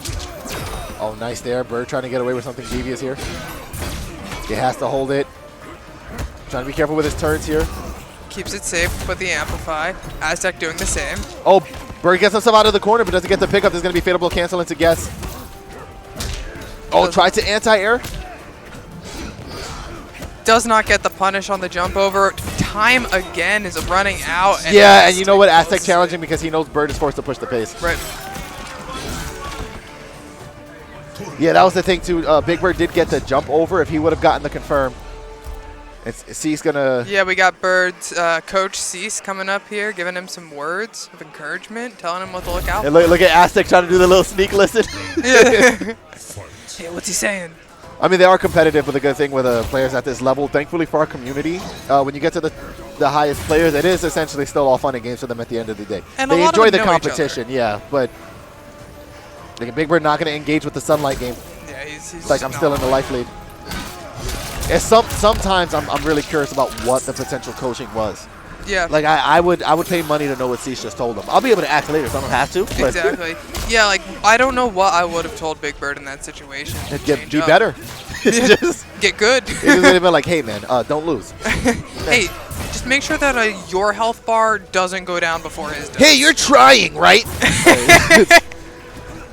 All right, trying to march down again, but Aztec with a pretty devious life lead here. Ooh, that back two was so close to connecting. Down one. Just goes for the straightforward grab. Yeah, I mean, that's the big thing with Coda. You don't want to forget. We made the same point with Big Bird when he was playing the Gh0st. You don't want to forget the implementation of regular throws. Don't forget, Coda still has a throw KB. Right. So if he gets one of those and he loads up that escape field, you're dealing with command grab, and then also, every time you get wrong on that, the threat of a 30%. Bird got a big, yeah. Yeah, it's getting hard now. Yeah, Aztec definitely locking in. Like you said, he has been waiting on winner's side for a while. Maybe this is him warming up, locking in. Yeah, the pressure's on Bird too, because again, Aztec can afford to lose a set right now. Bird can't. Yeah. Oh, didn't spend the back four two that time, and I have a feeling Bird's going to try to mix more of those in. Gets a guaranteed down two on the breakaway as well. Oh, yeah. We spoke earlier about wanting to get that lick back. Bird got the down two. Nice. Uses the interactable again. I'll be honest. I've been talking about it the whole time. I didn't even realize he was close enough. That interactable reaches a lot further than you think it does. Yeah, no, and Bird making great use of it. Nice with the down four here. Now he's got Aztec's back to the wall. Immediately that problem solved. Oh, he thought the command grab was coming. Yeah, and this is the problem. Now we're in treacherous territory. He's going to get his fatal blow cancel in a second if the next combo doesn't kill him. But Kotal does have... Ooh, when that's game set match, he just has to spend it. The KB. All right, we got Aztec up 2-1 here against Big Bird. Definitely making the download, but Big Bird putting up a big fight. We got Cease coming up to do some more coaching. Yeah, I think it's one of the things where he's trying to give Bird advice, and Bird is like rushing through to hit rematch too fast. Yeah.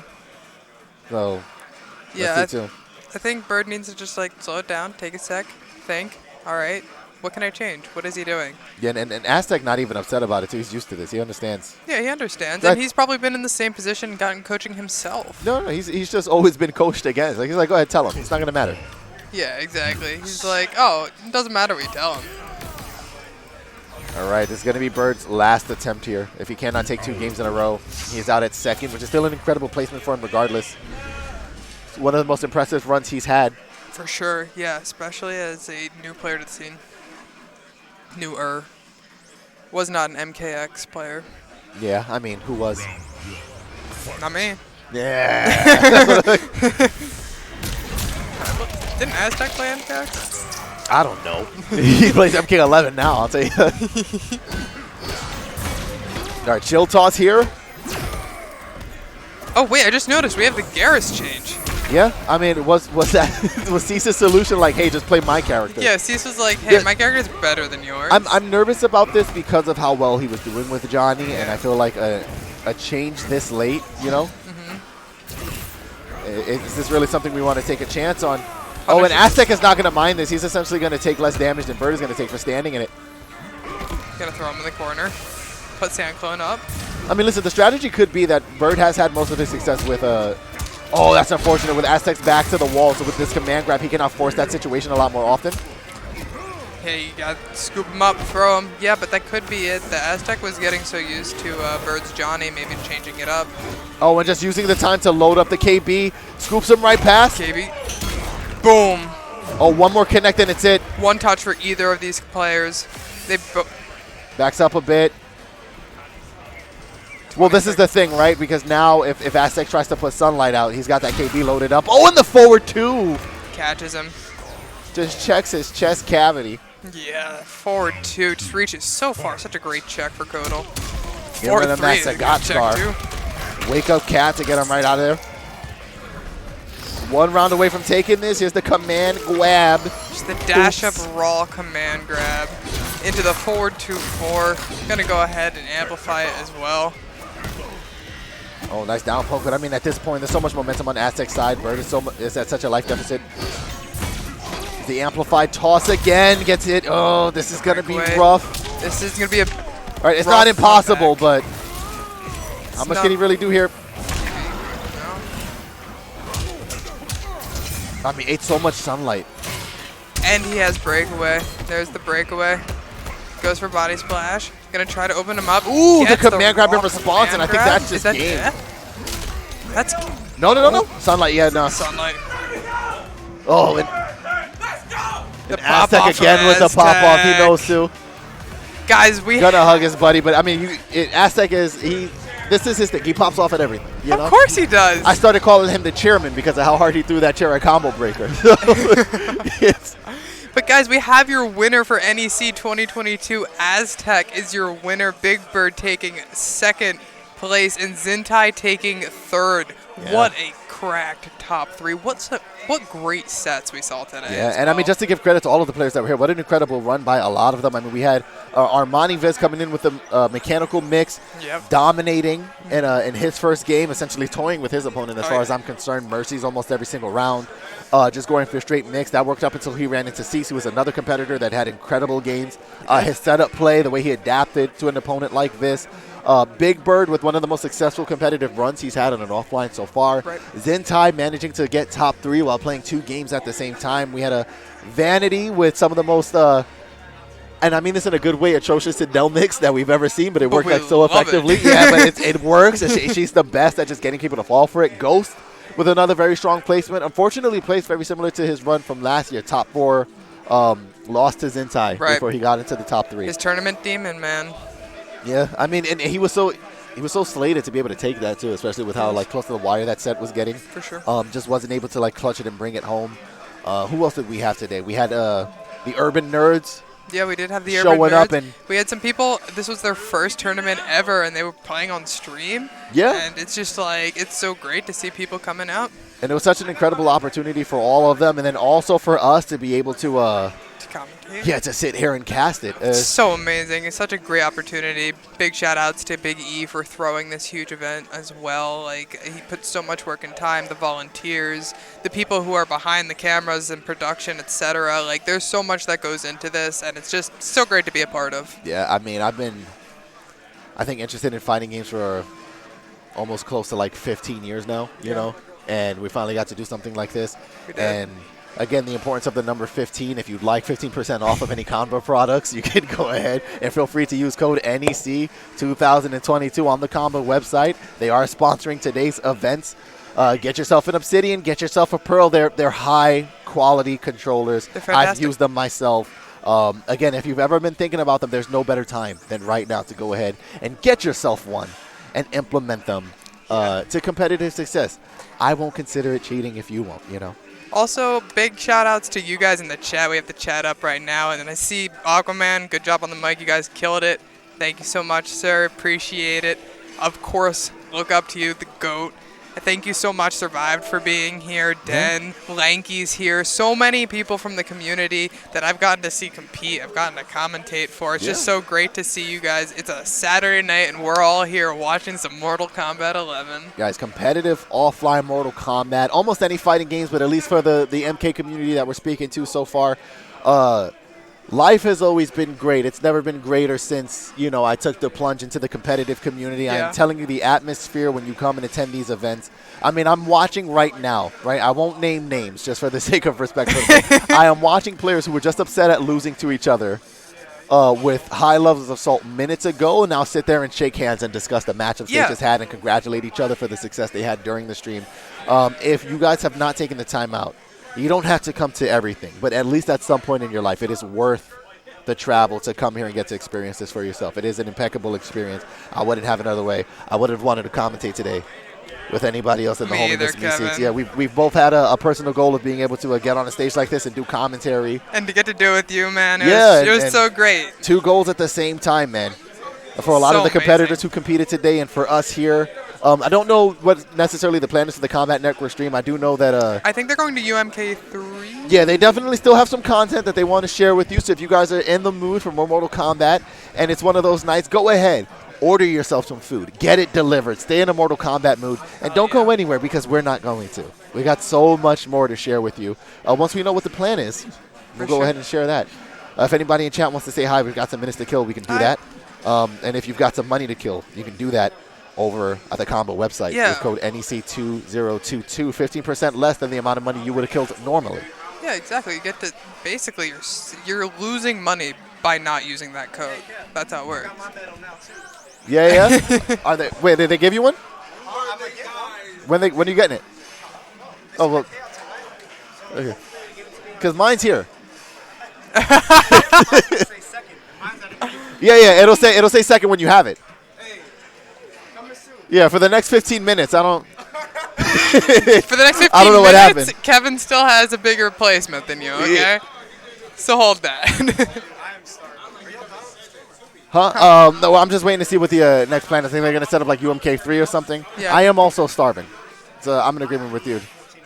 Oh, no, we're going to maul whatever's next. You know, like, Cease has his baby appetite. Where I had, like, the giant meal with them earlier, and I basically haven't eaten now, as far as I'm concerned. Okay, Uncrustables goated. Chat, what do we think about Uncrustables? Guys, Uncrustables are goated. They're banger. See, Bird and I have similar food taste, all right? It's fine. We understand good food. I yelled to him the answer, what to do at the very last moment. What is this? What was the tech? It was just raw fatal. He's trying to stay on one fatal, but he put himself in the sun.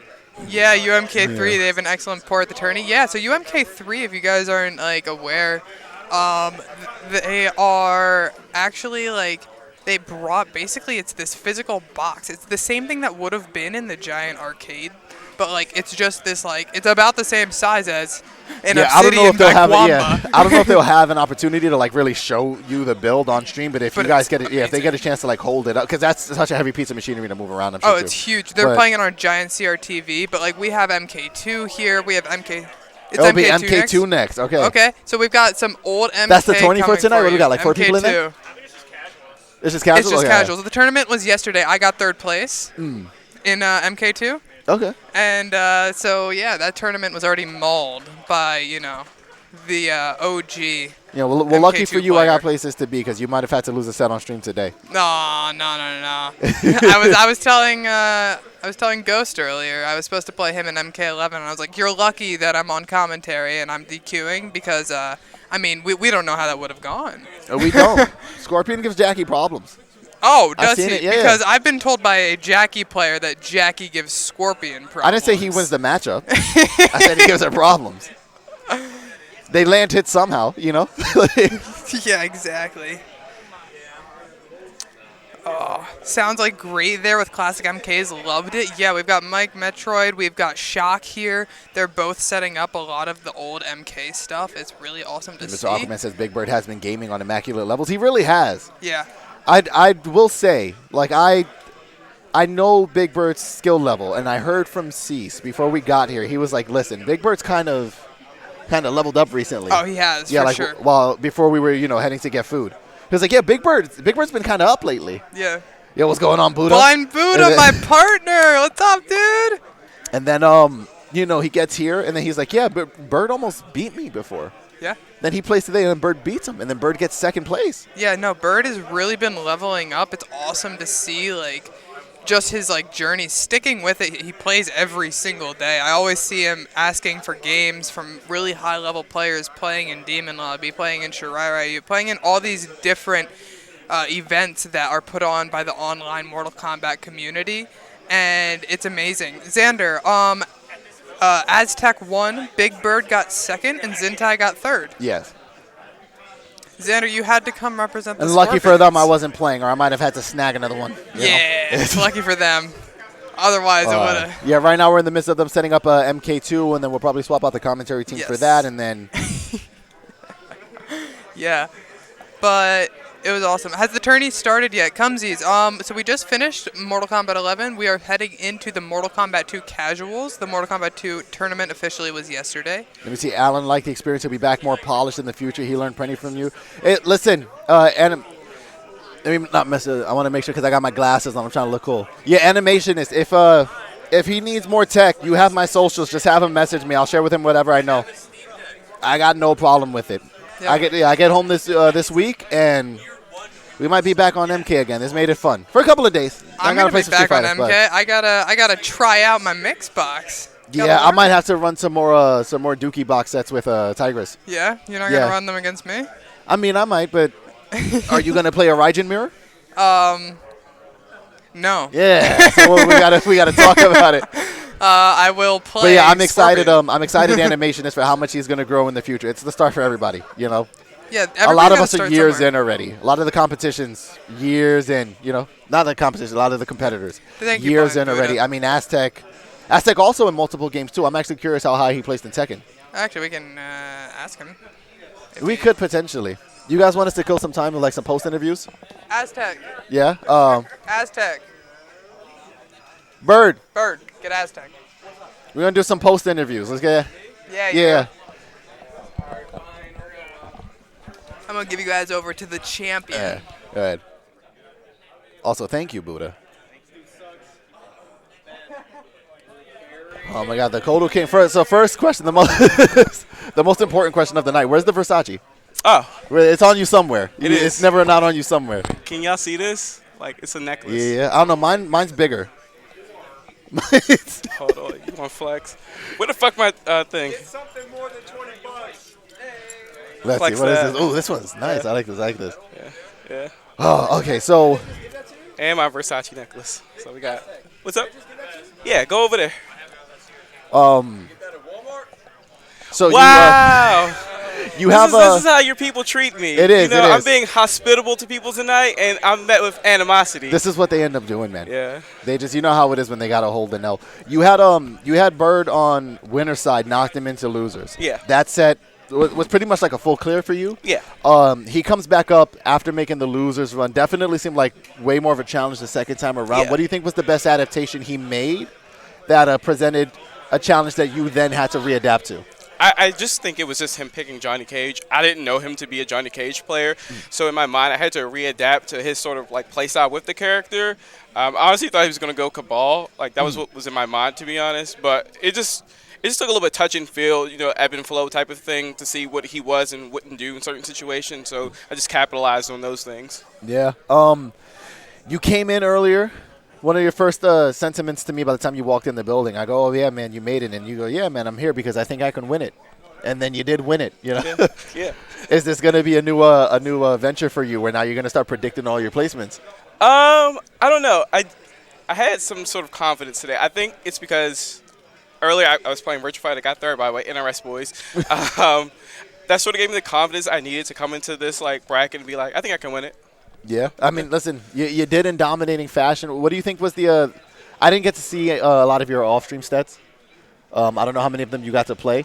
I don't think I had any off-stream You think matches. every single match you played was on stream? Yeah, I think so. I was gonna ask who was the biggest problem off stream, but never mind. No, I just play all, like, what you call.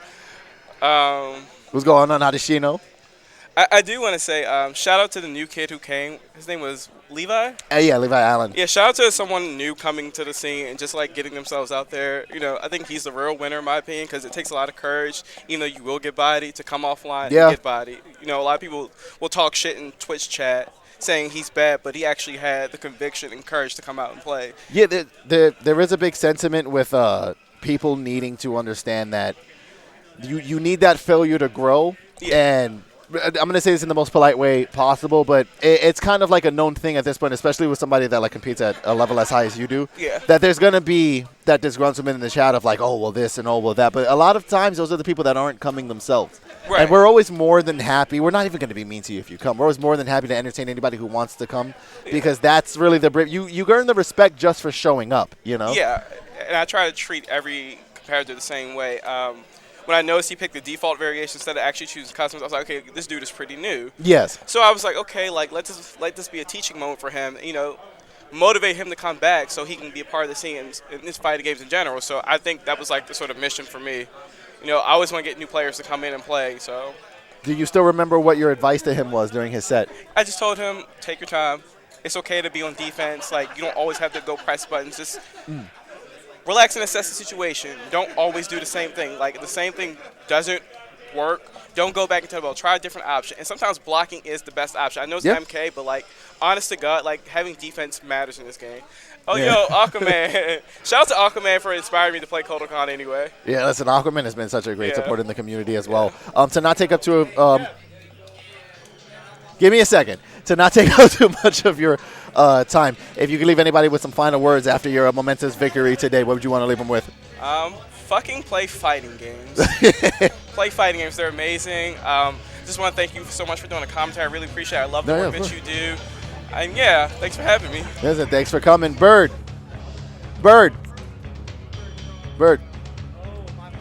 Yeah, you know the one rule sitting down, but let's have a conversation with you, too. Yeah, go ahead. Let me see what a second place medal looks like. Show it up for stream. Hold on. Hey. Yeah, do me a favor real quick. Make him kiss. Yeah. We're just collecting them, man. We're just collecting them. Oh my God. Dude. Let me see the back of this one. I want to see if it's. Yeah, I want to know what company they're making because I'm gonna start making. Oh, never mind. Yeah. Okay. I gotta put the logo. Yeah. I mean, look at what just happened. There's 3 advertisements. Like, what company's doing this? And now we know. Yeah. You have played today, I think, as far as like offline tournaments. I don't know if you would agree to this, but I think this is a fair sentiment from me. The best you've played at an offline. Yeah. 100%. I'm really happy with the way I played today. I think I played. His or mine? Oh, yeah. There. Yeah. So this one is Yeah. Okay. Thank you. There we go. Better. Okay. Yeah. So. My bad. But yeah, I definitely agree. We're gonna get to gameplay soon. We're killing time, Trojan, while they're setting it up. We'll be up in like a couple of minutes. Oh no, never mind. They have it set up. So you played quite arguably the best you played today. What is the moment during the event that you think was the moment you realized you were as dialed in as you needed to be to make that run? Because I know there's a point where you kind of have like an epiphany and you're like, oh, I'm on today. When did you feel that? All right, listen, I don't want to fish, but when I got past Cease, I knew it was time. Yeah. Like, because Cease, you know, he's beat me a bunch, and I haven't really beat him in bracket before. And once I beat Cease, I was like, I got this. People behind him should be breeze, and it was. How many off-stream sets did you play today? 2. For the ones that we didn't get to see on stream, out of those 2, who do you think gave you the most problems and why? I don't know, wait, did I play? I only played 1, I think. You know, I only played 1, I'm sorry. All right, well, who did you play? I played the Cabal player, what was his name, George? I 3-0'd him. JayGeorge? Okay. Yeah, I 3-0'd him. What do you think is the biggest problem that he, like, implemented? He just refused to not block. He refused to block. Like, I just did forward 1, meaty, and he died. And he just didn't. And it's a matchup you're pretty comfortable in, too. We spent a lot of the day debating the meta with him when it comes to the Cabal. Mm-hmm. Do you feel like you made a statement to him that he might listen to later? Well, now he's going to downplay Cabal even more because he's like, oh, Joker's broke. He 3-0'd me. Like, I was like, bro, you just didn't block. I don't know. You were just eating 40 burgers. Do you have a favorite set of the night that was not yours? Favorite set of the night that wasn't mine? What was pretty hype? Vis versus Cease was hilarious. Oh, that was amazing. Dude, Vis is like top 1 hilarious human being at an offline. Yeah, no, he's sitting over there like looking like he's about to break something. He's screaming. He's popping off. He's yelling. Anytime Vis is on the stage, it's entertaining. No matter if he wins, he loses, he gets 3-0'd. It does not matter. Vis brings the power. Yeah, listen, I mean, just having him around is such a blessing all the time. I think that the second he showed up, I was like, oh, it's party time. It's party time, yeah. And we'll see how much he doesn't live too far, so I don't know how much of his hangout plan is. And he went to 2 events today. Yeah, he kept the other offline. $200 prize pool. He was like, nobody coming. I'm winning. He said he beat a bunch of people who didn't even know how to play the game. Get up. Oh. No, I didn't tell you to get off. You can stay on. Oh, no, we had like 1 or 2 more questions for him, and then we were good. I was telling him, get him to play MK2. Oh, no, I'm going to get mauled. I'm terrible. I've never touched that in my life. Oh, no, I'll play a little Dookie set with you. I'm about to be down to him. Ferociously. Yeah, sure. They're like half your life down twos. All right. For the sake of time and the fact that they want you to get up there and... Oh, that was some Final Destination stuff, Mike. He almost died. If you could leave them with any last words, what would you like to leave them with? I don't know. Buff Johnny. Buff Johnny. All right, ladies and gentlemen, it's been a pleasure getting to commentate Mortal Kombat 11 for you here at NEC. I'm going to do one last ad read because I can't help it. If you guys would like to get a Kombat product at a 15% discount, use code NEC2022 to get 15% off of all Kombat products thanks to their sponsorship of NEC. We're going to move over from MK11 now to MK2 casuals up until they come up with an idea to do something else. My name is Kevin M. Cologne. If you guys would like to follow me, my Twitter's down below. Hit me up if you have any questions, and I cannot wait to see more high-level competitive MK11 competition and potentially be back here next year, either behind the booth or behind the sticks. With that said, you guys have a great night. Keep fighting games alive. They're the best experience I've ever had going outside of my house ever. Outside of, meeting my beautiful fiance, I guess technically I have to include that. But second to her, fighting games. And almost really, in front. But I just hope she's not watching the stream. You guys have a great night. Thank you for letting me host it. I'll catch you guys next time.